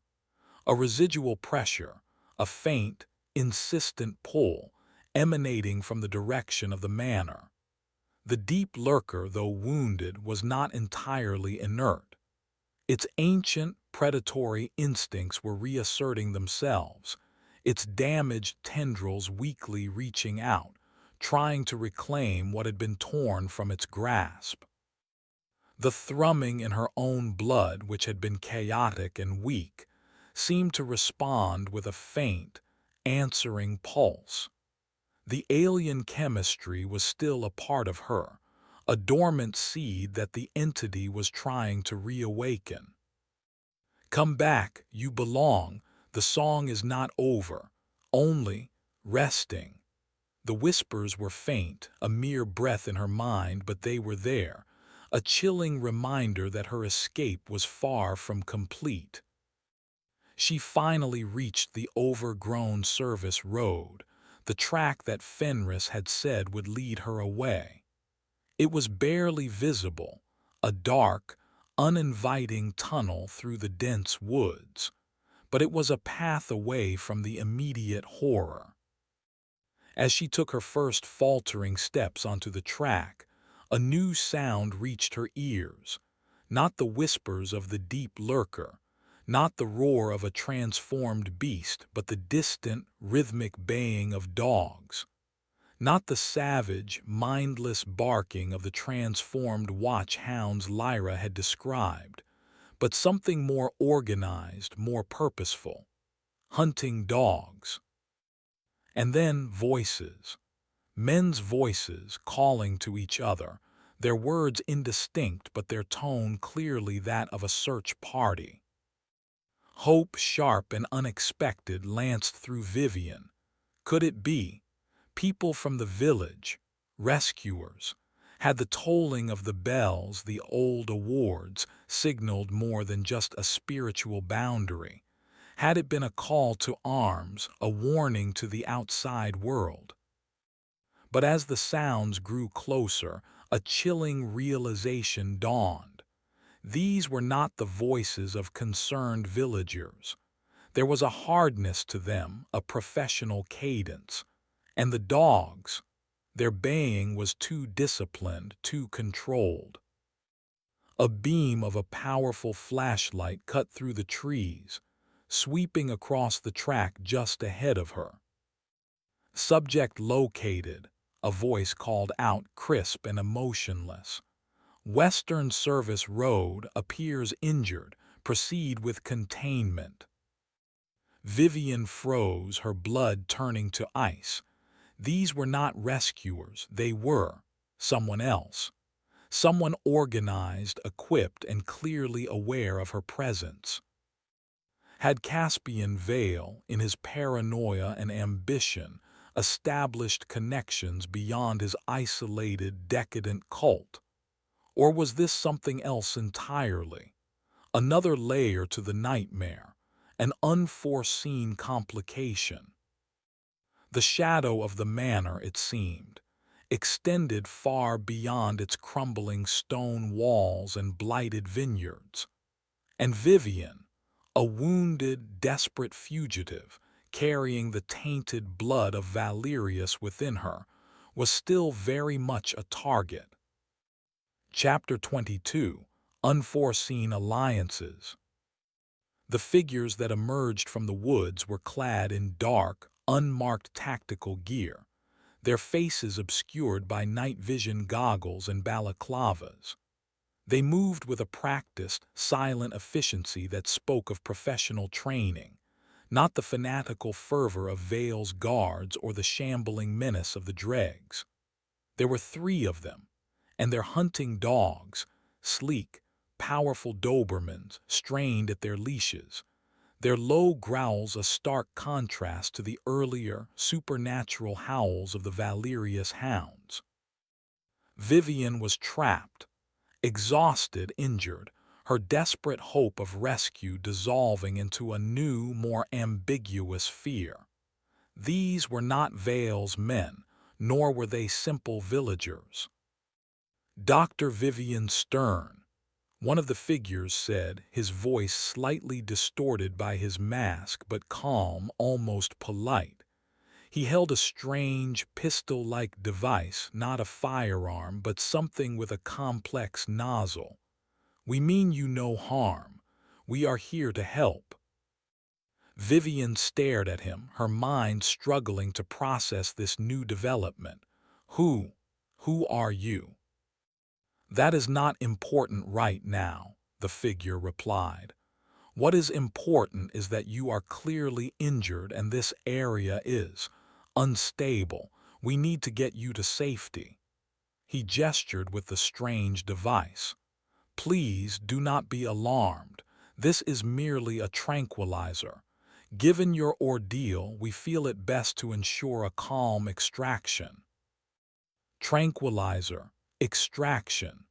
The word sent a fresh wave of alarm through Vivian.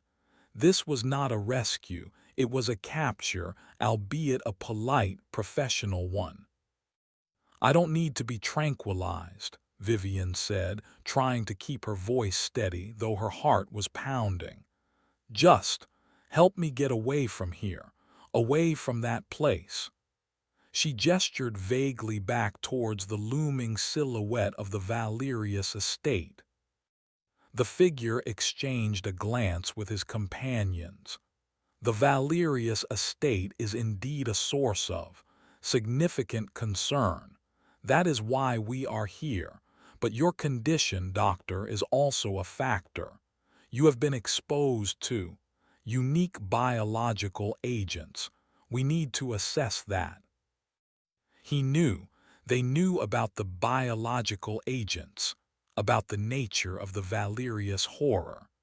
This was no ordinary law enforcement. Who sent you? Vivian demanded. Let's just say, there are organizations that monitor situations like the one at Valerius, the figure said, his tone becoming slightly more insistent.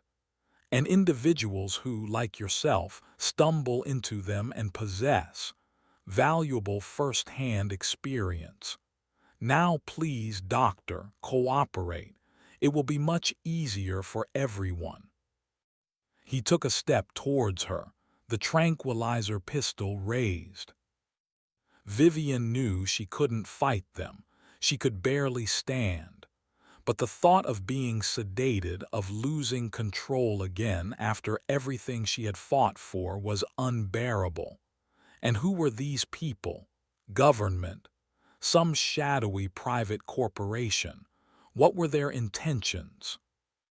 Just as the figure was about to take another step, a new voice cut through the tense silence, sharp and authoritative, coming from deeper within the woods, from behind the tactical team. Stand down, Unit Alpha. She is not to be sedated unless absolutely necessary. The three figures instantly froze, their posture shifting from confident assertion to disciplined deference. They lowered their weapons slightly. A new figure emerged from the trees, taller than the others, dressed in similar tactical gear but without the obscuring mask. It was a woman, her face stern, intelligent, her gray eyes sharp and assessing. She carried no visible weapon, but her presence commanded an immediate, unquestioning respect from the armed men. She looked directly at Vivian, her expression a mixture of professional detachment and something that might have been a flicker of grim understanding. "Dr. Stern," the woman said, her voice calm, authoritative. "My name is Special Agent Thorne. I'm with a specialized division. We've been observing the Valerius estate for some time. The events of the last 24 hours have accelerated our intervention timeline." Vivian stared at her, bewildered. "Observing, you knew what was happening there." "We knew it was a place of significant anomalous activity," Thorne corrected smoothly. "The exact nature of the entity and Mr. Vale's relationship with it was something we were still clarifying. Your unscheduled visit and the subsequent system shock you appear to have administered has provided a great deal of unexpected data." System shock. So they knew about her confrontation with the deep lurker with Vale. How? "The bells," Vivian whispered, a sudden thought striking her. "The old wards, was that you?" A faint, almost imperceptible smile touched Thorne's lips. The local folklore regarding the demon of the vines and the protective qualities of the consecrated church bells is not without foundation. Let's just say we reinforced those wards recently. A sonic dampener keyed to specific disruptive frequencies. It appears to have had some effect on the secondary manifestations. So Lyra's music, the control over the hounds and vermin, had been disrupted by a technologically augmented ancient defense. These people were far more knowledgeable, far more prepared than Vivian could have imagined. "Why didn't you intervene sooner?" Vivian asked, a surge of anger momentarily overriding her fear and exhaustion. "People have died. Fenris Creel, Martha." Thorne's expression hardened slightly. "Direct intervention into an active Type 7 biothaumaturgic hazard zone carries extreme risks, Doctor. We operate under strict protocols. Until the primary, controlling intelligence showed signs of instability, a full breach was deemed too dangerous. Your actions, however unintentionally, appear to have created that instability." Type 7 biothaumaturgic hazard. The terminology was chilling, clinical, yet it accurately described the Valerius horror. "So what now?" Vivian asked, her legs trembling, the adrenaline that had sustained her beginning to fade, leaving behind a bone-deep weariness. "You extract me.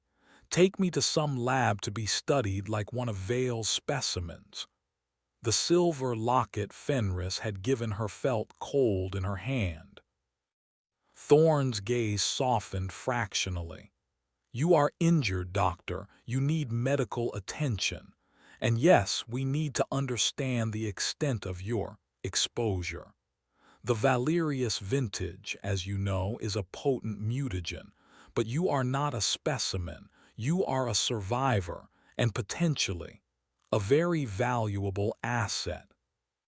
There was that word again. Asset. Vale had used it for his monstrous creation.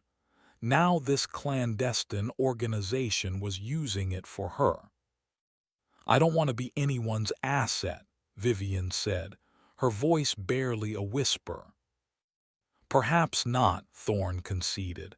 "But the entity at Valerius, the deep lurker, it is wounded, not dead. The connection Caspian Vale forged with it is fractured, not severed. It will recover.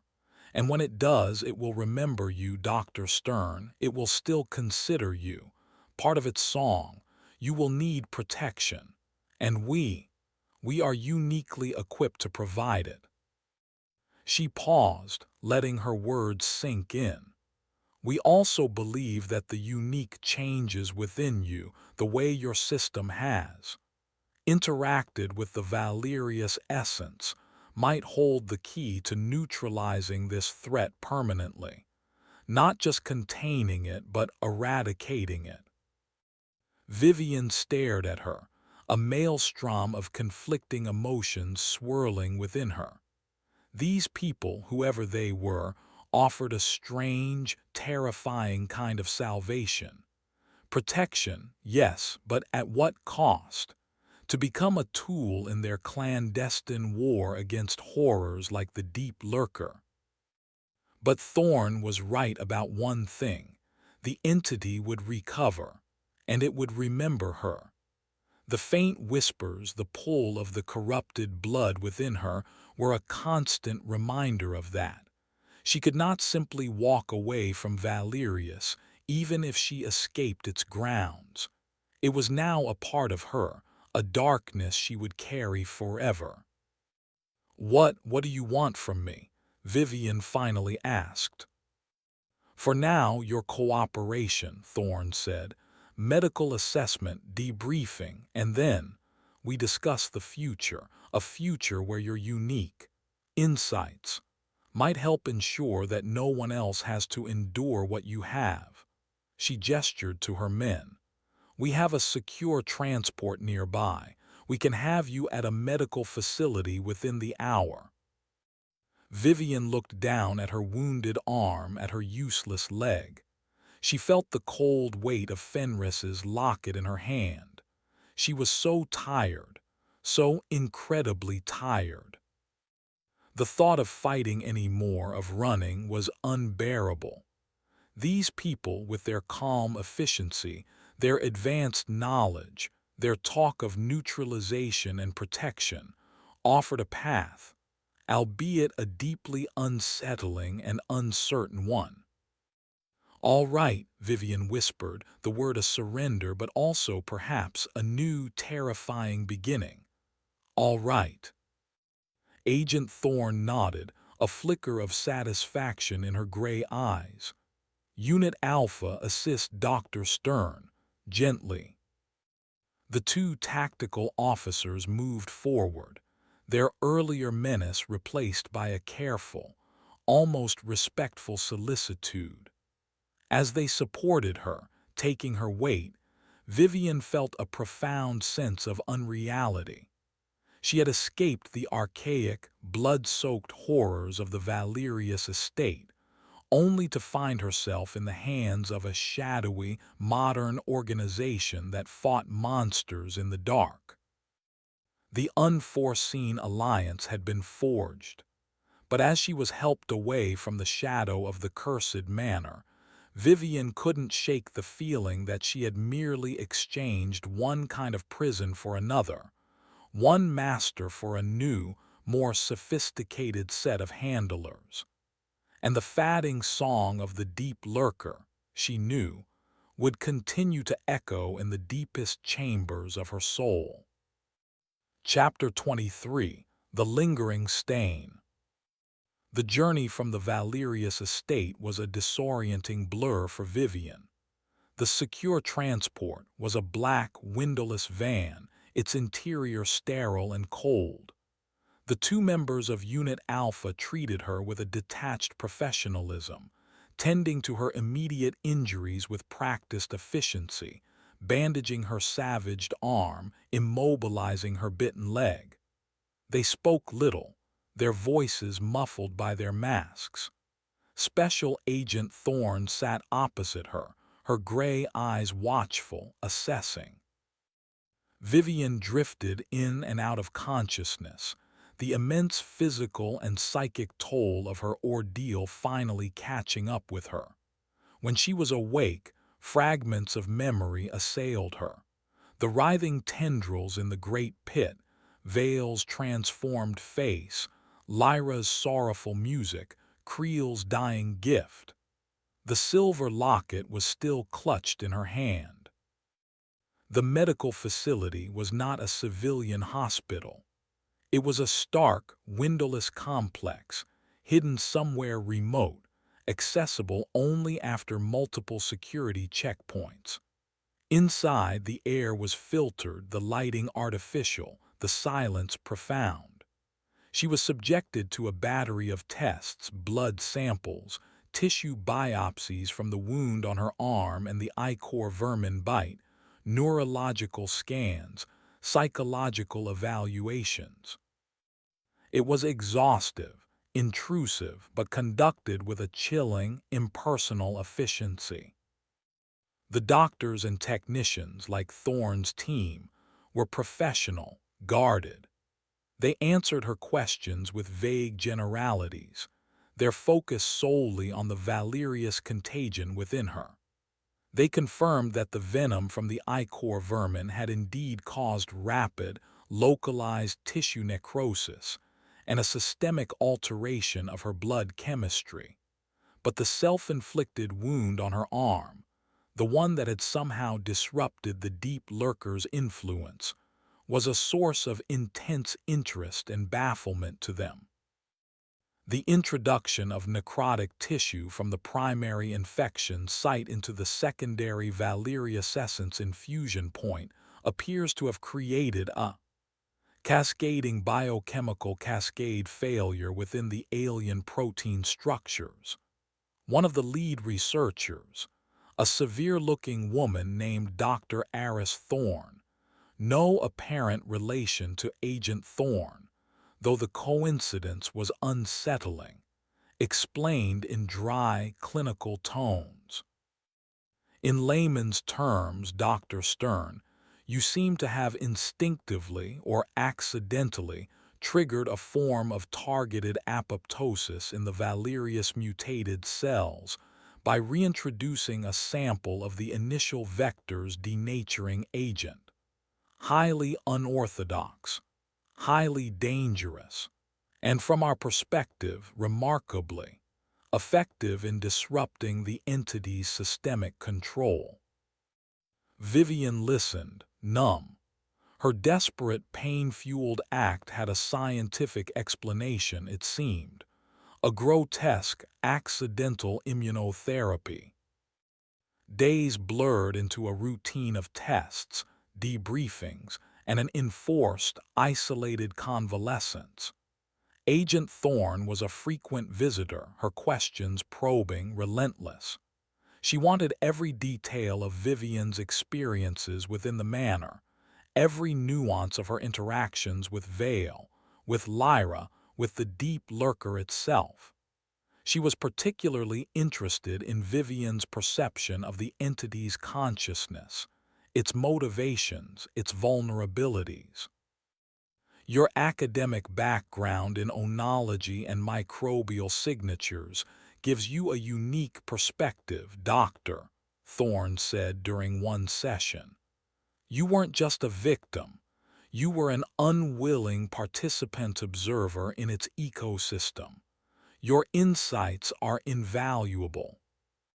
Vivian found herself talking, recounting the horrors, the strange sensory acuities, the psychic whispers, the terrifying allure of the abyss.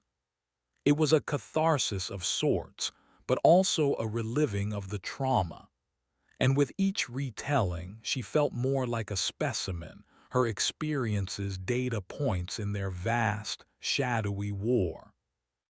The Valerius contagion, though disrupted, was still a part of her. The thrumming in her blood had subsided to a barely perceptible tremor, but it was there. The mark on her arm, though healing, was a permanent, discolored scar, a knot of alien tissue that pulsed with a faint, residual energy. Her leg, though the necrosis had been halted, would likely never fully recover. She walked with a pronounced limp, a constant reminder. And the dreams. The dreams were the worst. She would find herself back in the great pit, the tendrils coiling around her, the whispers promising union, or she would see Vale's obsidian eyes, Lyra's sorrowful flute, Creel's dying face. The Valerius estate had stained her, body and soul. Agent Thorne eventually broached the subject of the future. The deep lurker at Valerius is contained, for now, she explained. The system shock you administered, coupled with our enhanced sonic dampeners, has significantly suppressed its overt manifestations. Caspian Vale is secured. He is no longer a viable conduit, though the entity's essence is still deeply embedded within him. He is, shall we say, in permanent, isolated convalescence under our supervision. Vivian felt a chill, and Lyra. The Piper, Thorne said, a flicker of something unreadable in her eyes. He remains at the estate. He is a unique case. His connection to the entity is different, more symbiotic, less directly controlled. He is being monitored. He poses no immediate threat. And me, Vivian asked, what happens to me? That, Dr. Stern, is largely up to you, Thorne replied.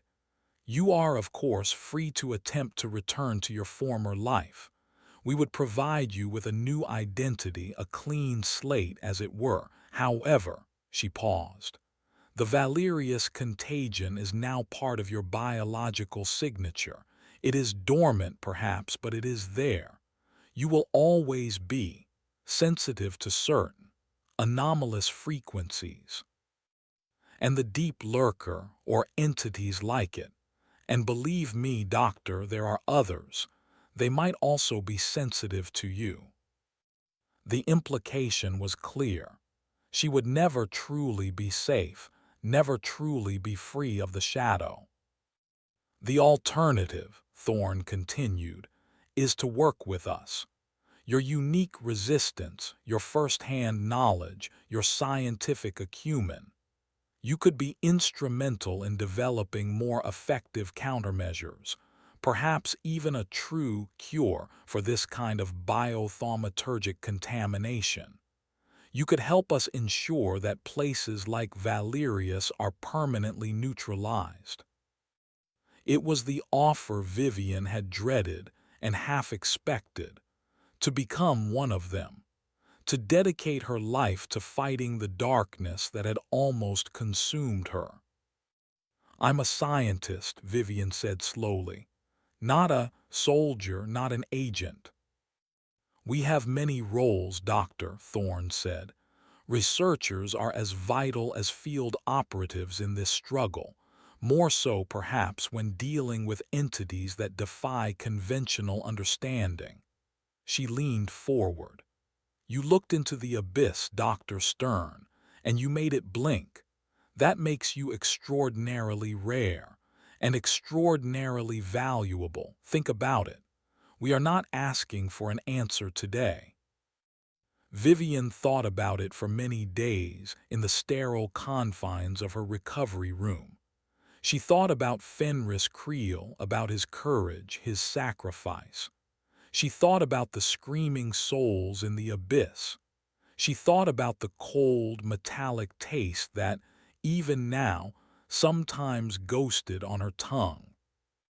The world she had known before Valerius seemed distant, naive, a faded photograph.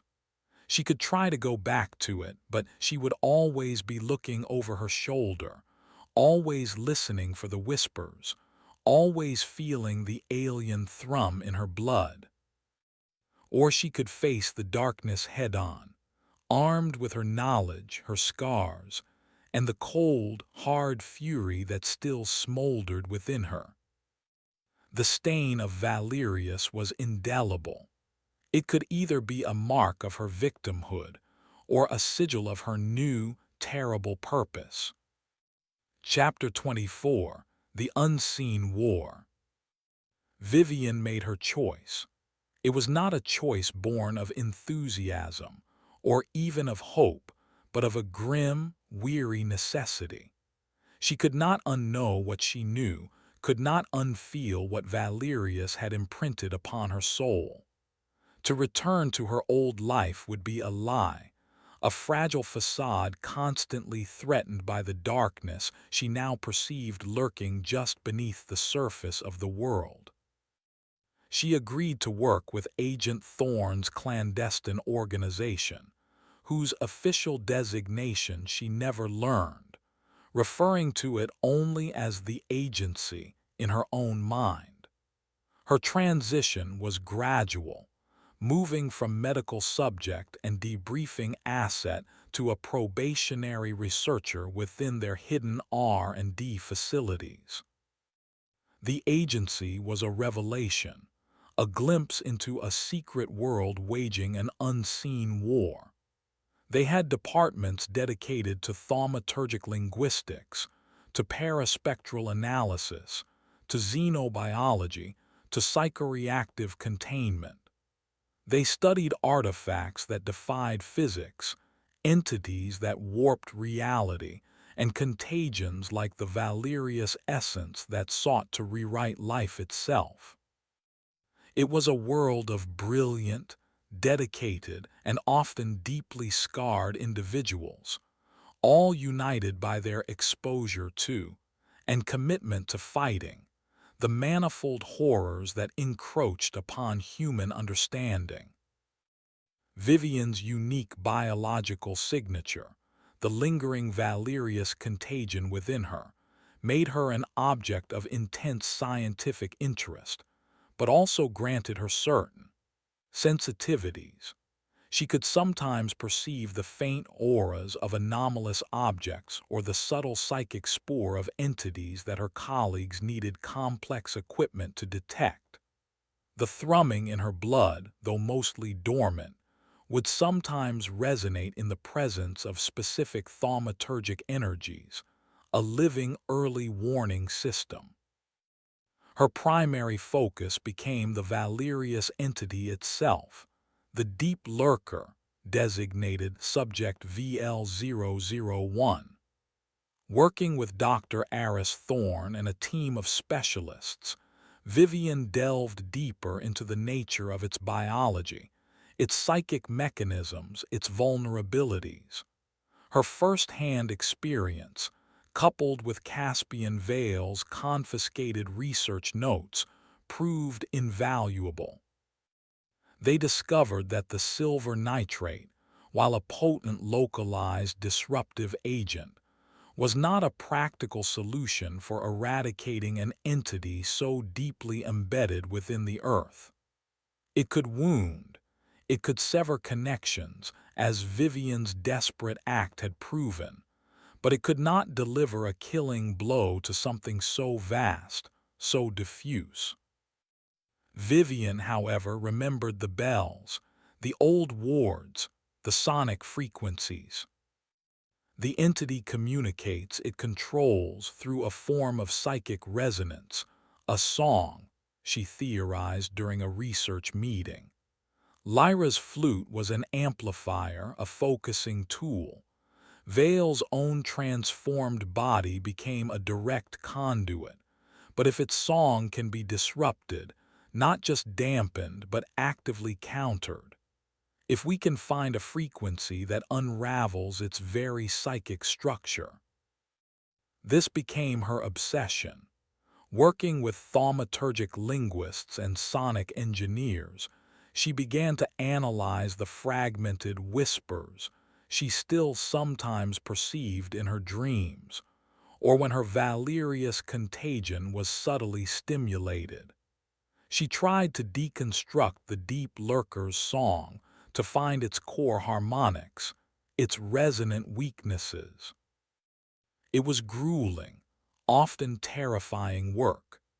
To immerse herself, even intellectually, back into the psychic mire of the valerious entity risked reawakening the dormant contagion within her, stirring the echoes of its seductive, predatory call. There were days when the metallic taste would return, when the thrumming in her blood would intensify, when the sterile walls of the laboratory seemed to press in on her like the slimy confines of the great pit. Agent Thorne monitored her closely, ready to pull her back if the psychological or biological risks became too great. Fenris Creel's silver locket never left her. She wore it on a thin chain beneath her lab coat, its cool weight a constant reminder of human courage in the face of inhuman horror, a talisman against the encroaching darkness of her research. She learned more about Subject VL001. It was ancient, far older than the Vales, perhaps even older than human civilization on that continent.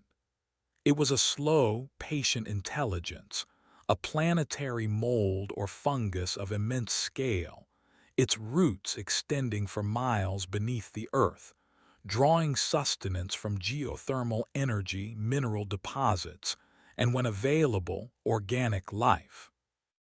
The Valerius estate was merely one of its primary, fruiting bodies, a place where its influence breached the surface world most strongly. Caspian Vale, she was told, remained in their permanent convalescence facility, a living but disconnected husk. The Valerius contagion had so thoroughly rewritten his physiology that he could not survive without some level of its influence. Yet the link to the deep lurker's controlling consciousness had been irreparably damaged by Vivian's actions. He was a paradox, a living testament to the entity's power and its unexpected fragility. Years passed. Vivian became a respected, if somewhat feared and isolated, figure within the agency. Her limp was permanent, her scarred arm a constant reminder. The youthful enthusiasm she had once brought to her oenological research was replaced by a grim, focused intensity. She was no longer just Dr. Vivian Stern. She was a veteran of the unseen war, a survivor who had looked into the abyss and carried a piece of it within her. Her research into sonic countermeasures began to bear fruit. Working with a brilliant but eccentric acoustician named Dr. Elias Thorne, another Thorne, the agency seemed to collect them. They developed a prototype device, a resonance nullifier, designed to emit a complex wave of precisely tuned counterfrequencies that, in theory, could unravel the deep lurker's psychic cohesion, effectively silencing its song, perhaps even inducing a cascading systemic collapse. The risks of testing such a device were immense. If it failed, it could enrage the entity, triggering a new wave of overt manifestations. If it succeeded too well, the sudden collapse of such a vast psychic entity could have unforeseen ecological or even geological consequences.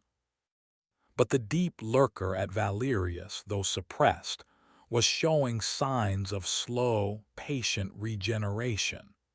Its subtle influence was beginning to creep back into the surrounding land. The agency knew that a permanent solution was needed. And Vivian knew, with a cold, weary certainty, that she would have to be the one to deliver it. She was the only one who truly understood its song, the only one who carried its countermelody within her own damaged soul. The unseen war was about to enter a new, dangerous phase. Chapter 25. The Return to Valerius. The decision to deploy the resonance nullifier at the Valerius estate was not made lightly. Years of research, development, and risk assessment had gone into this moment. Vivian stood with Agent Thorne and a heavily armed agency tactical team at the same overgrown service road where she had first encountered them. The air was cold, the woods unnaturally silent, as if holding their breath. Vivian was no longer the terrified fugitive. She wore agency tactical gear, though her limp was still pronounced. Her scarred arm ached with a familiar, dull throb. In her hand, she carried a reinforced briefcase containing the nullifier prototype, a device that looked more like a complex musical instrument than a weapon, with resonating chambers and crystalline arrays. Fenris Creel's silver locket was tucked securely inside her vest, a silent presence. "Are you ready, Doctor?" Agent Thorne asked, her gray eyes searching Vivian's.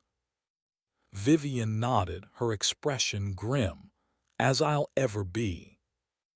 The Valerius estate loomed in the distance, its silhouette even more menacing against the pre-dawn sky. The psychic pressure, the faint whispers that had haunted Vivian for years, were stronger here, a sickly sweet metallic taste in the air, a familiar thrumming that resonated with the dormant contagion in her blood. The deep lurker was aware, waiting. The plan was to descend directly to the cavern of the Great Pit, the heart of the entity's physical presence, and deploy the nullifier there. Lyra, they had learned through remote surveillance, still resided within the manor, a mournful, solitary figure. He was not expected to interfere. His connection to the deep lurker was one of sorrowful empathy, not active defense, especially since its song had been so grievously wounded. The journey through the silent, decaying manor and down into the cellars was tense but uneventful. The place felt expectant.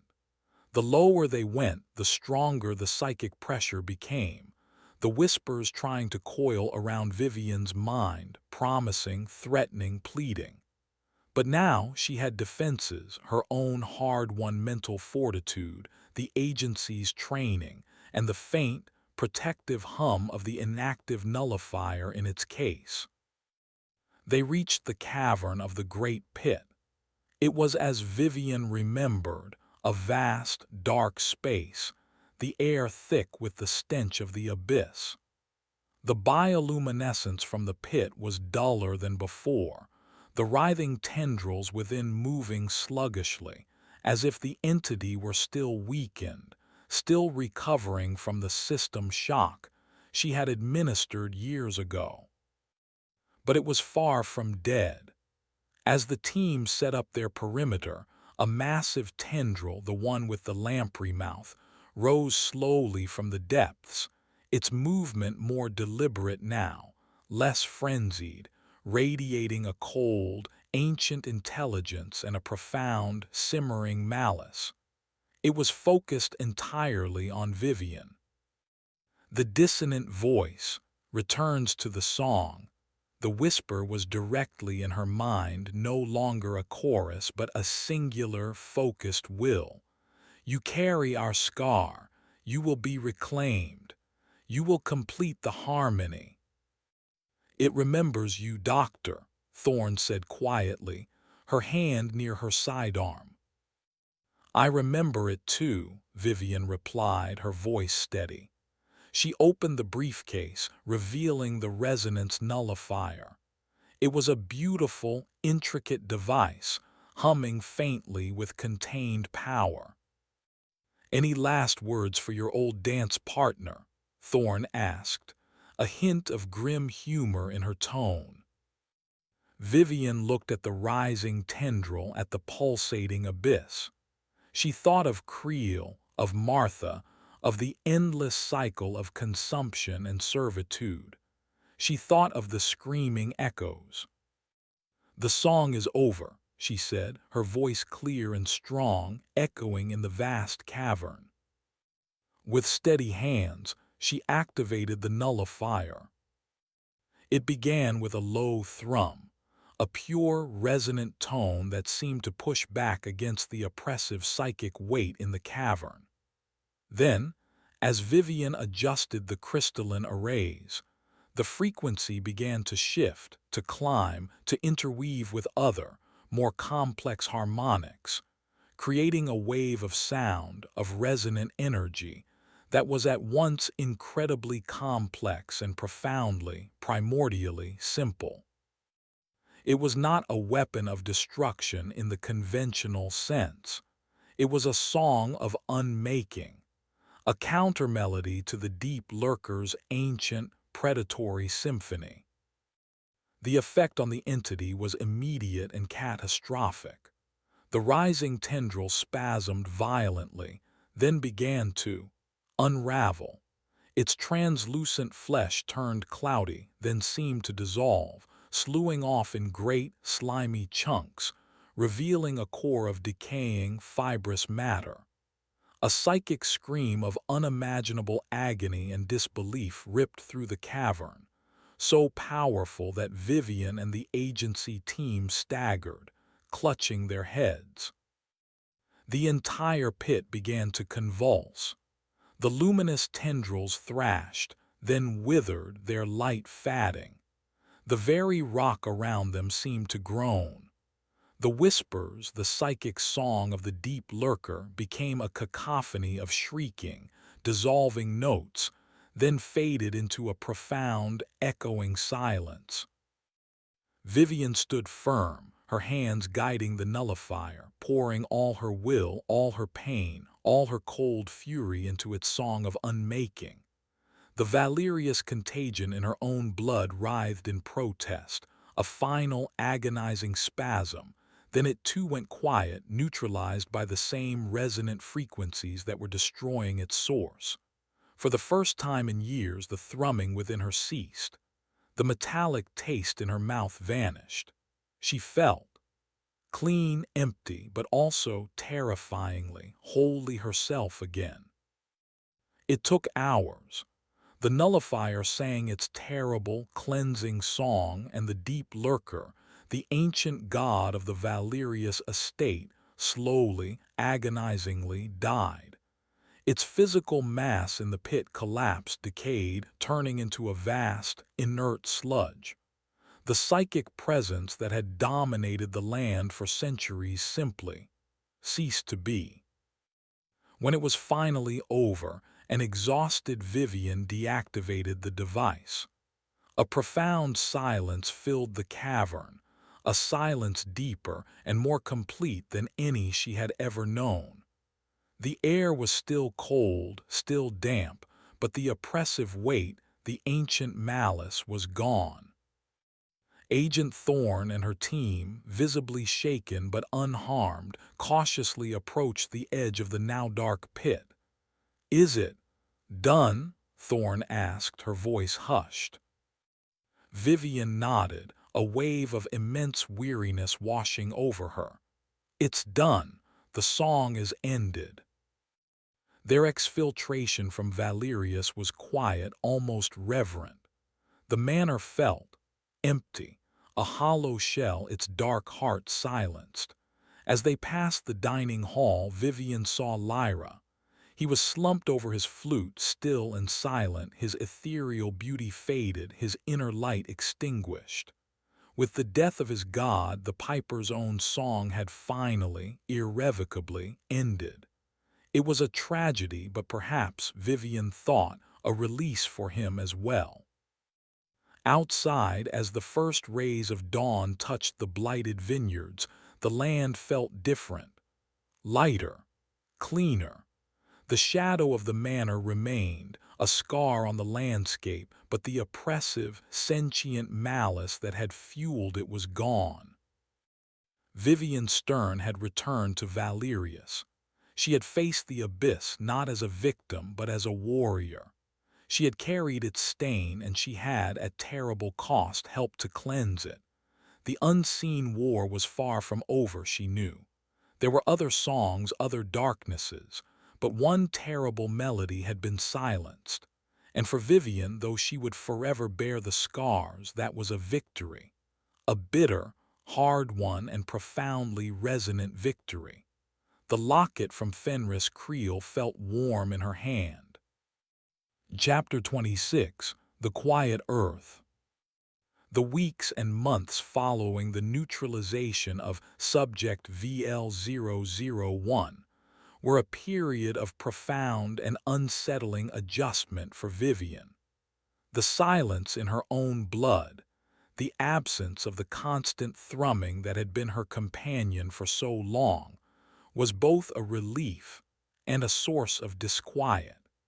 It was like learning to walk again after a lifetime of being chained, the freedom almost disorienting. The agency facility became her temporary home, a sterile sanctuary where she underwent further medical evaluations and began the slow process of psychological recovery. The Valerius contagion, while its active link to the deep lurker was severed, had still left permanent changes in her physiology. The scar on her arm remained, a puckered, discolored reminder of her self-inflicted wound, though it no longer pulsed with alien energy. Her leg, though the necrosis had been fully halted, would always bear the marks of the ichor vermin's bite and require a cane for extended walking. These were physical manifestations of the indelible stain Valerius had left on her. Agent Thorne and her team treated Vivian with a newfound respect, bordering on awe. She was no longer just an asset or a research subject.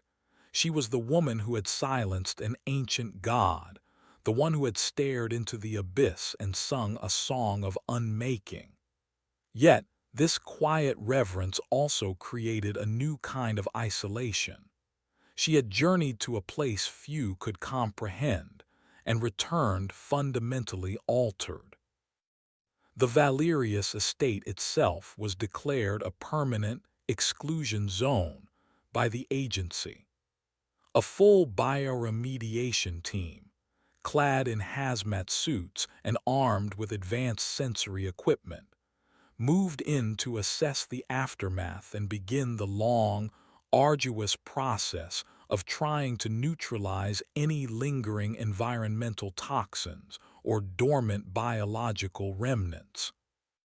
Caspian Vale remained in the agency's permanent convalescence, a living but empty vessel, his connection to the deep lurker so profound that its death had effectively erased his own identity, leaving only a biological shell. Lyra's body was quietly removed from the manor, his passing noted in a classified agency file as collateral damage due to psychic severance. Vivian found herself drawn to the research data from the Valerius cleanup. The soil, once so unnaturally rich and dark, was slowly returning to a more normal composition. The ancient, gnarled vines deprived of their unholy sustenance were withering. The ichor vermin had vanished, their life cycle inextricably linked to the now-dead entity. The haunted atmosphere of the region was reportedly dissipating, replaced by a simple, natural quiet. The earth was breathing again. But the quiet was not entirely peaceful for Vivian. In the silence of her own mind, the echoes of the deep lurker's song sometimes resurfaced, not as a direct psychic intrusion, but as vivid, intrusive memories, a form of complex PTSD. The faces of those who had perished, Fenris, Creel, Martha, even the tormented dregs, haunted her sleep. She continued to work with Dr. Aris Thorne and the research division, her unique experiences and her lingering, albeit inert, biological markers providing invaluable data for understanding and combating other Type 7 biothaumaturgic hazards. She helped develop new diagnostic protocols, new containment strategies, her grim expertise a shield against future Valerius-like incursions. The silver locket Fenris had given her became her constant companion. She would hold it sometimes, its worn smoothness a connection to a simpler, braver form of resistance. It reminded her that even in the deepest darkness, ordinary courage could shine. One day, Agent Thorne approached her with a new file. "We have a situation, Dr. Stern," she said, her tone carefully neutral. "Northern Canada, an isolated mining community. Reports of unusual geological phenomena, rapid environmental decay, and acute psychological disturbances among the populace. Preliminary readings suggest a deep subterranean energy signature with some familiar resonant frequencies."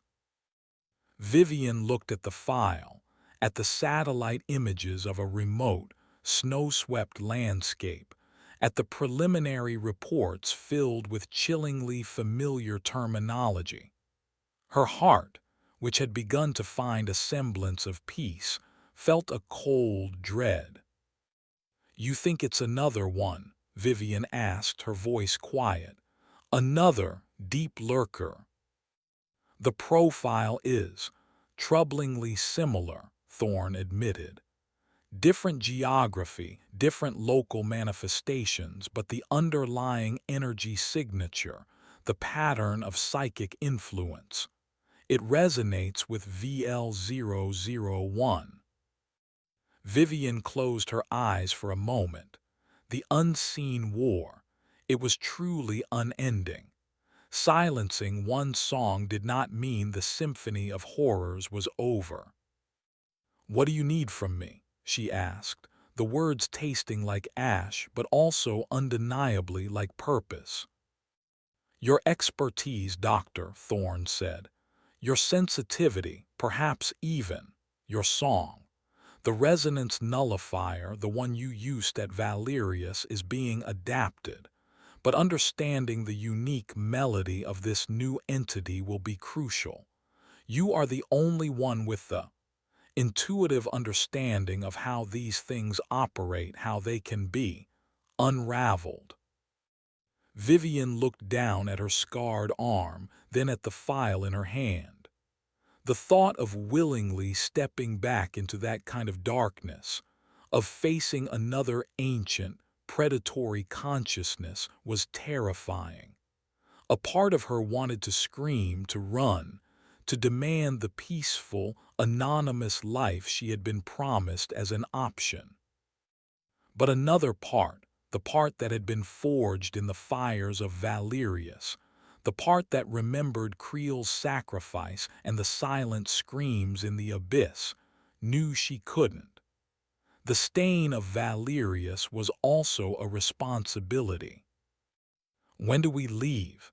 Vivian asked, her voice low but firm. Agent Thorne allowed herself a small, grim smile. "Soon, Doctor, very soon." Vivian Stern, the oenologist who had stumbled into a nightmare, was gone. In her place was a woman who carried the quiet earth of Valerius within her, a living monument to its horrors and its defeat. She was a scientist, a survivor, and now, an unwilling but resolute soldier in a war that the rest of the world would never see. The song of the deep lurker was ended, but other, darker melodies still played in the forgotten corners of the world.